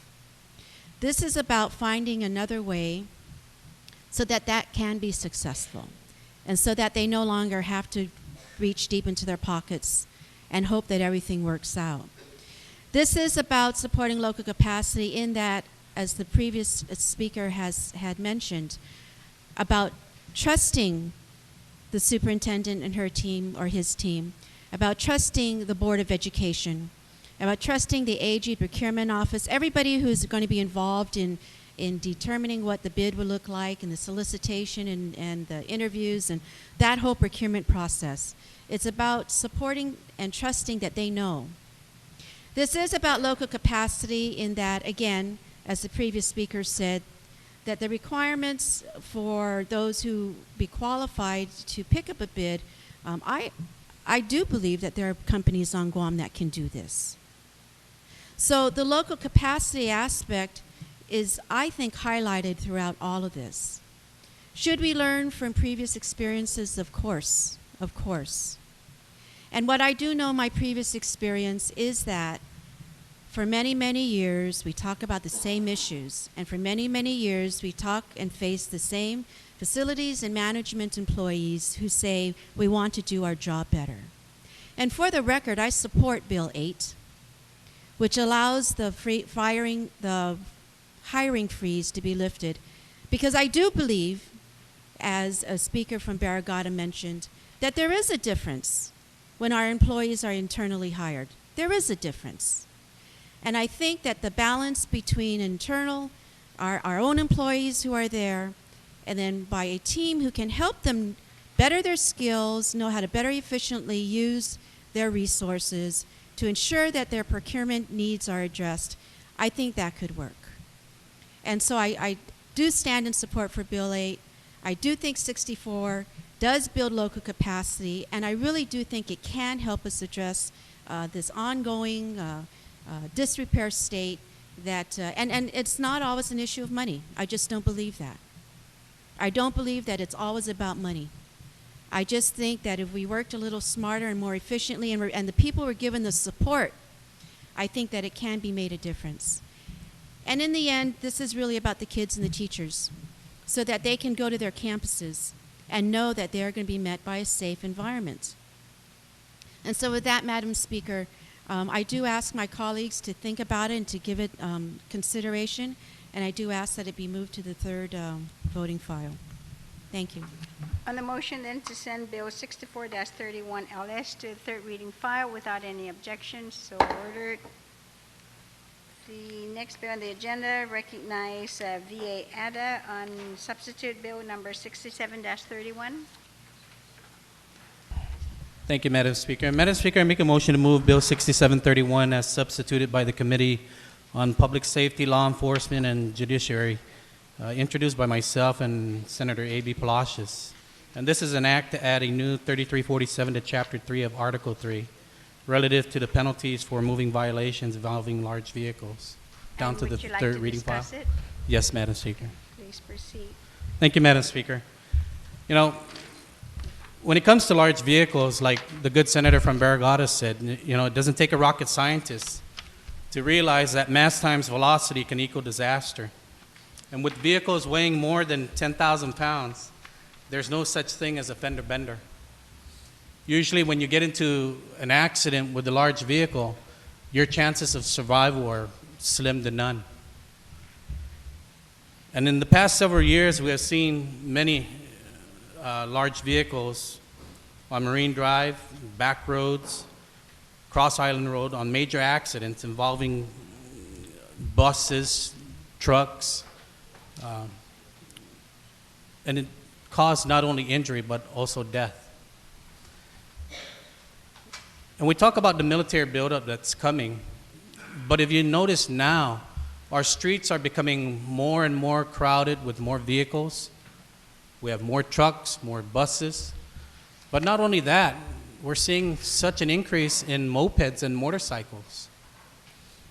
And if you've ever been inside a vehicle traveling next to a large truck, and you feel that vacuum effect when that truck speeds right past you, can you imagine what it can do to a motorcycle or a moped? Or even a vehicle much smaller than it. Madam Speaker, Substitute Bill 6731 provides additional penalties for drivers of large vehicles who violate the rules of the road. If they just stick to the rules of the road, they won't need to be worried about having citations or additional penalties. And these penalties for violations range from $100 to a first degree, a first degree felony in cases where the violation caused an accident that involved death or seriously bodily injury. We just want our roads to be more safer. And having everyone, and not just the large vehicles, but everyone, following the rules of the road so that we can reach our destination safely and be home with our families in a safe manner, and not worrying about when our children are out or our loved ones are out there, that when they leave and they come back home, they come home safely. And in this substitute version of the bill, Madam Speaker, the committee took the advice of witnesses who testified on the bill, and we made the violations separate violations rather than enhancements, and made changes so that the penalties apply solely to the violators and not to the truck owners. So it's just the violators now, the drivers of the trucks, that will be facing the penalties, the additional penalties, should they get pulled over for a moving violation. Madam Speaker, I ask my colleagues to please support this bill, and let's make the roads safer for everyone so that we can all enjoy the lives of one another and our loved ones. Thank you. Thank you very much, Senator Ada. On the motion, Is there anyone who would like to speak on it? Senator Tyron, you're recognized. Thank you, Madam Speaker. I just love it when folks come and introduce bills to make the roads safer, especially since both Senators Ada are really pushing for safer roads. I appreciate that. I rise in full support of this motion, this bill. I just have one amendment to proffer, and it's just a minor adjustment, and perhaps it's just a change of a word on line 5, page 1, where it talks about violations of traffic signs, signals, and ignorance of lane markers. I don't know if the author meant to put ignorance, because I don't know if you want to penalize the motorist for not knowing a lane marker was there. Perhaps you would want to instead say ignoring the lane markers, because there's a difference. If you look up the word ignorance, it implies a lack of knowledge or education about something, and ignorance means when someone is or something is someone is uninformed, as opposed to ignoring, where you're talking about a demonstration of a blatant disregard for something. Yeah. So it's semantics, yeah, I know, but you know, if we could just change that, because So you're changing from ignorance to ignoring. Ignoring.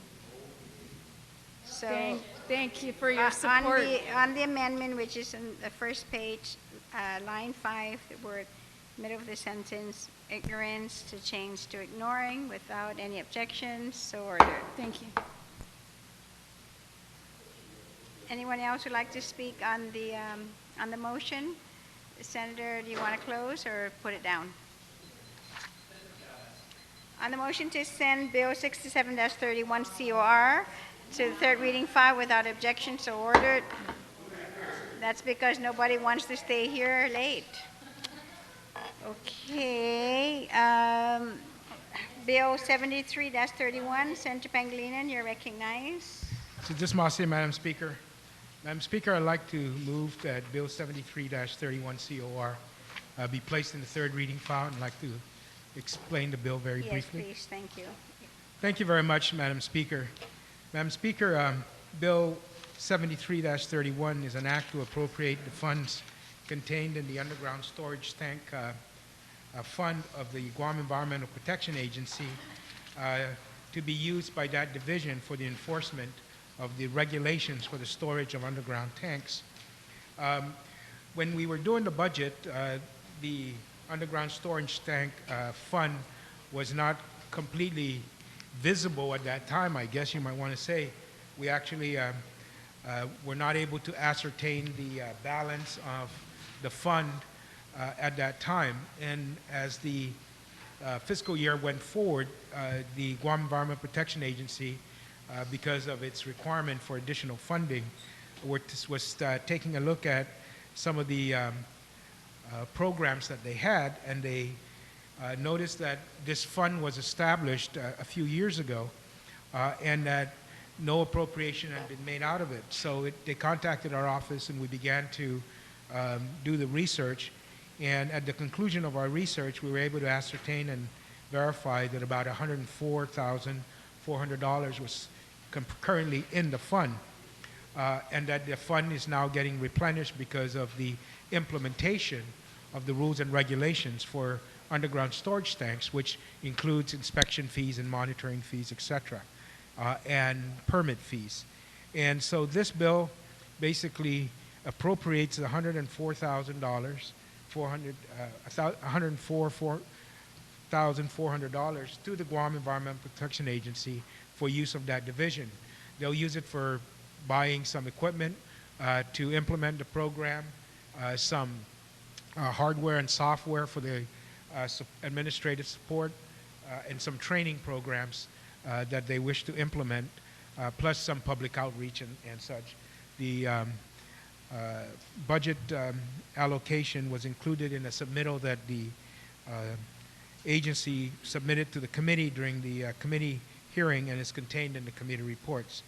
And so I'd like to ask my colleagues to support providing Guam EPA with this additional resource to implement that program that protects our environment. It's very critical given the nature of what's contained in the tanks and that they're buried underground, and that we need to ensure that they continue to be operated and functioning in a safe manner that doesn't threaten the environmental integrity of our island. And so I want to thank Senator Respicio, who is the oversight chair, who worked with me on this, and thank the rest of my colleagues for their consideration on this matter.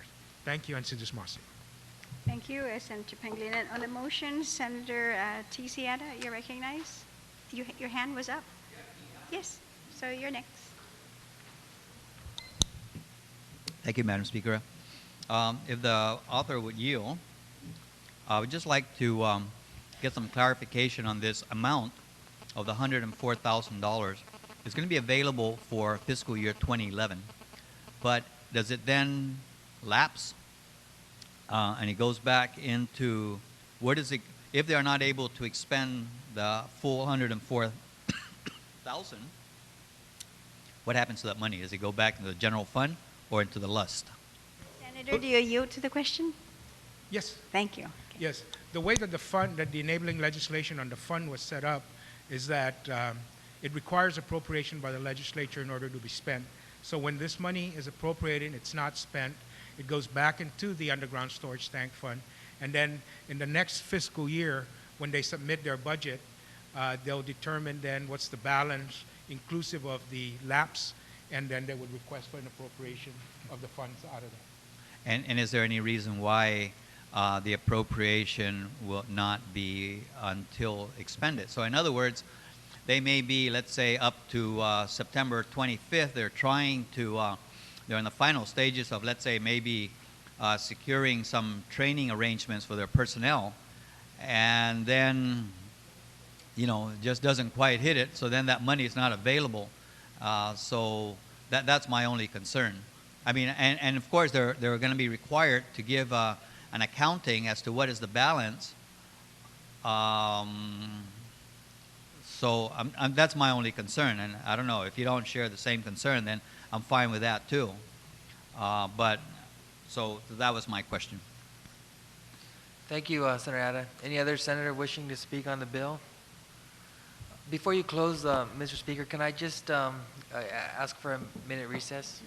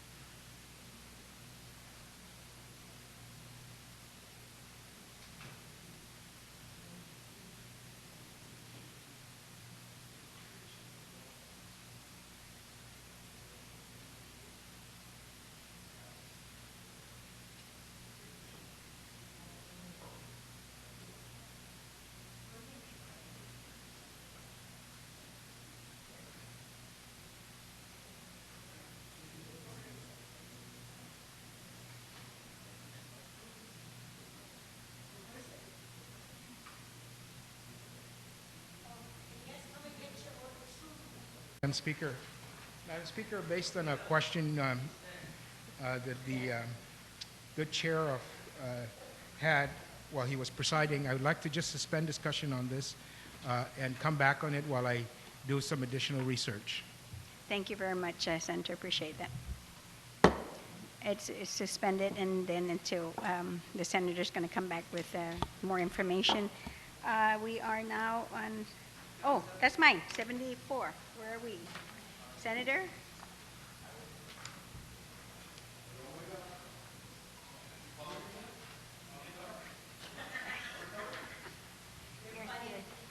You're not kidding. You're just too cute, guys. You two back there, mutton jet.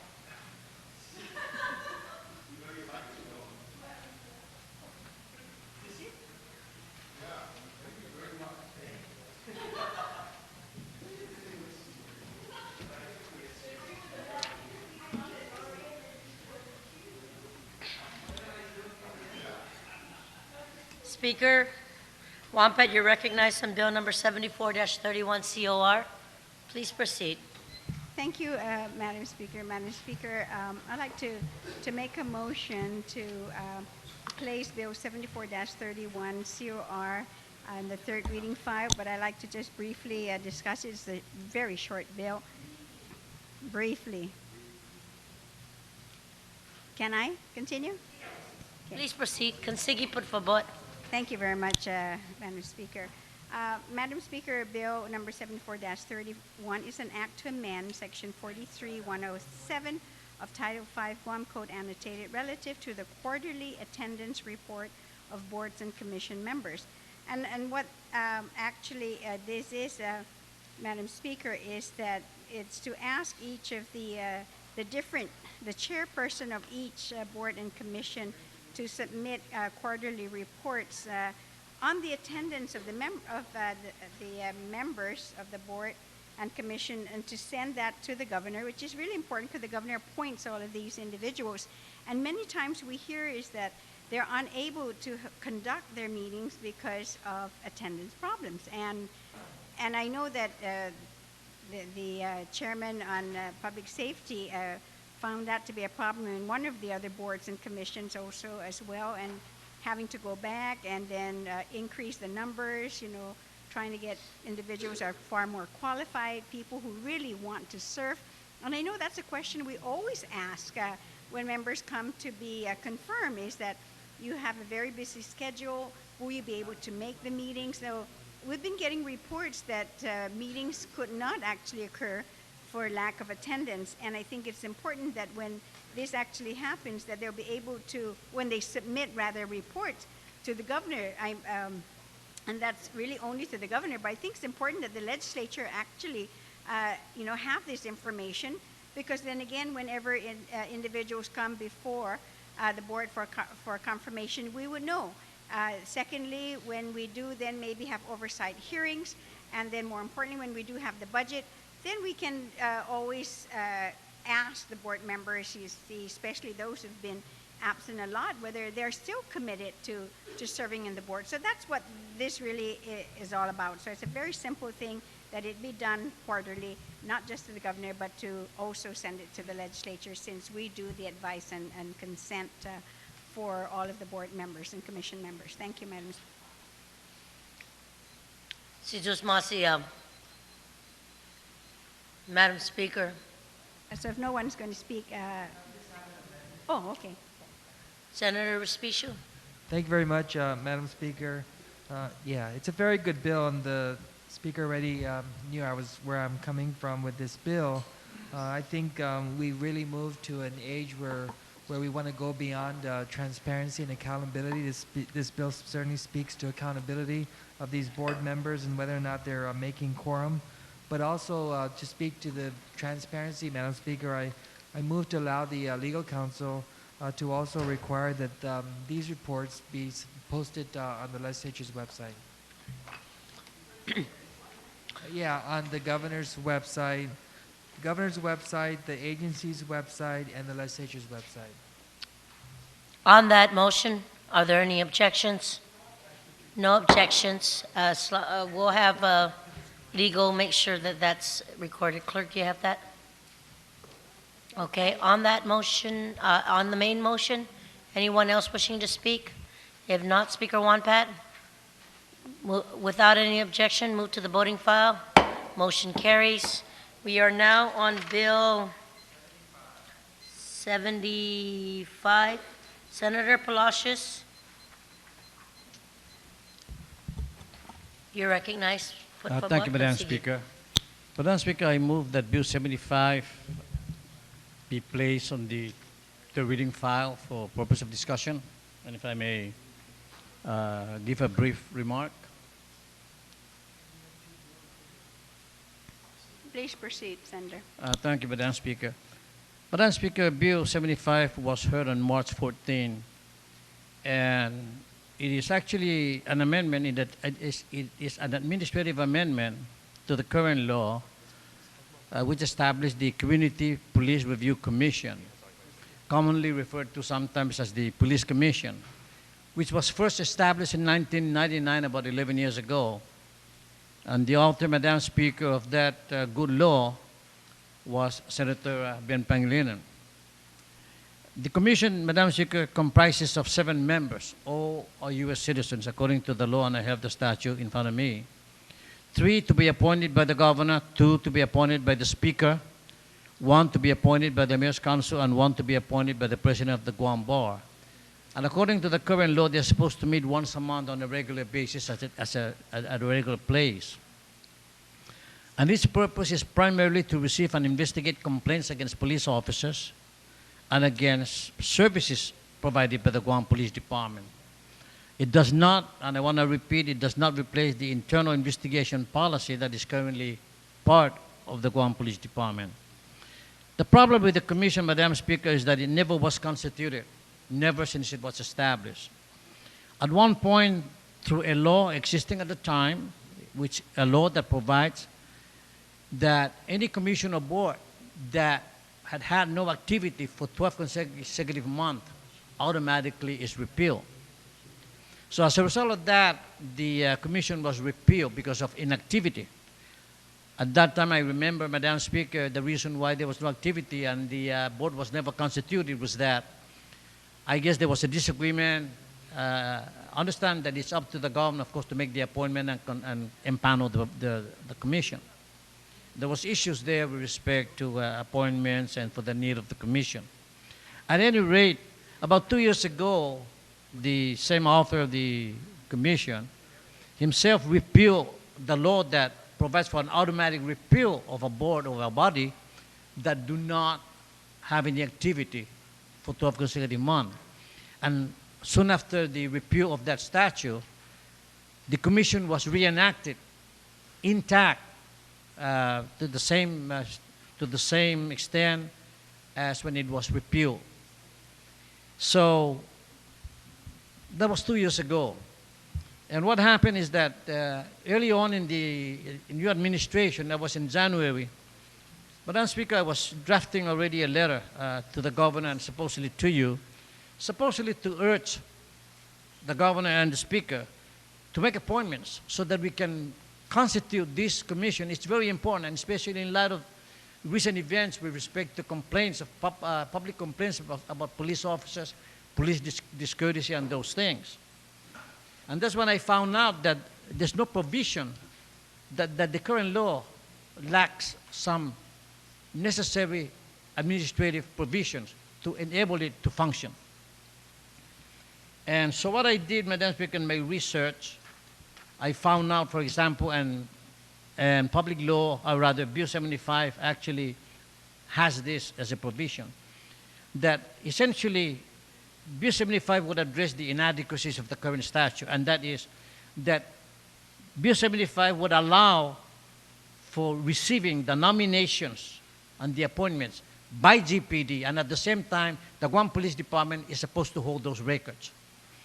And another provision that is necessary is that the governor is to appoint an interim chair just to start, to commence the first meeting, and from there, during that, then they will continue with additional election of officers, much like when the first session of a term of the legislature is actually conducted first by the Chief Justice, and then as soon as we establish the Speaker, then from there on it follows. So it's the same approach and the same concept with respect to this.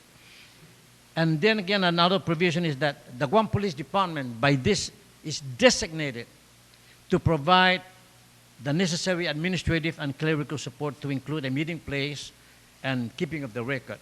So the arrangement would be something like, right now the parole board, for example, is within the Department of Correction, but it is not subordinate to the Director of Correction. It is a separate entity. But for administrative purpose and for handling and giving secretarial support and conducting and the records, the meetings and so forth, it provides for a meeting place. It's the same concept, except that the police commission would be, a police commission to GPD is a parole board to the Department of Correction. The Chief of Police, Madam Speaker, supports Bill 75, which even includes the provision for administrative support. They have no problem with that. There's no opposition supported. If there's any opposition, there's one that indicated that to include other law enforcement agencies. And of course, we indicated that why it's GPD, because GPD, it being the largest, more than 300 uniform officers, is directly exposed, directly one-on-one with the public out there, the most visible. The chances for complaints is, of course, greater than the smaller departments. I think the alternative for the smaller department is perhaps they can enter into an MOU or MOA with the commission one day, so that maybe their problem can be sent over to the commission to screen it out and handle that. Those things can be worked out, in my opinion. So what is remaining now with the current law, which is a very good law, but it has not been established, we need membership.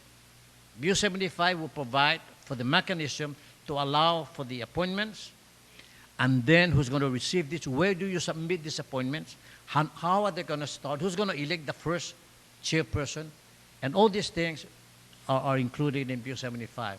Bill 75 is really nothing more than administrative provisions to complete the current Police Review Board.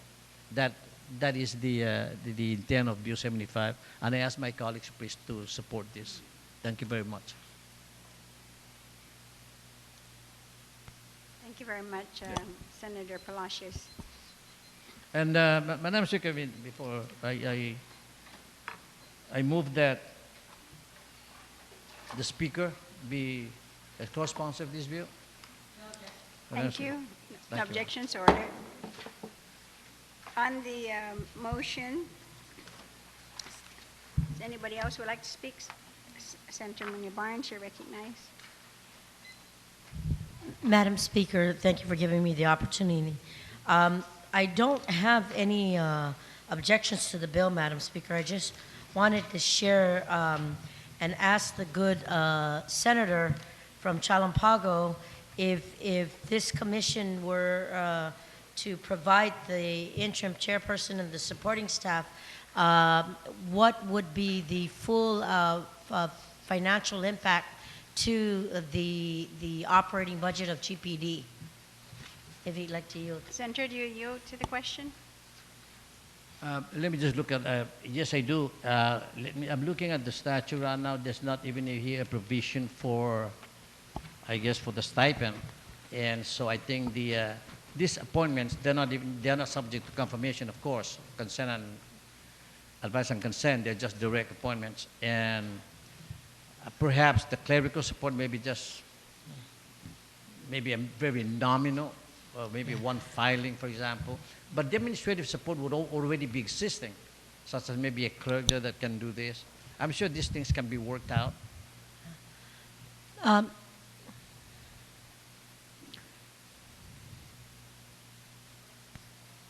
Senator? Situs Maasi, to the good senator from Chalampago for sharing that. Madam Speaker, I just wanted to make sure that I know that the administrative support is being requested for in here, and that the good author is asking for nominal incorporation, and I just wanted to note that the impact statement, based on what was submitted, was looking, I mean, unless I'm reading it wrong, the impact was looking at 26,246,234. And I just wanted to know if that was the correct fiscal impact. Would that automatically go into the remaining of, if this were to be enacted into law, would the proportions be, or the prorated administrative costs be incorporated, and where would they take it from, and would it be included in the next fiscal year? And how can we make sure that the provisions are placed in there? Senator? Actually, the bill on page 3 provides that the GPD include an appropriation request. It says here about for budgetary support for from here, and I would say that when GPD includes it, it would probably be, the statement would just say that that this would be funded through the office of the chief and not necessarily by item, but through the office of the chief of police. But there's no monetary indication here. If that is the fiscal note, I didn't have that, but I know that it will be nominal. It's just administrative support, and they will be meeting once a month. There's no stipend provision here for the members, and so we're talking maybe about paperwork and maybe one dedicated phone later. But those are the things that can be built in. At least this bill, it provides here for the chief of police may request for budgetary support from Legislature Guam in the Guam Police Department's annual budget submission, which shall be so identified. That's in Bill 75. So no amount right now, but the recognition of a need is noted in Bill 75. Thank you very much, Madam Speaker, and I really thank the author for from Chalampago for noting that. But I again, like I said, I do support the intent of the bill. I just want to make sure, as the clarification is being, the support is being requested, and the proposal is to ask for it on the next fiscal year budget.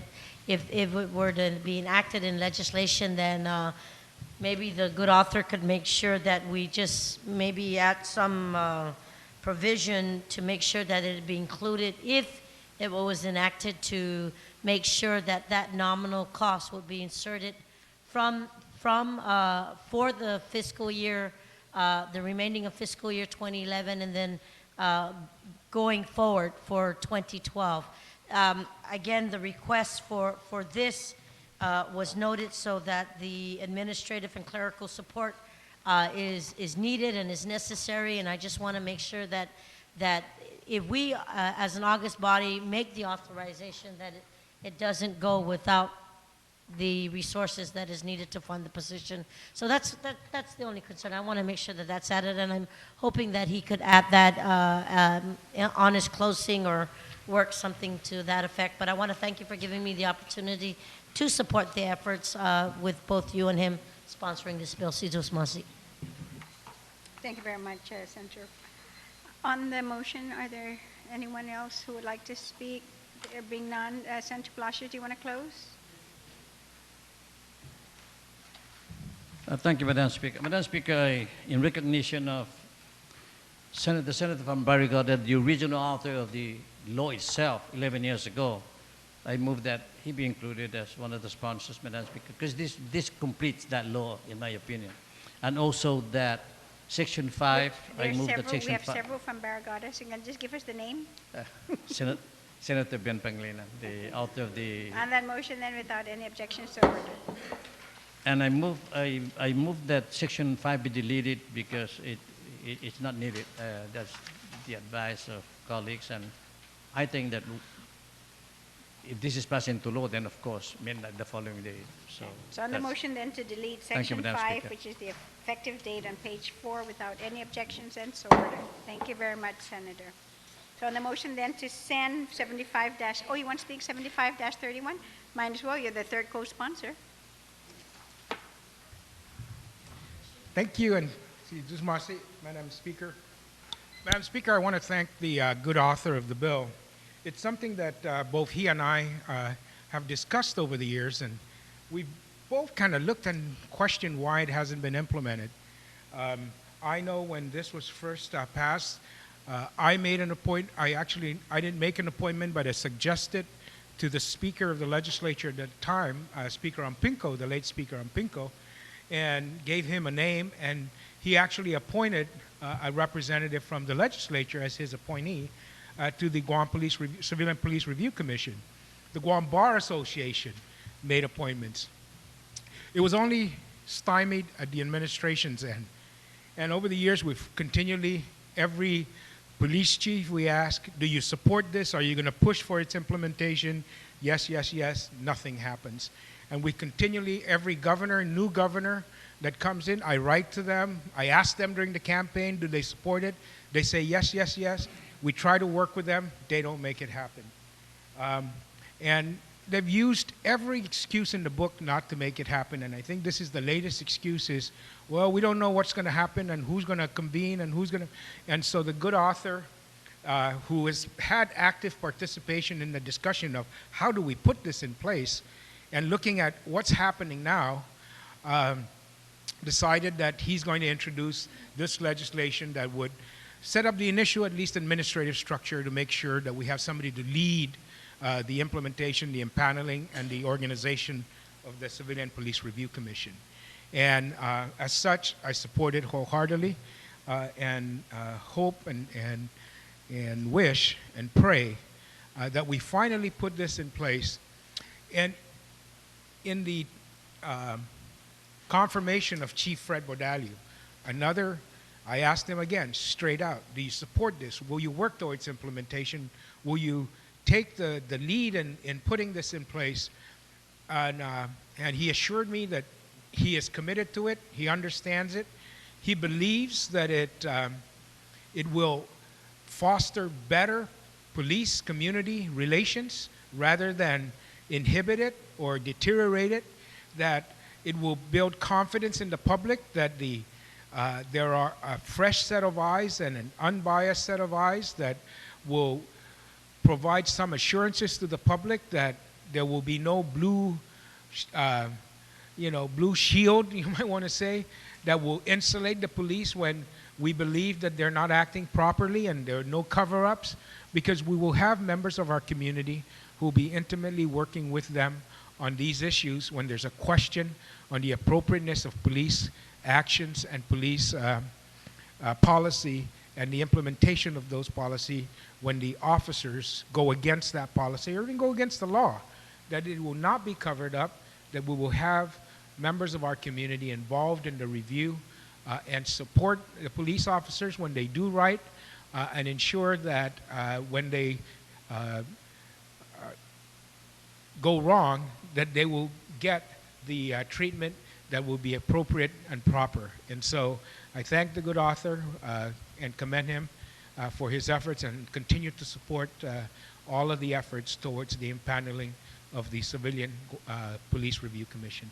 Thank you, and Sidusmasi. Thank you, Senator Pangilinan. So on the motion then to send 75-31 to third reading file without any objections, so ordered. Senator Pangilinan, you want to bring back 73?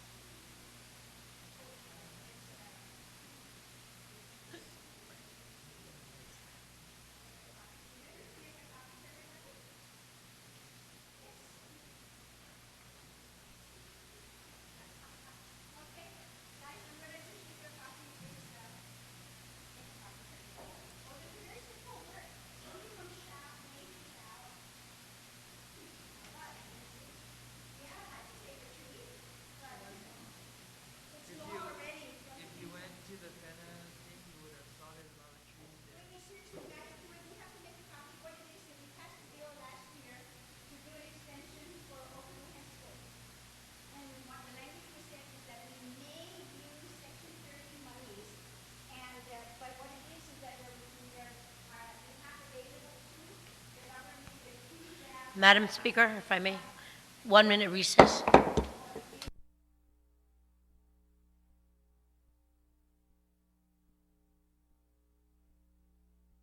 Back in session. Madam Speaker, I'm going to go ahead and Bring back from this suspension. Bill 73. Yes. Colleagues, we suspended Bill number 73-31, and now we will go back to this. I will go ahead and recognize Speaker Judith Wanpat for a possible amendment. Yes, Madam Speaker, thank you very much for doing this. And I had spoken to the author of Bill 73 because, and of course, the second sponsor as well, Senator Respicio, because both of them, were one has oversight of the environment and the other has oversight of finance. So appropriations. So what this bill, an amendment that I want to ask, and I like to explain to our colleagues who weren't, here last term to understand what it is that we're trying to do here. Well, last year we had passed legislation authorizing the government to go out and sell bonds to be able to do an extension of Okadu High School. The community didn't want a new high school to be built up north because for various reasons affecting the community. So then they decided, why not, since there's so much space at Okadu, expand it a little bit more, put up another wing to be able to alleviate the overcrowding at JFK and GW. So the legislation that we passed was authorizing that, but what it is that the lease payment or the lease back, the language says may be secured by a pledge or other reservation of revenues received by the government. And I've spoken to one of the bank officials here locally because they are willing then to buy these bonds when it goes out. And the interest rates would be at 7% by a secured pledge. What's important to know here is that the QZAP is available for the government, and they're willing, this is the federal monies that will be willing to pay for the interest at 5.4% of that 7%, leaving then us only to pay 1.6%. And if it's secured, our chances of getting lower interest rates are greater at 7 than it not being secured by saying may and going elsewhere. The interest rates could go anywhere 8, 9, 10, 11, whatever it may be. And we really want to be able to lock that 7% because ultimately at the end, it's a lot less for our government to pay only 1.6% interest for the amount of $2.9 million. And by doing this, at the lower the interest rates are, of course, then that means less monies will be paid out. So we can actually realize, I'm hoping that we can realize some savings as a result of this from these bonds. And that's the reason why I want to put this amendment in, and it's only to change a word from may to shall. And I want to say for tree. Madam Speaker, may I just ask what page? It'll be a new section. It'll be a new section? Yes.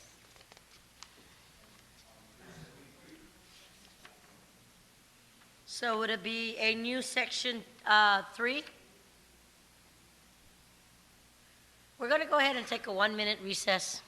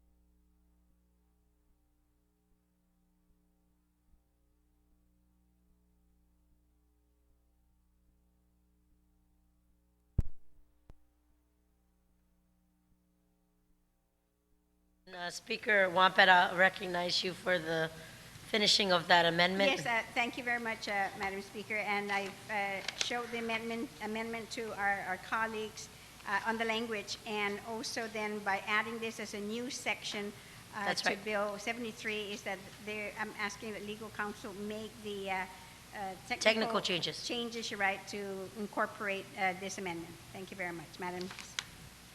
And work the caption. On that motion, without any objection, motion carries. Move to, we're going to move Bill 73 to the voting file without any objection. Motion carries. Ladies and gentlemen, 76. Yes, 76. We are now on Bill 76, and I'm going to address Senator Tony Ada. Thank you, Madam Speaker. Madam Speaker, I'd like to make a motion to move Bill 7631 to the third reading file and speak on it briefly. Is that the amended version or just no amended? No amended version. Okay, please proceed. Thank you, Madam Speaker. Madam Speaker, 7631 is an act to amend 33111 to Chapter 33 of 7 GCA relative to the mechanics lien. And what it is that it just makes a technical correction on the mechanics lien law. What had happened was that in Public Law 29119 was enacted into law in December of 2008. It was discovered that if field technical amendments had to be made, they were needed, and the legislature addressed these technical changes by enacting Public Law 30-10. However, last year, some attorneys pointed out that Public Law 30-10 inadvertently repealed the text of Section 33111 of 7 GCA that was enacted by Public Law 29119. So in essence, Madam Speaker, all this bill does is just to simply restore the text to Section 33111 that was created by Public Law 29119. Thank you, Madam Speaker. On the motion, is there anybody who would like to speak on it? On Bill 79-31, okay, who's, is that, oh, that's you, Francis? Okay, thank goodness. So on the motion, no one would like to speak on it? Going once, twice, no objections to send it down third reading file without any objections. Very good. It's ordered. We are Bill number 80. I recognize the author, Senator Pangilinan. You're recognized. Oh, wait, I'm sorry. Oh, wait. Oh, yeah, I moved 79 down. No, that's 76. Oh, 76? Ay, nako. Si, oy. Ay, Maria Sef. No, it's we got to discuss it. It went down already? Sorry, no, I'm just joking. Go ahead. So, Senator Ada, yes, we sent down, see, too many ADAs here. VA ADA 76 went down, no objection to that to go down to the third reading file. That was 76, right? Yes. VA ADA. Yes, all right, it's gone. Now for 79, TC ADA. You're recognized. Thank you, Madam Speaker. Bill 79 really is a bill that seeks to accomplish two things. First of all, it seeks to remove a conflict between two pieces of two public laws that were passed, and wherein, for example, Public Law 27-60, which was enacted in December of 2003, authorizes the Board of Directors of the Jose D. Leon Guerrero Commercial Port to enter into a public-private partnership, contract, lease agreement, and operating permit in its terminal operations and maintenance. And in that particular public law, it was very clear that the intent of that law was to privatize the port operations. And when you privatize, basically you really devolve yourself of the control of that activity, just as in the case of when we privatized the Guam Telephone Authority. Now, in that case, that involved actually selling that asset. But when you privatize it, you bring in a private company to operate it, and you know what happens with the employees is really uncertain. Now, subsequent to that, another law was passed, Public Law 29-23, which was enacted on October 2007. And in that particular law, it authorizes the Board of Directors to again enter into a public-private partnership, but this time more specifically identifies the form of that public-private partnership in terms of a performance management contract for the management, operation, and maintenance of the cargo handling equipment. So basically, under this arrangement, under this public-private arrangement then, the port will then issue a request for a proposal and then select the most responsive bidder, who will then, under whatever terms, provide the management, bring in their management information systems, possibly make an investment up front, but the employees remain in place. And the work continues to be done by the current employees, but that work is facilitated, greater efficiencies are brought in by this performance management company. So that, of course, the port did issue last year a request for a proposal on a performance management contract, and they did get, you know, responses, and unfortunately when they made that award, it got protested and it's tied up in court right now. So that issue is being worked on. But I think, so the one objective then of Bill 79 is to remove those, to eliminate the earlier legislation which authorizes the privatization of the port. And the second objective then is by repealing that law, we make very clear that the port is not for sale, that that port must remain under the control of the government of Guam. It is an asset that is very critical to our community because 85% of everything that is consumed on our island comes through that port. And so therefore we cannot afford to basically let loose of that and allow private business interests to take control of it. So Bill 79 basically makes that statement that the port is not for sale, the port is not to be privatized. However, we can enter into a public-private arrangement such as as the law specifically states, a performance management contract. So with that, Madam Speaker, I hope that my colleagues will support the bill. Thank you. Senator Pangilinan, you're recognized. Thank you very much, Madam Speaker. Madam Speaker, I certainly, whatever Senator Ada had between the DOE bill and this bill, I want him to have some more. I certainly support this bill, Madam Speaker. But it really is, I guess, a testament to just how our colleagues are able to look at different things and then determine the policy and what I believe is make the best decisions with the interests of the people of Guam in mind. And while on some issues we may have different ways of quantifying that, I think in this issue, I want to say I'm certainly right behind Senator Ada. And if I need to be, I'll be right beside him and not hide behind him on this matter.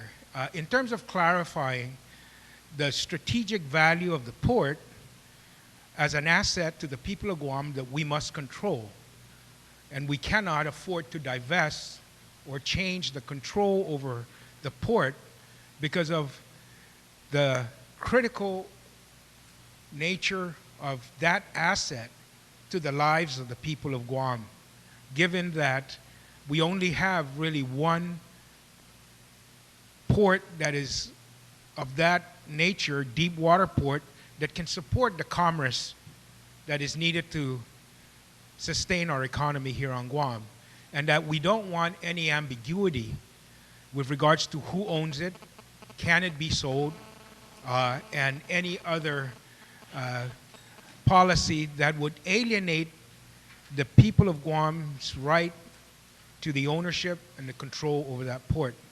And I certainly support him in this bill in making clear that ambiguity in the law, making it absolutely clear with regards to the public policy over the ownership of that port and whether or not it's for sale, ensuring that even though the members that were appointed to the Port Authority of Guam indicated that that is the position they take, they now know that as a matter of public policy, it is the position of the people of Guam as well.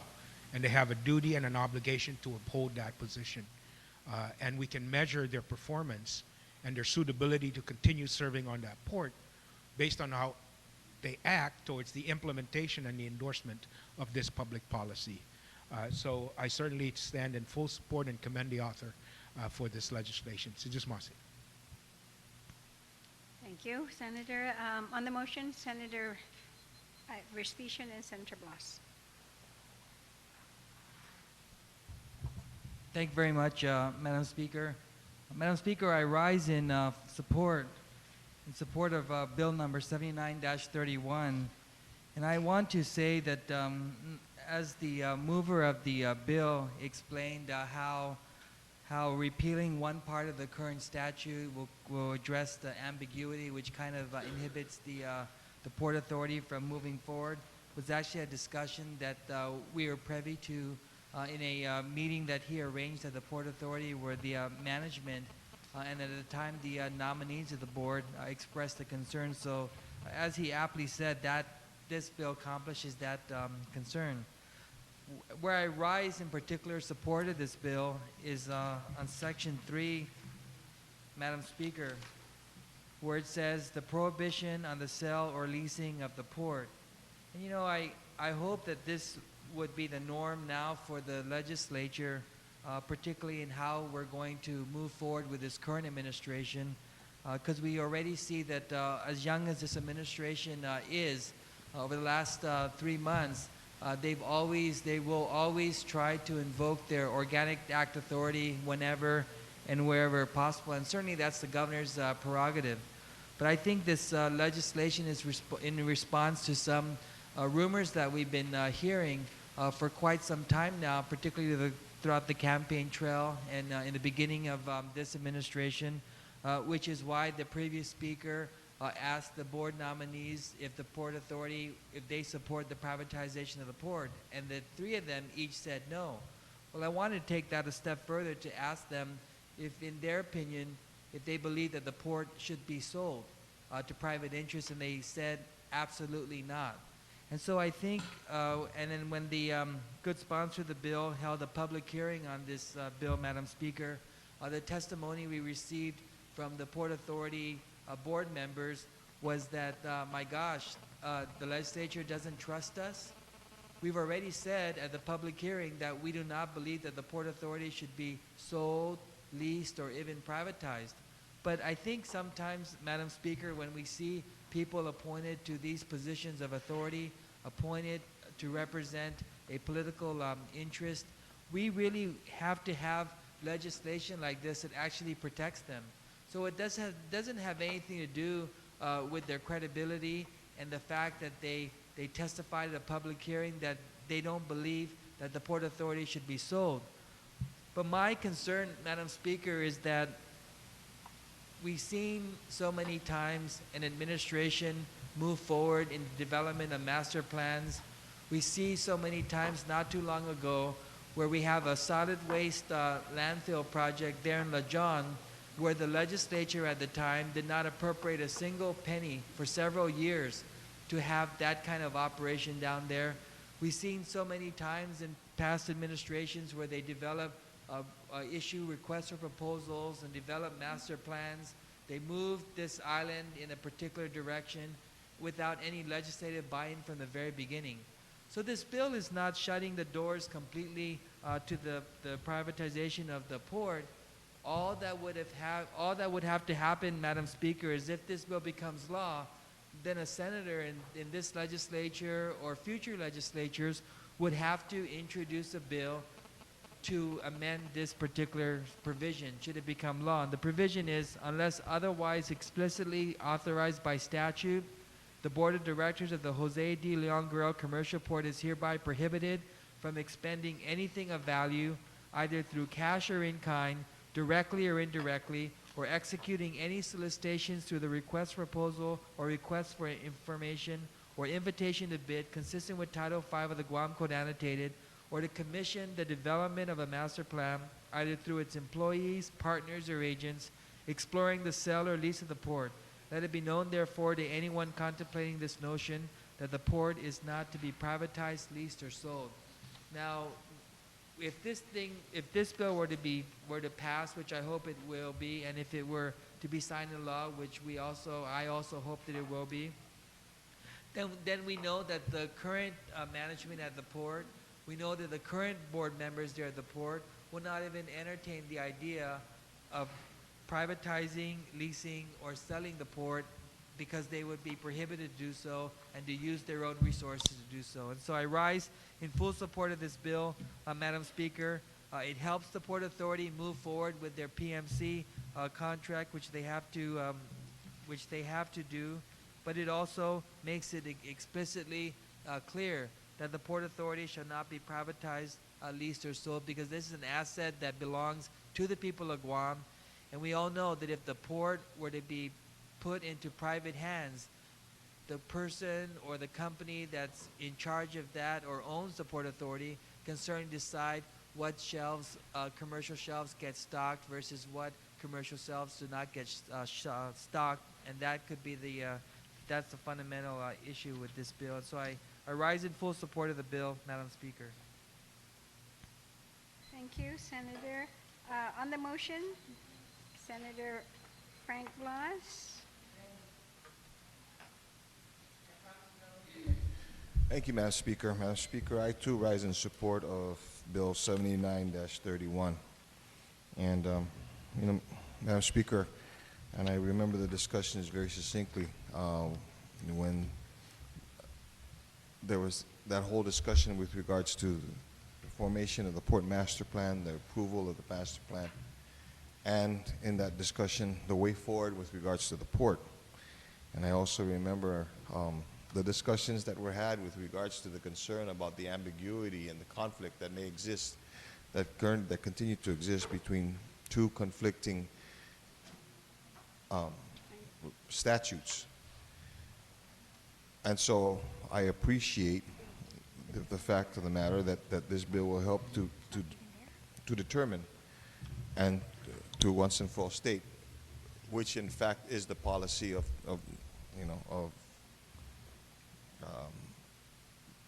that this body is extending to the port with regards to the continued management, ownership of that facility. Madam Speaker, there are some people that can basically state, well, you know what, why not sell the port? Well, first off, Madam Speaker, that is basically our only lifeline into the island. And such as our water, we highly depend on these services, and we highly depend on the efficiency of the services. And because of the activities, that with regards to the military buildup, and even if the military buildup wasn't coming, with the type of just the organic growth of not just that is occurring not just in our island but throughout our region, this is a vital link that we as residents of Guam and we as residents of this region highly depend on. And our port employees, with the assets and the resources they have, and with the future that we're helping them to shape, is ready and is able to tackle those improvements and those enhancements that are necessary, those expansions that are necessary for this port. I most especially agree and appreciate the sentiment, the strong sentiment that is sent in this bill, in that it is the policy and it is the will, it is what the people expect that this port, that our port, be not either that there not be any consideration whatsoever of the sale of that facility.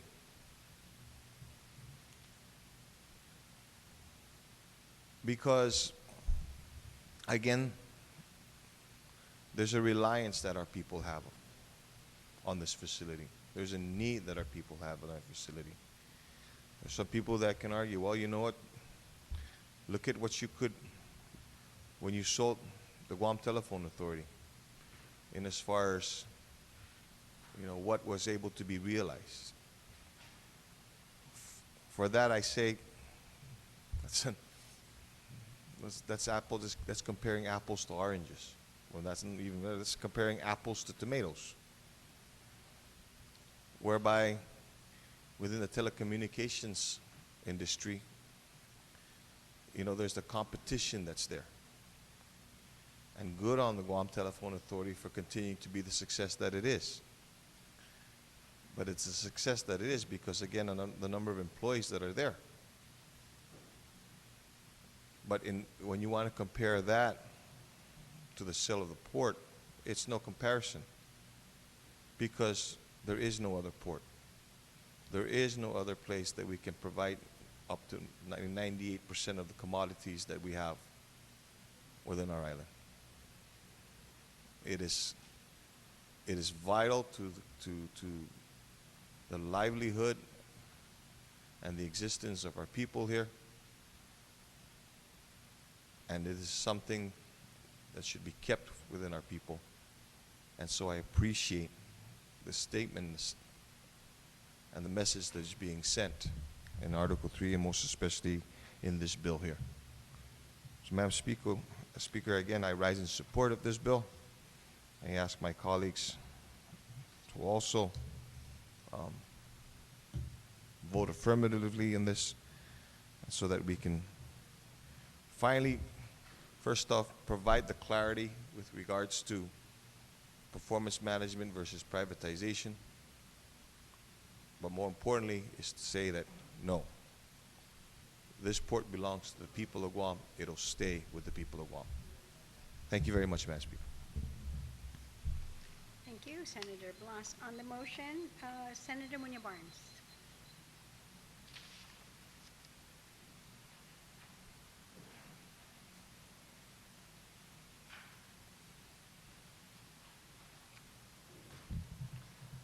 Si Diyos, Mahasi, Madam Speaker, for giving me the opportunity to briefly speak and rise in support of Bill number 79-31, and I want to thank the good author from Manila for giving me the opportunity to be a part of his co-sponsorship. And Madam Speaker, I wanted to say that I was in the 27th Guam Legislature when, that was my first term, when our intentions was to mandate or to really provide a public-private partnerships to allow for an infusion of private capital to the port while ensuring that the decisions of the port will be left up to the management and employees.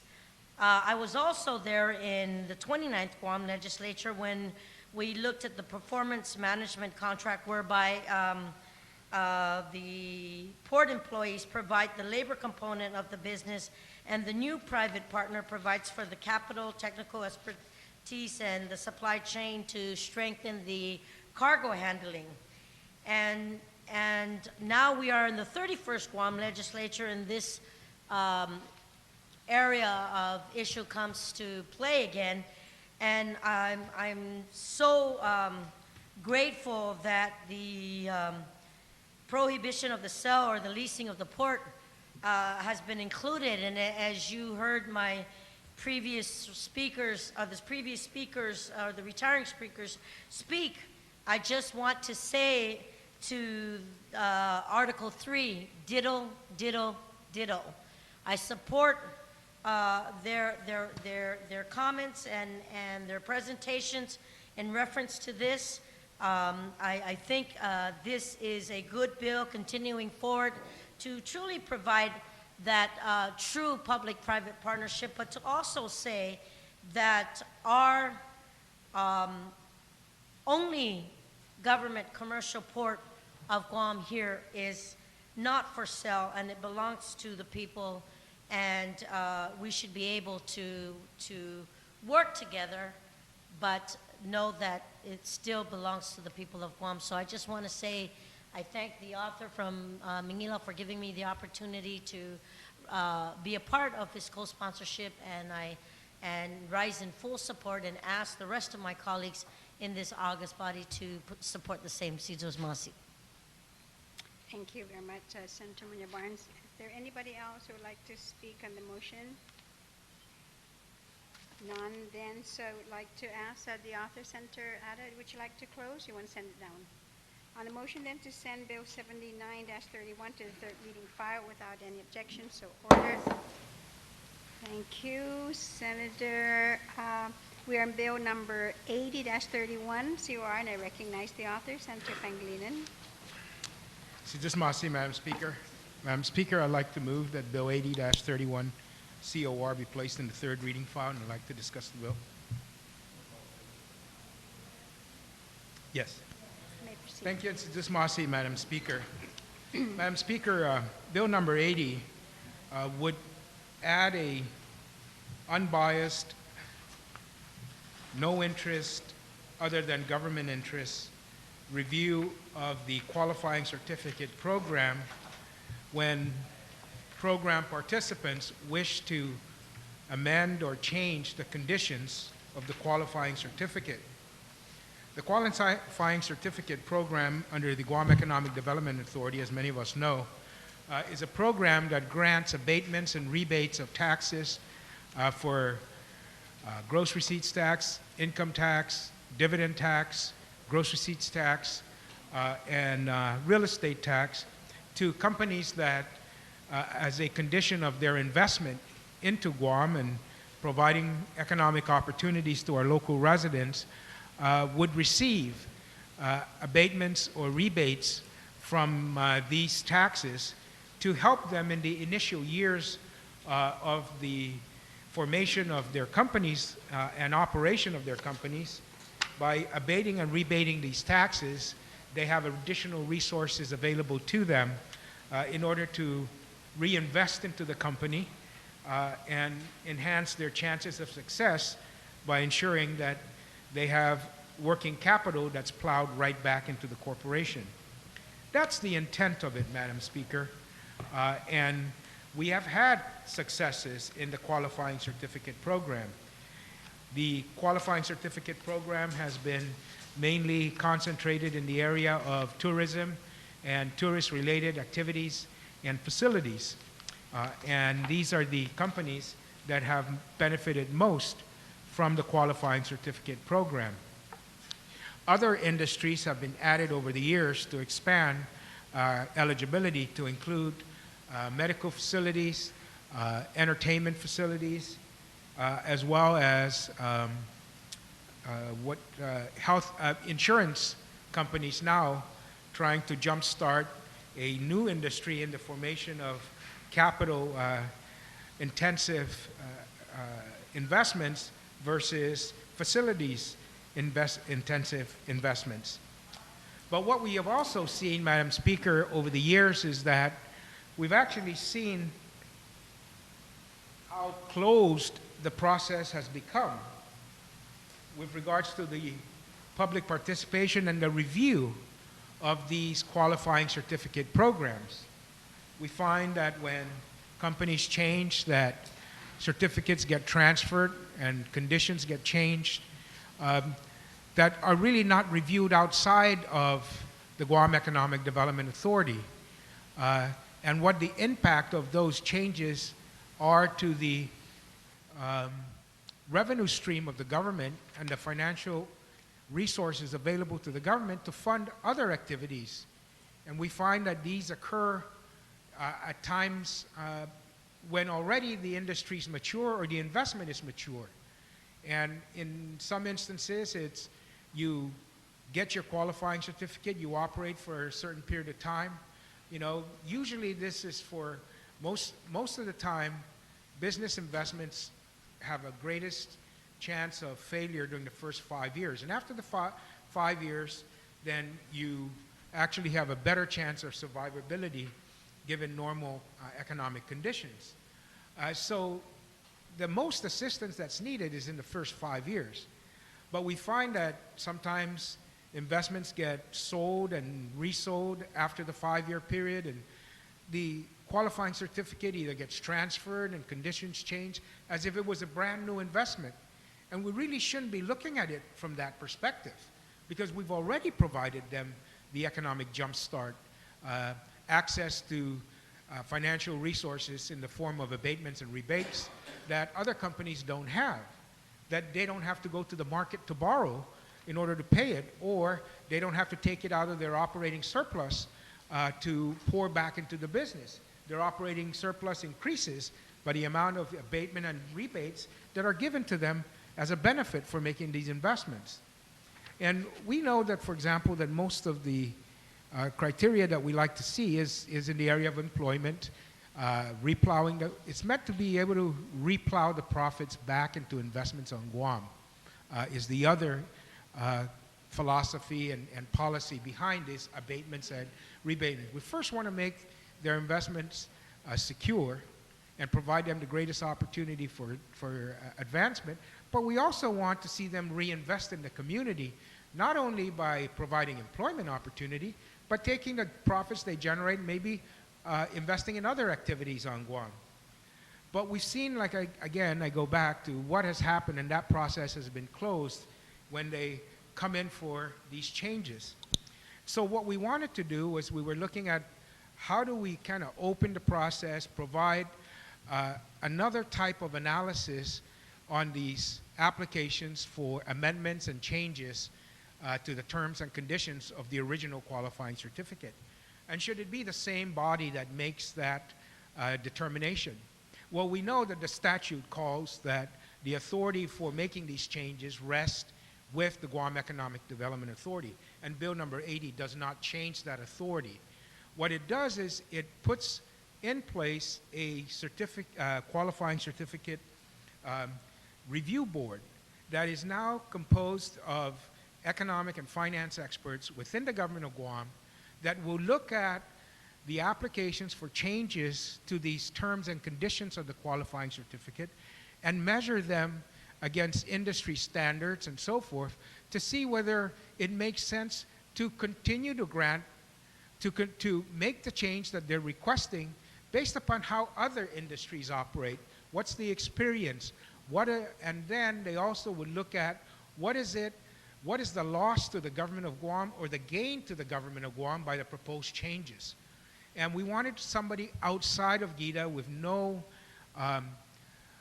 tie to that organization, which has a vested interest. That's how they keep their jobs. That's how they have, income and so forth. So rather than having those individuals that have a business stake at it, you might want to say, to the qualifying certificate's continuance or changes, to have somebody do the analysis and then make a recommendation to the GIDA board based upon the review process and the criteria for review for the board's consideration. So it's not employees who work at GIDA who develop the recommendations to send it up to their boss, who may want to ensure that he's now good friends with the QC holders because they're a client and they want to please him. And all the way down the line, the influences kind of get passed on to, so that by the time the business development section of GIDA makes the review process, they have in the back of their mind what their boss wants, what the board wants, et cetera, et cetera. And so taking that review process outside of that environment to an independent environment, I think would best serve the people of Guam and the government of Guam. And so Section 2 of the bill sets up that process for the establishment of the Qualifying Certificate Board. So it sets the criteria for the review, it sets the membership of the board, and then it would then, again, set the process for reviewing and dealing with the applicant now that has filed his amended or application for amendments or changes. And so that's the effect of Section 2. However, Madam Speaker, during the public hearing process and through additional input received and discussions, the way that Section 2 is written provides very general guidelines to what would be done by the Qualifying Certificate Review Board. And based on that, we went back and drafted additional language that would give more definitive criteria for what the Qualifying Certificate Board would look at when they're reviewing these changes to the application. And that's the amendment that you have passed out, Madam Speaker.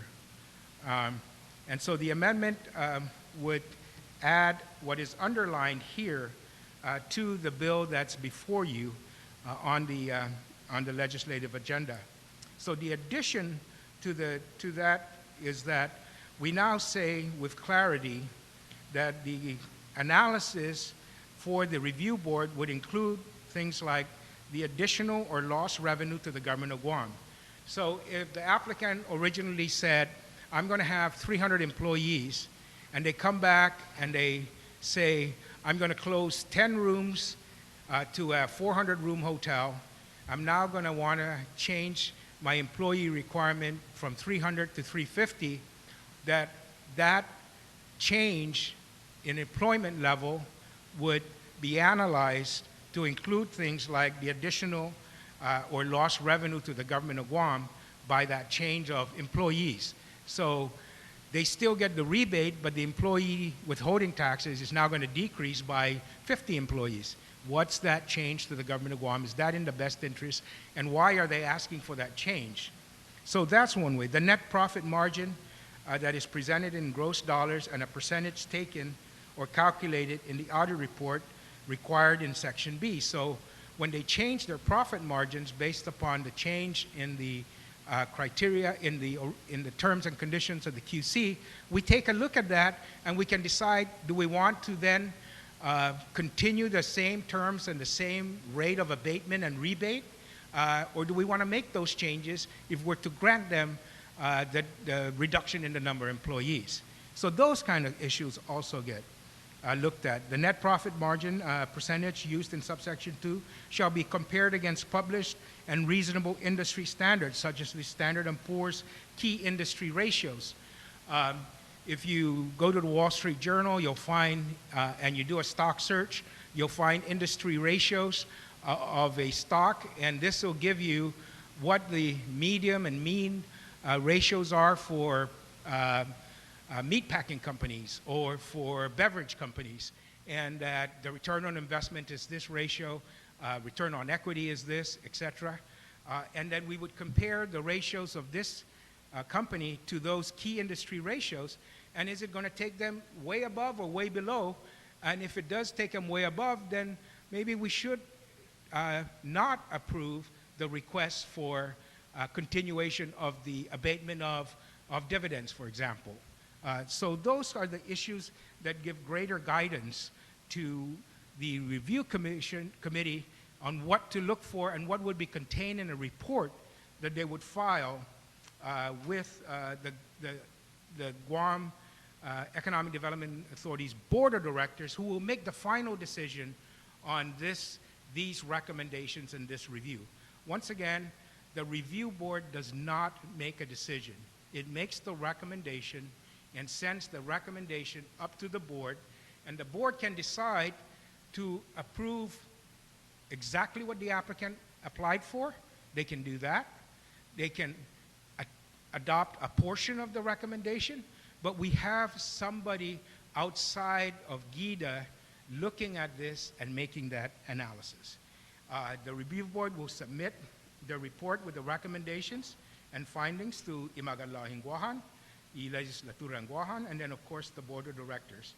And it also puts in the process that the review board meetings will include a public hearing. This was a recommendation that came from GIDA, that if we wanted to make this more public, that we wanted to affirmatively state that a public hearing process would be part of the process, component will be part of the process of the review of this application by the review board.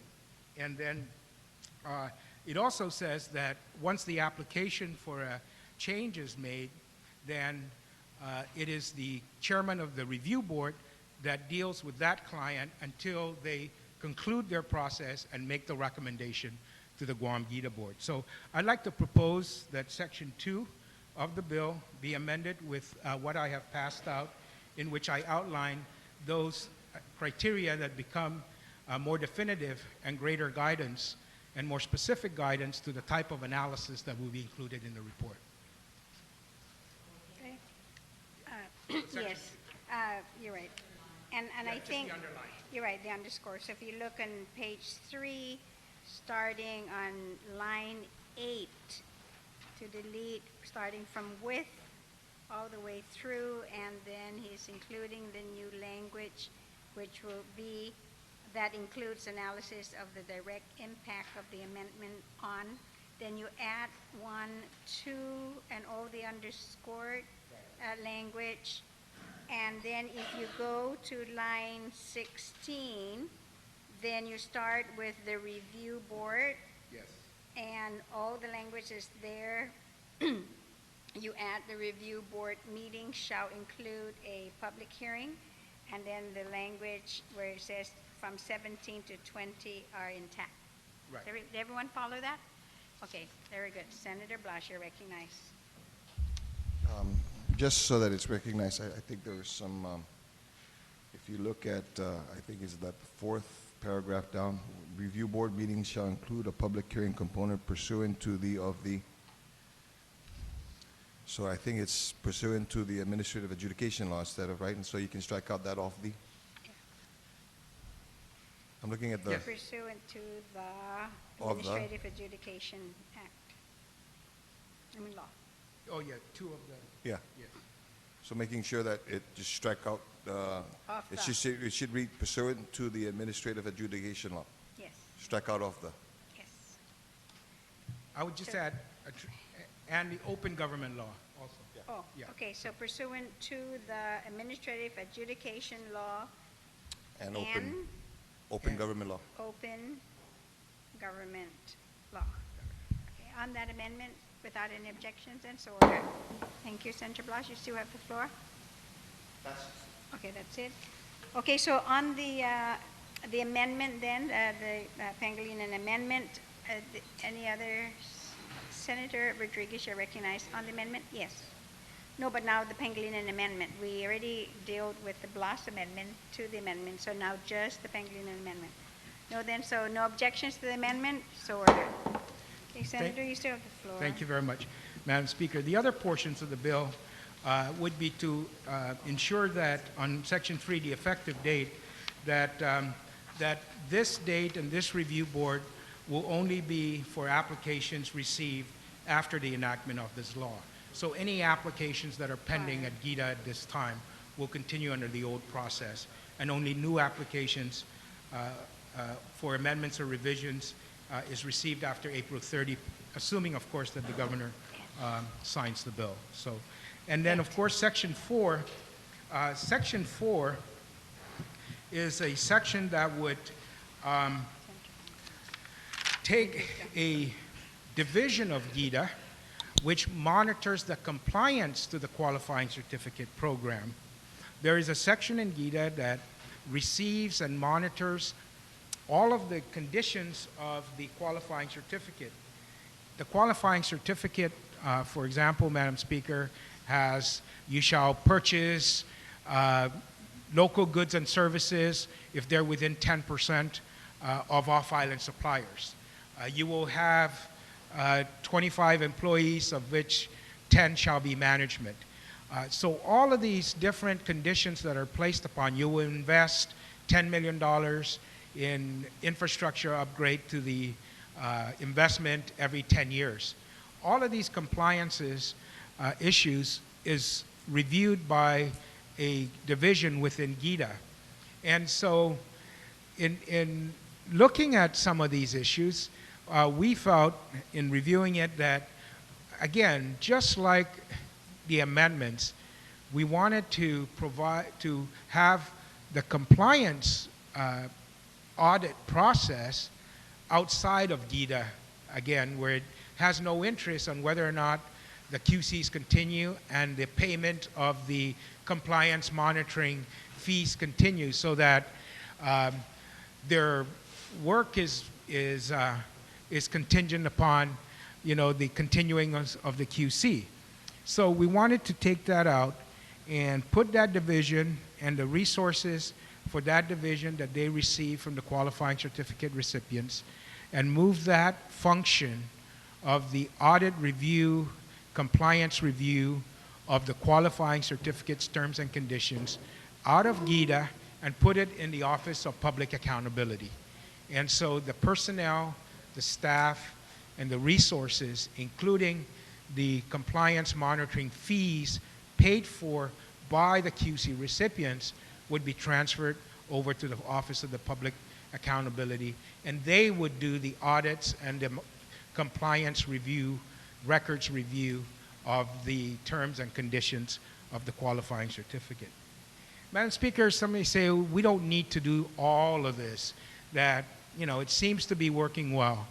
Well, I just think that we want to ensure that we have these separations of issues that allow for a review by somebody that doesn't have a stake in it, so that the qualifying certificate, when you look at it, should be looked at from the point of a macro view versus a micro view. We look at it from, rather than what's its effect on the operations of GITA, which is responsible for this, to what is its contribution and effects to the government of Guam and the people of Guam? What are the benefits that we're going to get? And so when we decide to make a review on the change or not to change these things, it should be from that macro perspective that it should come from. And that's why we're taking it out of that micro entity of GITA and putting it into this macro entity with more expansive membership from the different departments and agencies that deal with the economic health, the financial health, and resources of the government of Guam. To give you an example, Madam Speaker, of some of the things that I've had, we know, for example, that there was a QC in which the applicant came in and applied and promised, as part of their request for a grant of the tax holidays that they get from the qualifying certificate, we're going to employ 94 people and we're going to do all these things for Guam.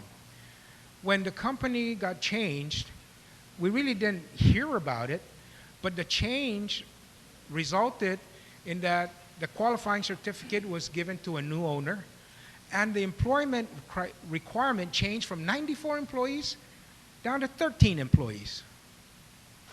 So And yet, they continued to receive the qualifying certificate even when there was a change in ownership and management. How much did we lose? Then we find that all of those jobs and functions that were supposed to be performed by those 60, 70 employees are now being done by an off-island firm in the Philippines.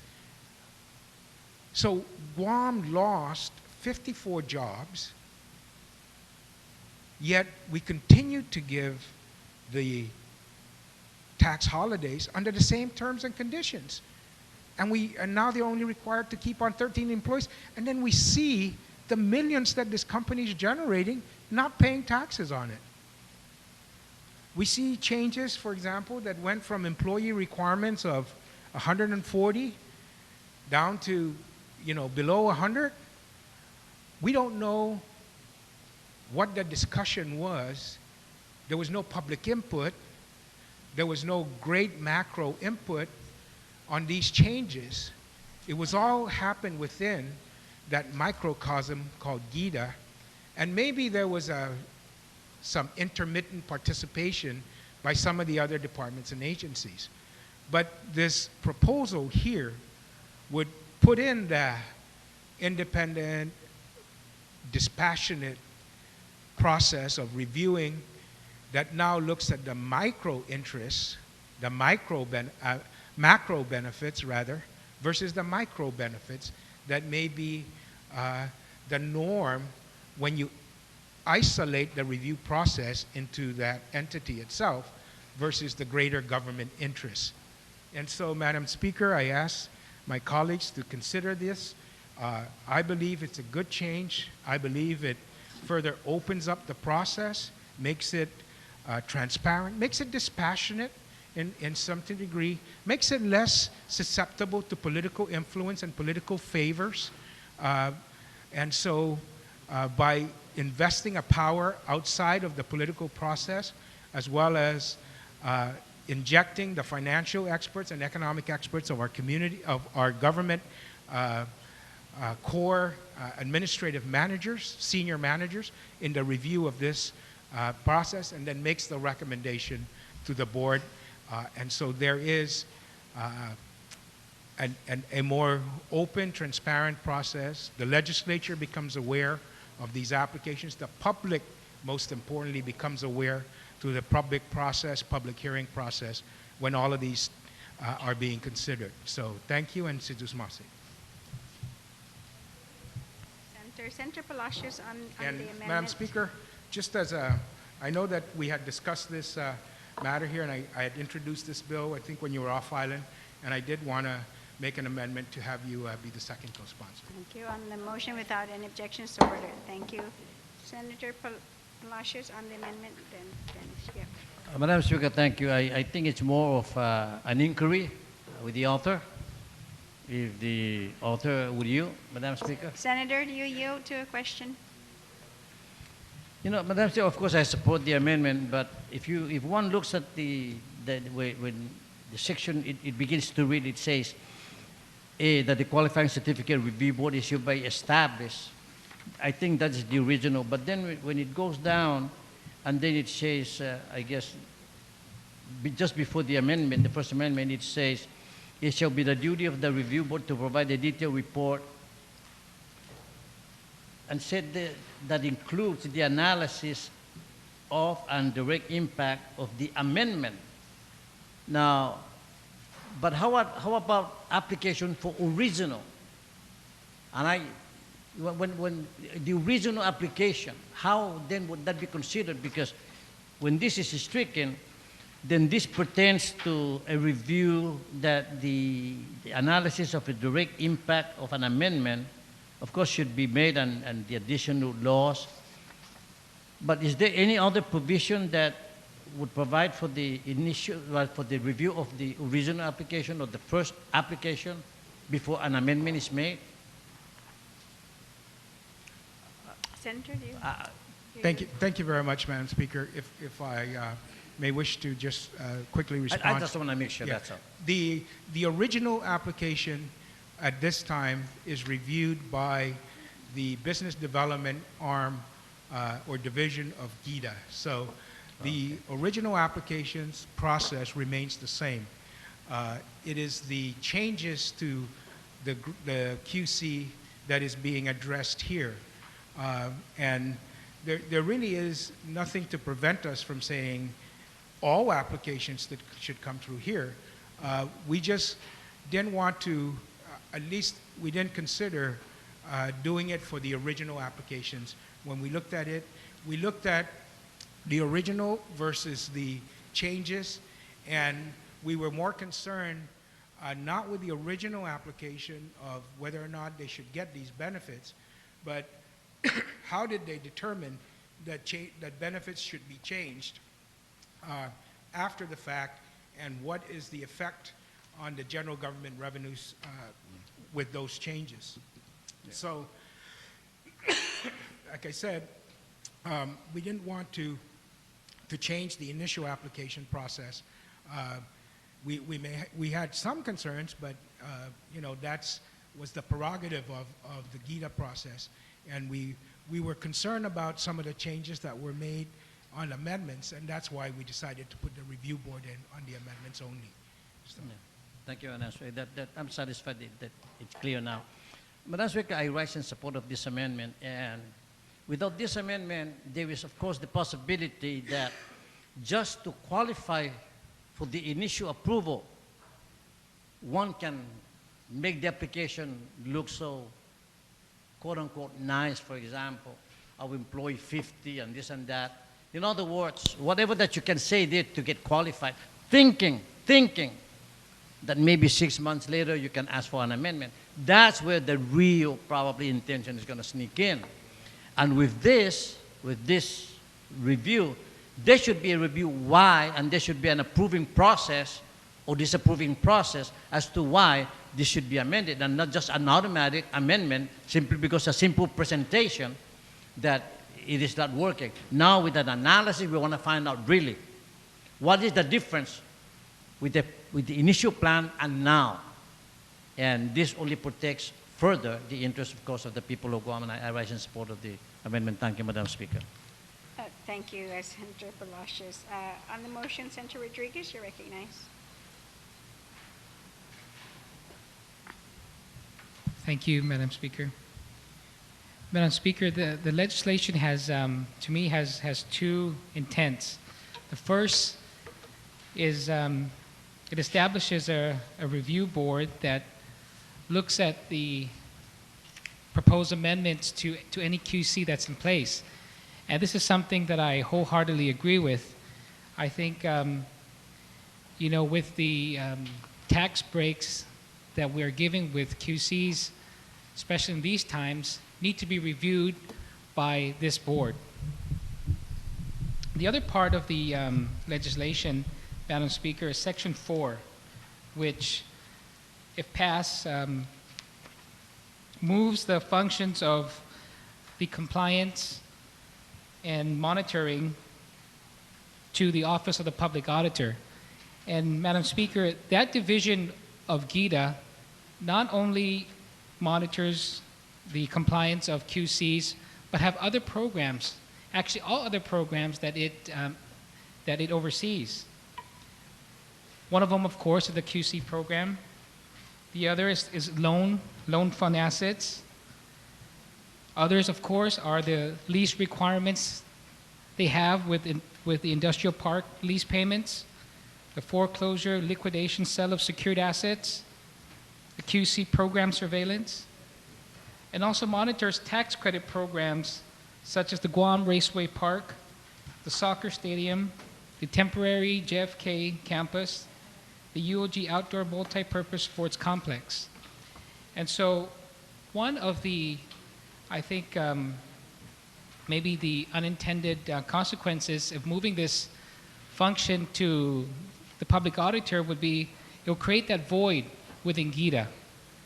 And so I think by putting in place the first intent of this legislation already sets up that mechanism for that transparency that's needed, because now GIDA in itself won't be able to modify any QCs without the Qualifying Certificate Review Board taking a look and reviewing these requests. And so, Madam Speaker, I want to propose an amendment which I've passed out. It will be for section, page 4, line 13 through 24, will be replaced by the following. The Office of Public Accountability shall annually audit the qualifying certificate program, including all reviews and recommendations by the Qualifying Certificate Review Board created by 12 GCA subsections 58-148. The audit shall be conducted by independent auditors selected by the public auditor, shall be under the direction and supervision of the public auditor, and shall be paid from the annual fees collected by the authority under subsection 58-143. In the event any entity of the United States government, such as the Department of Interior, makes an audit of the qualifying certificate program, the public auditor need not cause another audit to be done for that particular year, as long as the audit is made available to the public auditor and to Iles de Turanguahan. So, Madam Speaker, by deleting that section and keeping the compliance and monitoring section still with GIDA and putting in this amendment, we'll still have that checks and balance. We'll still have that third party look at the way the monitoring and compliance are done.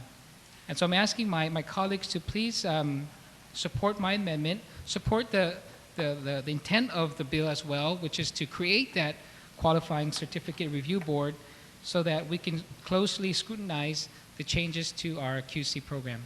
Thank you, Madam Speaker. On the amendment, the Rodriguez amendment, Senator Pangilinan, you recognize. Thank you, and Sijismasi, Madam Speaker. Madam Speaker, our intent in Section 4 was not to take all the resources of the Compliance and Monitoring Division of the Guam Economic Development Authority that may be performing functions for other programs of GIDA, such as the loan, the asset sale, etc., out of GIDA into the public auditor or the Office of Public Accountability. The intention was just the equipment, supplies, and personnel that perform qualifying certificate monitoring and compliance function through the Office of Public Accountability. And again, we wanted to separate the compliance and put it at a third party that has a dispassionate interest, no interest in continuing a QC. All they're interested in is compliance, that they don't have a vested interest in a client continuing to receive a QC. They're not going to be lax about it because it may affect the revenue of GIDA if they don't get their QC doesn't continue because they don't have the compliance monitoring fee given to GIDA. So these kind of issues, I think, always weigh on the individuals involved. So we wanted to have just a different set of eyes looking at it from the issue of compliance to the terms and conditions of the qualifying certificates that are granted to GIDA, by GIDA to these companies. And so completely remove it and not have it mingle. It's kind of like, for me, the same as when you're in business, that you want to make sure that the person who receives your daily receipts and counts them really isn't the same person that deposits them, because you want to ensure that what money went in the bag gets deposited and that it doesn't have a chance to be compromised in between. And I say that this will ensure that the review of compliance to the terms and conditions, the Office of Public Accountability would only be interested in the compliance section. And so that would be my take on the matter, and I believe that it would be a further protection by ensuring that the compliance monitoring is also outside of GIDA.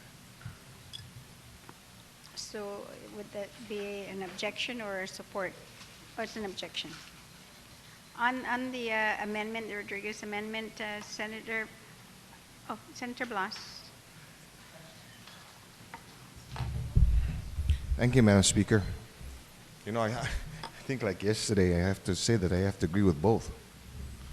But I have to agree with both because I see, if you look at the two, ma'am, I see the value actually in both provisions. Whereas in one section, in one area, we want to ensure, and with the intent and the purpose of the bill, is basically to provide a review process for those qualifying certificates that are either being amended or being extended or you know. And then on the other side, past that process of wanting to amend and extend is that continuous process of ensuring that no matter what the agreement was made, that there is a constant monitoring, there is a monitoring of that company to ensure that they continue to follow the mandates and the agreement as set out in the QC. Whereas in one area, the monitoring doesn't necessarily have to preclude or doesn't have to follow as a result of an amendment to the QC or the extension to the QC. It's just the fact that there's the QC, it exists.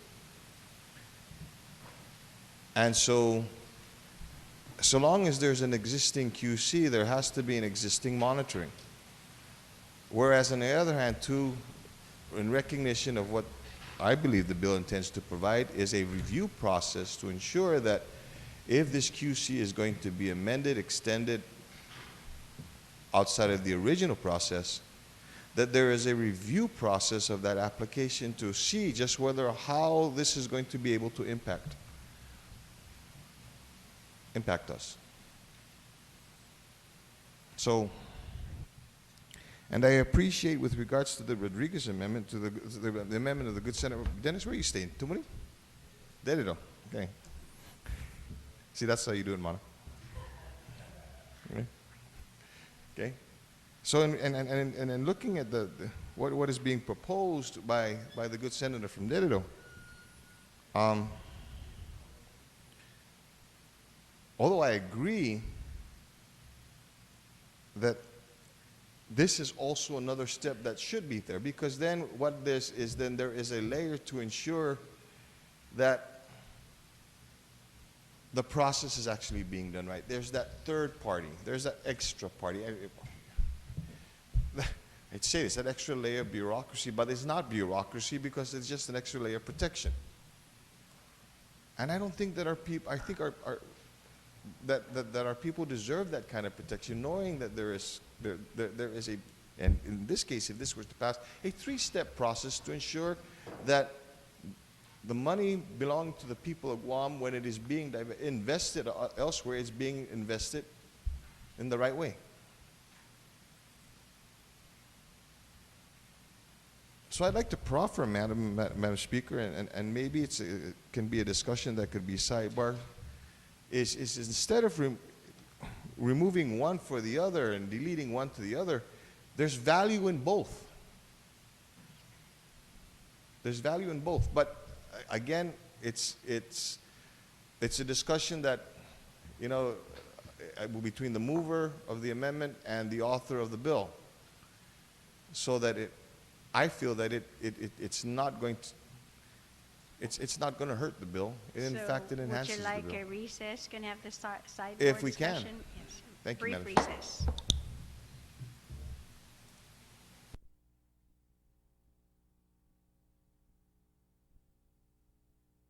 Blanche, you still have the floor. Thank you, Madam Speaker, and thank you for the opportunity to have that sidebar. And I think that as a result of the sidebar, I was able to have the discussion with both the mover of the amendment and the author of the bill, and as a result, I think there's a compromise that is amendable, that I'm amendable to as well, and so I will let between the two go ahead and proffer the necessary amendment so that it stays true to the true original intent of the bill. Thank you very much. You're welcome, Senator Blas. The other two I know are still in the main motion, which is Senator Ada and Senator Mabini, but we're going to have to wait for this. Yes. Unless either one of you wanted to speak on the amendment. Okay. So Senator Rodriguez then. Thank you, Madam Speaker. Madam Speaker, I'm going to, how do we do this? Motion to withdraw. Motion to withdraw, and then I have a new So amendment. on the motion then to withdraw, no objection, so ordered. Senator, you still have the floor. Thank you, Madam Speaker. Madam Speaker, same page 4. I want to delete lines 14 for the purposes and intent directly and indirectly provided in this act. And then part of line 15, delete act and start off with the Guam Economic Development Authority shall transfer personnel, office, and computer equipment, material supplies, and other assets used to perform before perform, to add the word directly. So we directly perform qualifying certificate monitoring and compliance functions to the Office of Public Accountability. I think that way, Madam Speaker, it's pretty clear that we're not transferring the whole compliance and monitoring of GITA. And if it's just one person that does the compliance and monitoring for the QCs, then that would be that person. So that would be the amendment, Madam Speaker. Okay, so on page 4 then, which is line 14 and 15 up to the word act, That's and right. then start out with the sentence down to lines 17 at the word directly before perform. That's correct, Madam Speaker. On the amendment, without any objection, so ordered. Thank you, Senator. Now on the main motion, I recognize Senator Tony Ada. Okay, ladies first, Senator Sam Mabini. Such a gentleman. Such a gentleman. Thank you. Thank you, Madam Speaker. You know, I have to commend the author about for presenting this particular bill. This whole notion of a qualifying certificate was something that was brought to my attention fairly recently, and I got real interested about the whole QC process and the actual 12 GCA Chapter 58. I mean, that particular legislation is, about 31 pages long. Was originated back in 1994, if I'm not mistaken, and so it's been 17 years, and there's been some modifications along the way. And and if I reflect back in 1994, those were days when tough economic times as well.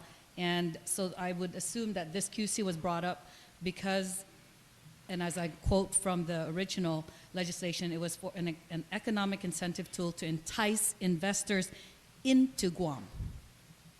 And we're now in a situation where we have a lot of companies who are now on Guam and who are doing really well, but are really taking advantage of this. And since revenue generation is a problem that we have on Guam, the public sector, this is an area that I'm so glad that the author is focusing in on. And as I was reviewing the original law, it surprises me to read that companies can get up to 75% rebate off their income tax. They could even have the certificate last for as long as 20 years. And they could even negotiate that in place of the percentages, that perhaps they can double up their time of the ownership of the QC. And so, yes, there are lost revenue for our government. And I think this is a good start of the review of this particular legislation. And I fully support this, and I hope that we will continue reviewing this QC certificate. It irks me to hear certain corporations who I know are doing very well on Guam, who chuckle at the fact that they greatly benefit from this one QC. In fact, I have to share that some nonprofits have also shared with me that they go to GITA looking at their list of who has the QC, because they know these companies have that extra funds to donate. And so here's a company not giving revenue to the government of Guam, but looking really good in the newspaper, giving thousands of dollars to schools or to nonprofits, when perhaps it should be coming back, into our public sector. So anyways, yes, I commend the author. I do have just one suggested change, and it's just to keep uniformity, if I would, on page 4, and I would suggest on line 11, and to coincide with line 18 on page 2. On page 2, you'll see in line 18, review all applications requesting to amend original or amend QCs or extensions of QCs. And so I would just suggest if we could add the word extension. It's a small amendment on page 4, line 11. Applicants whose application for amendment, comma, revision, comma, or extension, because from what I understand, those are some of the applications that are still coming in. So in line 11, after the word revisions, to add the word extension? Yeah. Or extension? Or extension. Yeah, and it's just to keep it uniform. But again, I support. So Great, an thank you. amendment without any objections? Thank you, or- Madam Speaker. Okay. Thank you, Senator. Senator Tony Ada. Thank you, Madam Speaker. Madam Speaker, I'd like to proffer an amendment onto page 3, line 23, starting at the word "the." And this is just to keep in with the amendment that was submitted earlier for lines 18 to 20, where it says the review board shall submit their report with recommendations. So if we can just amend the review board on line 23, starting at line 23, page 3, the review board in processing all applications may recommend amending, reconsidering, suspending, and or revising all applications. Just as the review board is just to submit recommendations to the board, so we just want to keep that uniform in both the amendment and the main bill. One moment again, please. The review board in processing all applications May recommend recommend. Okay, so you're adding the word amending, recommend. reconsidering, suspending, and or revising. And or revising. Okay, does everybody understand the amendment? An amendment without any objections, so ordered. Thank you. Thank you, Madam Senator. Speaker. Any others? Yes, on the main motion. Okay, Senator Tyron, you're recognized. Thanks, Madam Speaker. I'm not entirely convinced that this is the right program, and I'm probably the only one who feels this way. But if you look at the qualifying certificate program, you got to look at the main intent of the program. It was a program that was established to serve as an incentive to encourage economic growth, develop jobs for Guam, and over the years it's been proven successful. And my colleague from Barragata mentioned earlier that it adds an extra layer of bureaucracy, and that's what concerns me. Is while we're trying to encourage economic growth here, I'm afraid that adding any extra layers of bureaucracy will do the exact opposite of what we intend to do with the qualifying certificate program. I understand, and I see that the program could use some work, and there could be better enforcement and monitoring of those who qualify for this program. But I don't know if I really agree with the fact that we're going to make it more difficult for people to come into Guam and invest here. Perhaps we could look at the program and look at how we could modify maybe the length of time that people are allowed to qualify for this QC, as opposed to adding more and more layers of bureaucracy and making it more difficult. Thank you, Madam Speaker. You're welcome, Senator Tyron. Anyone else like to speak on the main motion? Okay, Senator, would you like to close? Thank you, and Mrs. Masi, Madam Speaker. Madam Speaker, just wanted to address the retiring speaker. I don't believe it adds an additional layer of bureaucracy, because this process is only those that have already been given a QC. So it's not the initial investment. The initial investment and application process for a QC for the first time is the same process. We're not touching that. So any person who wants to come to Guam, make an investment, doesn't go through this process. This process is only for those who are awarded a QC, have been in operation, and then come back and want to change the terms and conditions. So it would not inhibit anyone by saying that now I have an extra process to go through at the initial portion. I do admit that once you're up, once you're operational, once you got your QC, that if you wanted to change the promises that you made to the people of Guam, we're going to have a different review process and a different group review the changes you're recommending, and then it goes to the board. But the initial investors, this is not an additional step that they go through. Those steps remain in place with no additional requirement for any review process other than what is in place now. So it doesn't do that at the very beginning when you're deciding whether to invest in Guam or not. And it is only when you want to change the promises you made to the government of Guam on what you were going to do if you got those abatements and rebatements, do we now have to get a different group to take a look at it and make the recommendation to GIDA.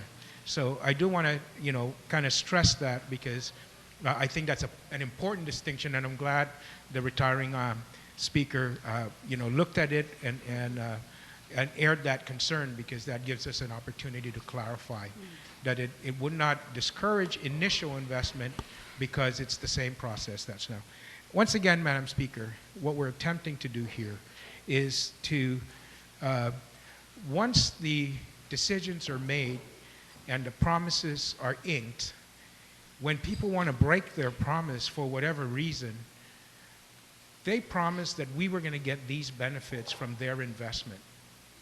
And when they want to say that they want to change that the same people who were promised those things are not the only ones going to be looking at it. That it now doesn't get reviewed again, I stress and repeat myself, and I'll do it very briefly, from the micro level. Now the change should be, and the review should happen on the macro level, because the promises they made to the people of Guam were supposed to benefit the entire community from employment, from investments, and when you change that, what does it do to this larger community, and not just that smaller community of the GIDA and its operations there? And I think this is a good process that will ensure and inject a more open process for the review of these changes, and a more critical and unbiased review of the benefits and that are to be made and the impact it would have on the greater community. Thank you, and see this motion. On the motion to send Bill 80-31 COR to the third reading file without any objections, so ordered. Bill 83-31 COR, recognize the author, Senator Respicio.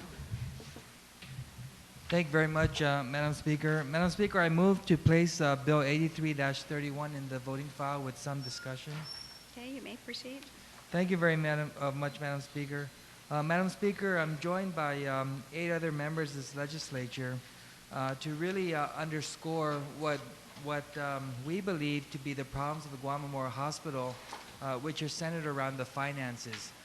The introduction of this bill came on the heels of when the board of the Guam Memorial Hospital Board of Trustees was relieved of their duties, Madam Speaker, where essentially they were fired, claiming that there's a lot of things that needs to be done with Guam Memorial Hospital in order to move that hospital forward. And the governor went a step further to also place a management team there at GMH. Well, Bill 83 really, in my opinion, underscores what the problems are at the Guam Memorial Hospital, and really it's centered around finances. And I'm very happy that 8 other senators here agreed to co-sponsor this bill. And what this bill will do, Madam Speaker, it would really require that the Guam Memorial Hospital post on a bi-weekly basis all the monies owed to it, so that we're very clear, like in item 1, how much the government of Guam owes the Guam Memorial Hospital, even the federal government, which include amounts due and paid from the U.S. government by way of Medicare, from the government of Guam, Medicaid, the medically indigent program, the workers' compensation, and from other governments, including various freely associated states, and the receivables from each entity shall be individually labeled and entered. And so we're also very clear how much is owed by way of compact impact promises to the Guam Memorial Hospital. In item 2, Madam Speaker, we also need to know, and this information must also be posted on a bi-weekly basis on the Guam Memorial Hospital's website, health insurance receivables, billings, and payments, which include all amounts due and paid from individual private sector health insurance providers, and receivables from each entity shall be individually labeled and entered when the total amount due from each entity amounts to $10,000 or more, and that the receivables from entities in this category amounting less than $10,000 or more shall be entered as a lump sum payment. What is very important in this category, Madam Speaker, is that we would do this by aging. And so we'll note that any amounts owed to GMH, we want to know if they're aged 30 days, 60 days, 90 days. And we also want to know if all receivables owed to GMH are being treated equally. And if not, we want to know why. We understand that in the case of compact impact reimbursements or reimbursements owed to or payments owed to GMH by the local government or the federal government, we understand that there may be some payment issues.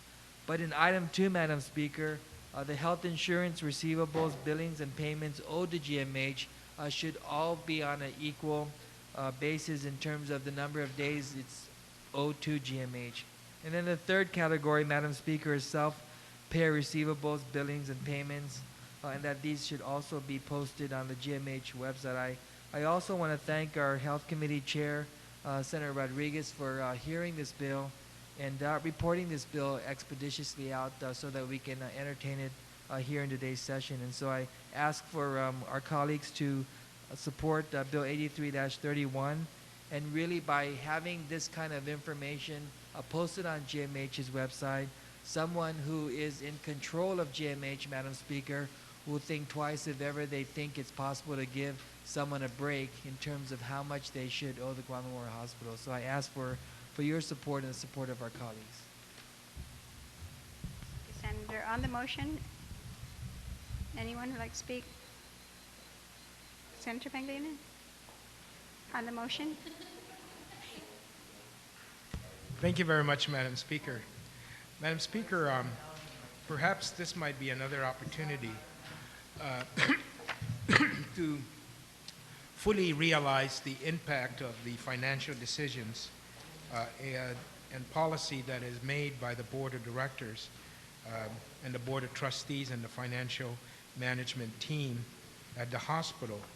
And maybe what I would like to maybe just make is a blanket amendment that would go to all sections of the bill, and we would put in language that would show the discounts granted to these entities. So under government receivables, if there were discounts given to the government for Medicare and so forth, that those discounts would be reflected. On number 2, on the health insurance, that there were discounts granted, that the discounts would also be identified.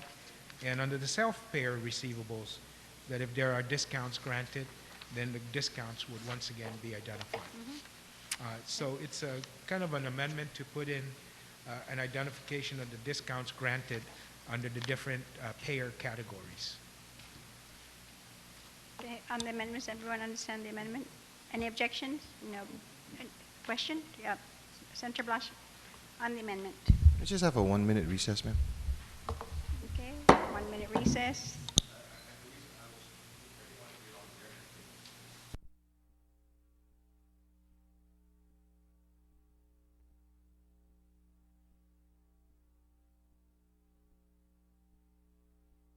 Thank you for the opportunity to have that discussion, and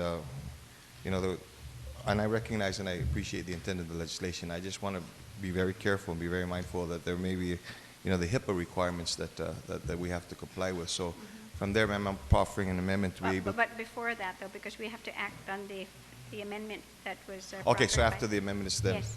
So on the Pangilinan amendment, and then Senator, you are going to provide the actual language to the clerks, but it's identification of discounts granted or given by the hospital in subsections 1, 2, and 3. Okay, on that, without any objections, so ordered. And Senator Blush, you still have the floor then. Thank you, Madam Speaker. Madam Speaker, with regards to concern, you know, that we're recognizing that there are some protections, you know, provided to those individuals that receive health care, and so that that those protections are not compromised. I propose a new section 3 to the bill, and I will write it out, but this new section 3 would basically state nothing in this act would violate the HIPAA requirements.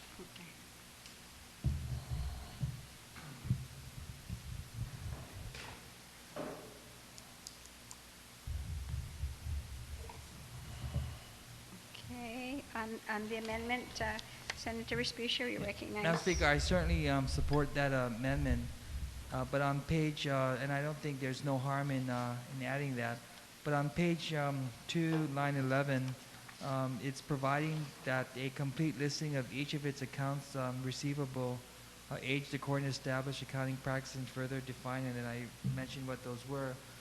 The thought processes behind this posting is that it wouldn't, they can put like patient 1, 2, patient 2, patient 3 for the self-payer categories, but in the but in item 2, in item 1 and item 2, I don't think there would be any violation of the HIPAA federal laws if we were to name which health insurance companies owe the Guam Memorial Hospital, or whether it's the MIP program, or whether it's the Medicare program owing, or the workers' compensation program owing the federal government, or owing the Guam Memorial Hospital. But in the case of the self-payer category, they would be labeled by account. So it can even be by the account, and it just, I mean, GMH will have to figure that out so that they're not in violation, and I rise to support the amendment so that they don't have any excuse to not implement something like this because they're afraid that they might violate such requirements. So on the amendment, and Senator, you are writing, and it's going to be something to the effect that says nothing in this act shall violate the HIPAA law. Is that correct? Okay, so on that amendment, without any objections then, so ordered. Senator, do you want to close? You want me to send it down? So on the motion then to send Bill 83-31 COR to the third reading file without any objections, and so ordered. And I need somebody to, yes, thank you, thank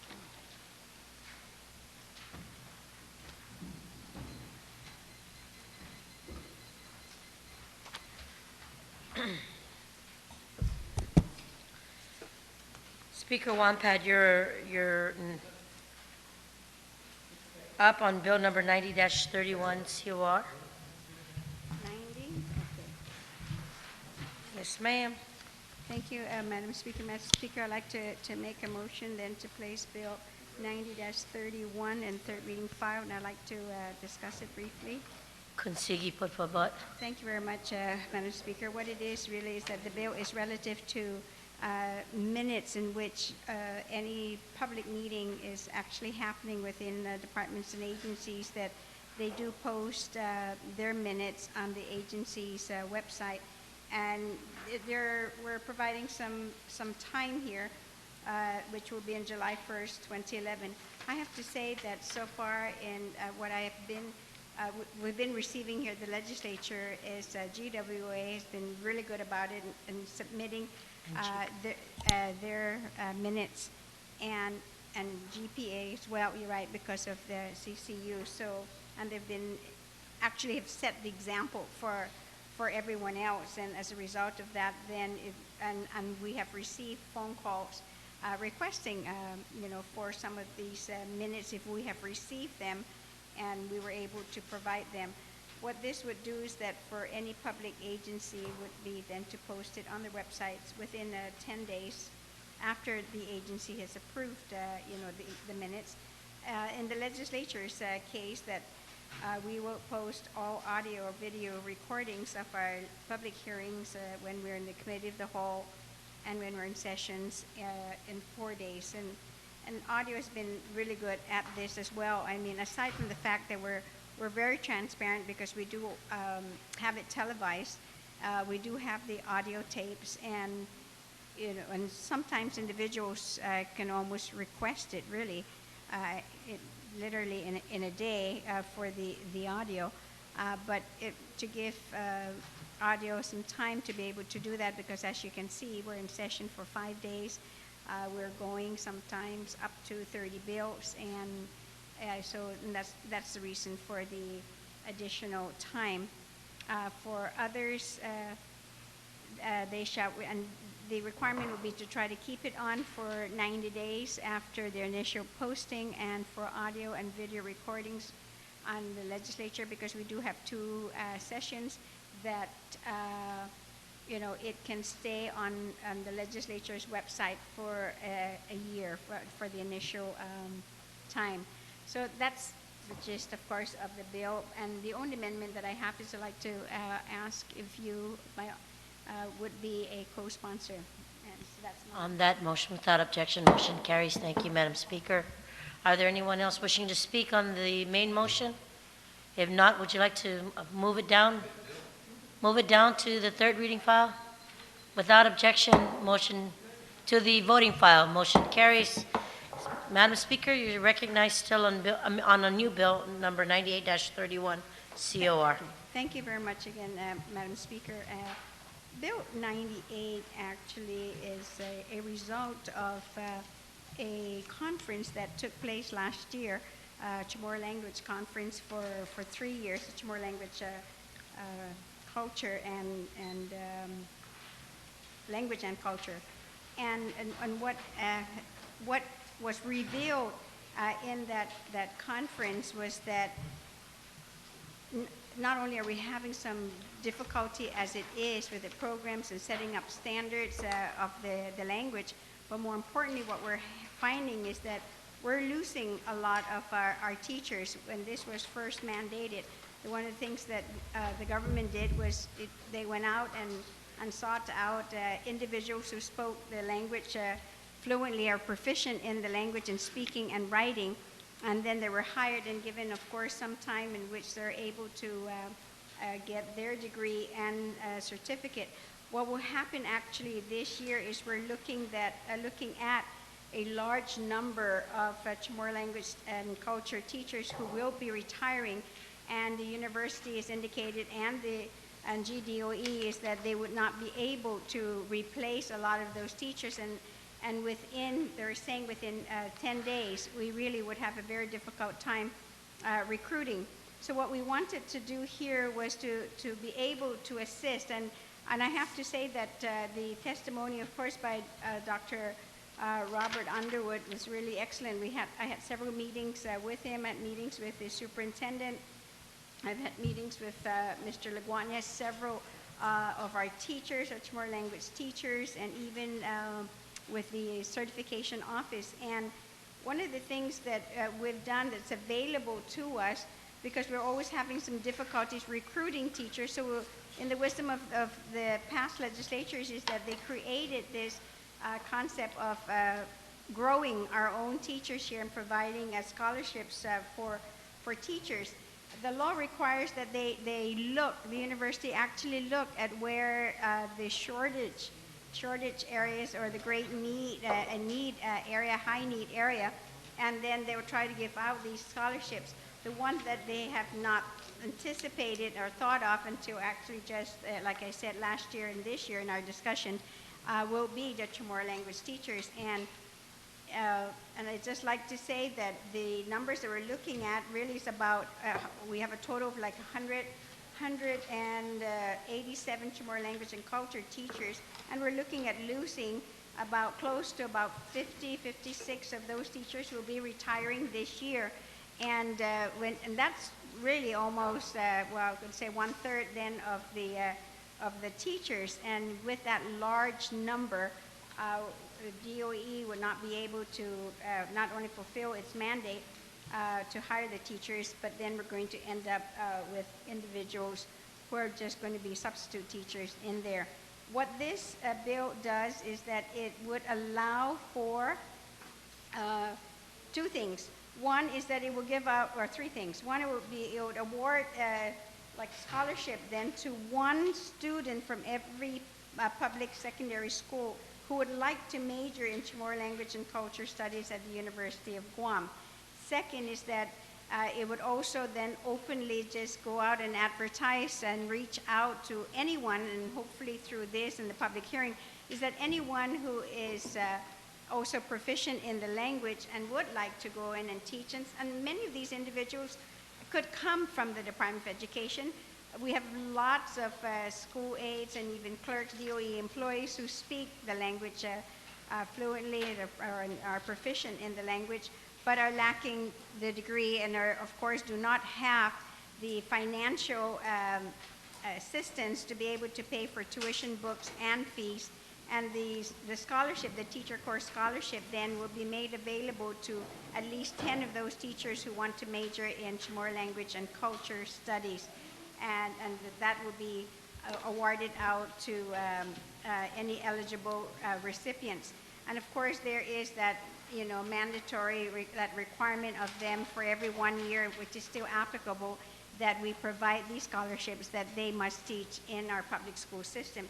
The third group are teachers who are currently in our system and would like to make that switch. They're proficient in the language, they're certified teachers, maybe in a different subject areas, but what they want to do now is go back and get the additional courses that they need to meet the certification requirements, that those teachers then will be eligible again for the scholarship. This is really more like a fast track in a way, and I hope a lot of teachers will be willing to do this, and especially for some of the areas in our school system, in subject areas that's been saturated. And so it'd be great to, and it's closely related, to get these teachers to be able to go back to university, get this financial assistance, and get their certification. The other thing that I think is also important, and that's what the bill is really all about, but there are many recommendations that we're currently working on to be able to address this, and I know one of it will be the immersion program, and I have to say that the Department of Chamorro Affairs has been really helping with their Chamorro classes there, which is like an adult immersion program, but also the children immersion program we've got in place. Yes, the academy, the charter academy, but there is a recommendation that rather than just wait for the charter, that we seriously consider maybe that the superintendent and the board truly consider doing that immersion program, so that then we would, because we really can't wait until, whenever we're able to get that percentage of faculty and staff to buy into it. So there are many steps. This is only really the very first that is being provided. There are other draft legislations that I will be introduced as soon as we're able to iron out some of the concerns, not just by the teachers themselves who are teaching, the university who is working closely with us on this, and the Chamorro Studies program, and even the Department of Chamorro Affairs. So that's what this bill is all about. And I know, and I've spoken to my colleagues, and of course I apologize. I'm sorry that Senator Yamashita is not here, but I would like to add her on as one of the co-sponsors as well. On that motion, without objection, motion carries. Speaker Wampat, you're still recognized. That's it, basically. Thank you, Madam Okay, anyone Speaker. else wishing to speak on the motion, on the main motion? If not, Speaker Wampat, motion to move it to the voting file? Yes, ma'am. Thank Without you. objection, motion carries. We have two more bills on the agenda. Bill number 100-31 COR. Senator Tony Atta, I will recognize you, and then we have suspended Bill 35. Thank you, Madam Speaker. Madam Speaker, I make a motion to move Bill 100-31 down to the third reading file. Speak on it briefly, please. Please proceed. Thank you, Madam Speaker. Madam Speaker, Bill 100-31 is an act just to add a new 4125 to Chapter 4 of 17 GCA relative to encompassing internet safety in our public education curricula. You know, Madam Speaker, Bill 100 would just require the Guam Education Board to adopt a policy to include internet safety in all classes where GDOE students may use the internet. You know, we know that the internet has expanded our learning opportunities, and we know that the schools really make use of this internet technology to where they can go online and research for their classes and know how on computer classes, know how to use the internet, but we want to make sure that they use it safely. You know, countries, you know, the internet has just made the world smaller. You know, our countries and cultures, histories and governments are just a few mouse clicks away. But coming with that, also, unfortunately, comes the dangers of child predators, identity thieves, and also pornography. And we want to make sure that our children know how to use the internet safely to where they can stay away from these sites, stay away from areas that are of danger. And we want to make sure that they know how to use the internet by the way of them being taught on what they need to look out for, how to properly go into a site as to what they're researching. And as our school acquires more technology and more access to the internet, we really need to teach them to learn how to be vigilant and to recognize and know how to report these dangers to our school officials.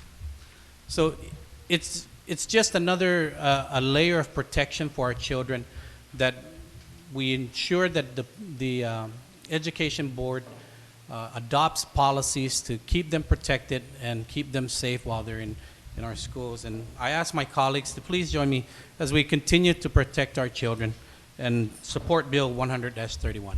Thank you, Madam Speaker.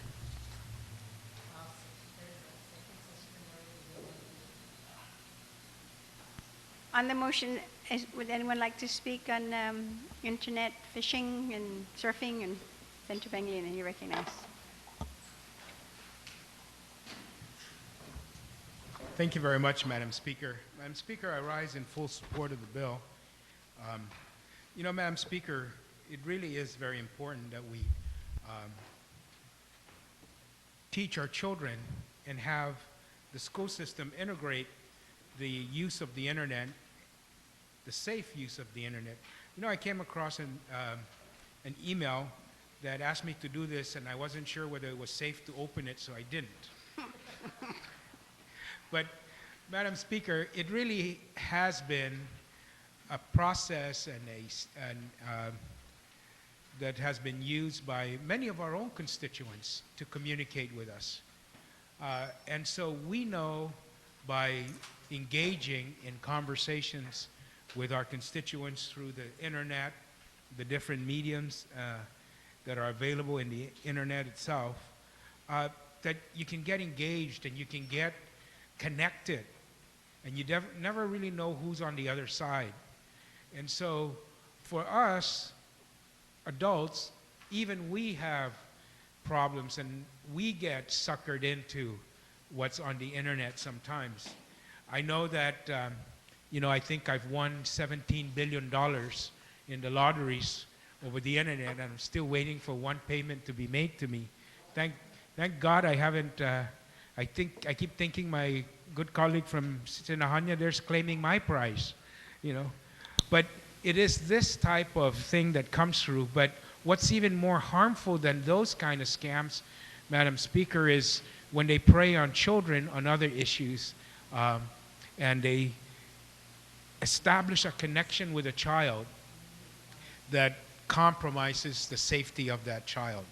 And I think that it is very, very important that we even have access to the internet in our schools, and we teach our children that it is a good place to get information, to learn, to explore, the rest of the world that's not in the front of us and explore it through the different sites on the internet. And all of that is good, but behind all of that is what lurks is those that want to compromise the safety of the users of the internet, and most especially our children. And so putting this policy, asking the Guam Board of Education to put in a policy and implement it that will teach our children internet safety, I think in this time and with the technology available to all of us, is one of the best things we can do for our children, and I commend the author for this piece of legislation. Masi. Thank you. Senator Samabini on the motion. It was getting late. Thank you, Madam Speaker. I want to commend again the author for submitting this bill. I think lately we've heard one of the other issues regarding the internet has been not only about protecting our kids from these type of abuses, and these abuses that are outlined like on page 2 tends to focus on the adult preying on the child, whereas we're learning that it's not only from the adult to child, there's also child to child when it comes to cyberbullying. So may I offer a way maybe perhaps to improve this, maybe adding cyberbullying as well, because I think that kids today may not necessarily realize that this is actually happening to them. It's part of the process of communicating, perhaps, but they don't realize that not only is it cyberbullying, but it's illegal. So I think it would be great if in this course curricula that our board policy members would adopt would include educating them about their rights or their, the protections that are in place from internet issues like cyberbullying. So perhaps if we could add, and I'm not sure whether it should be towards the end or maybe at the beginning, but if it's towards the end, then it would just be basically, let's say, starting from line 12, where it says pornographic and obscene imagery, comma, slashing and. So it would be imagery, comma, solicitation from sexual predators, comma, and cyberbullying. Unless. That's it. On Thank the you. amendment, without any objections, so ordered. Thank you, Madam Speaker. You're Oh, welcome. and also Yes. and I thank the author who would include me as a co-sponsor. Thank you very much. So on the motion then to include Senator Mabini as a co-sponsor without any objections, so ordered. So, Senator, you want to close or you want to send it down? On the motion to send Bill 100-31, okay, one more. Madam Speaker, just before we close on 100, I'd like to add Senator Tina Rose Munya Barnes as a co-sponsor. On the motion, without objections, so ordered, and on the motion to send Bill 100-31 COR to third reading file without any objections, so ordered. And we're going to take just a brief recess.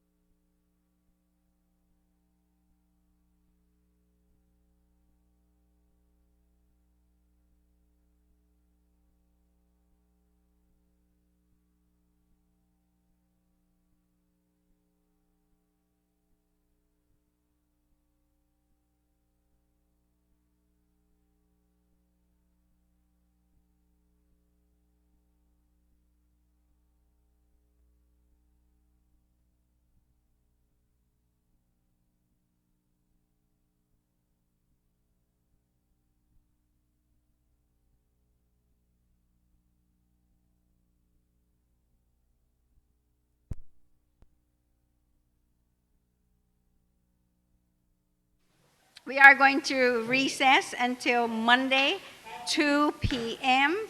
to vote. Esta, good night, everybody. We're on recess. Didn't even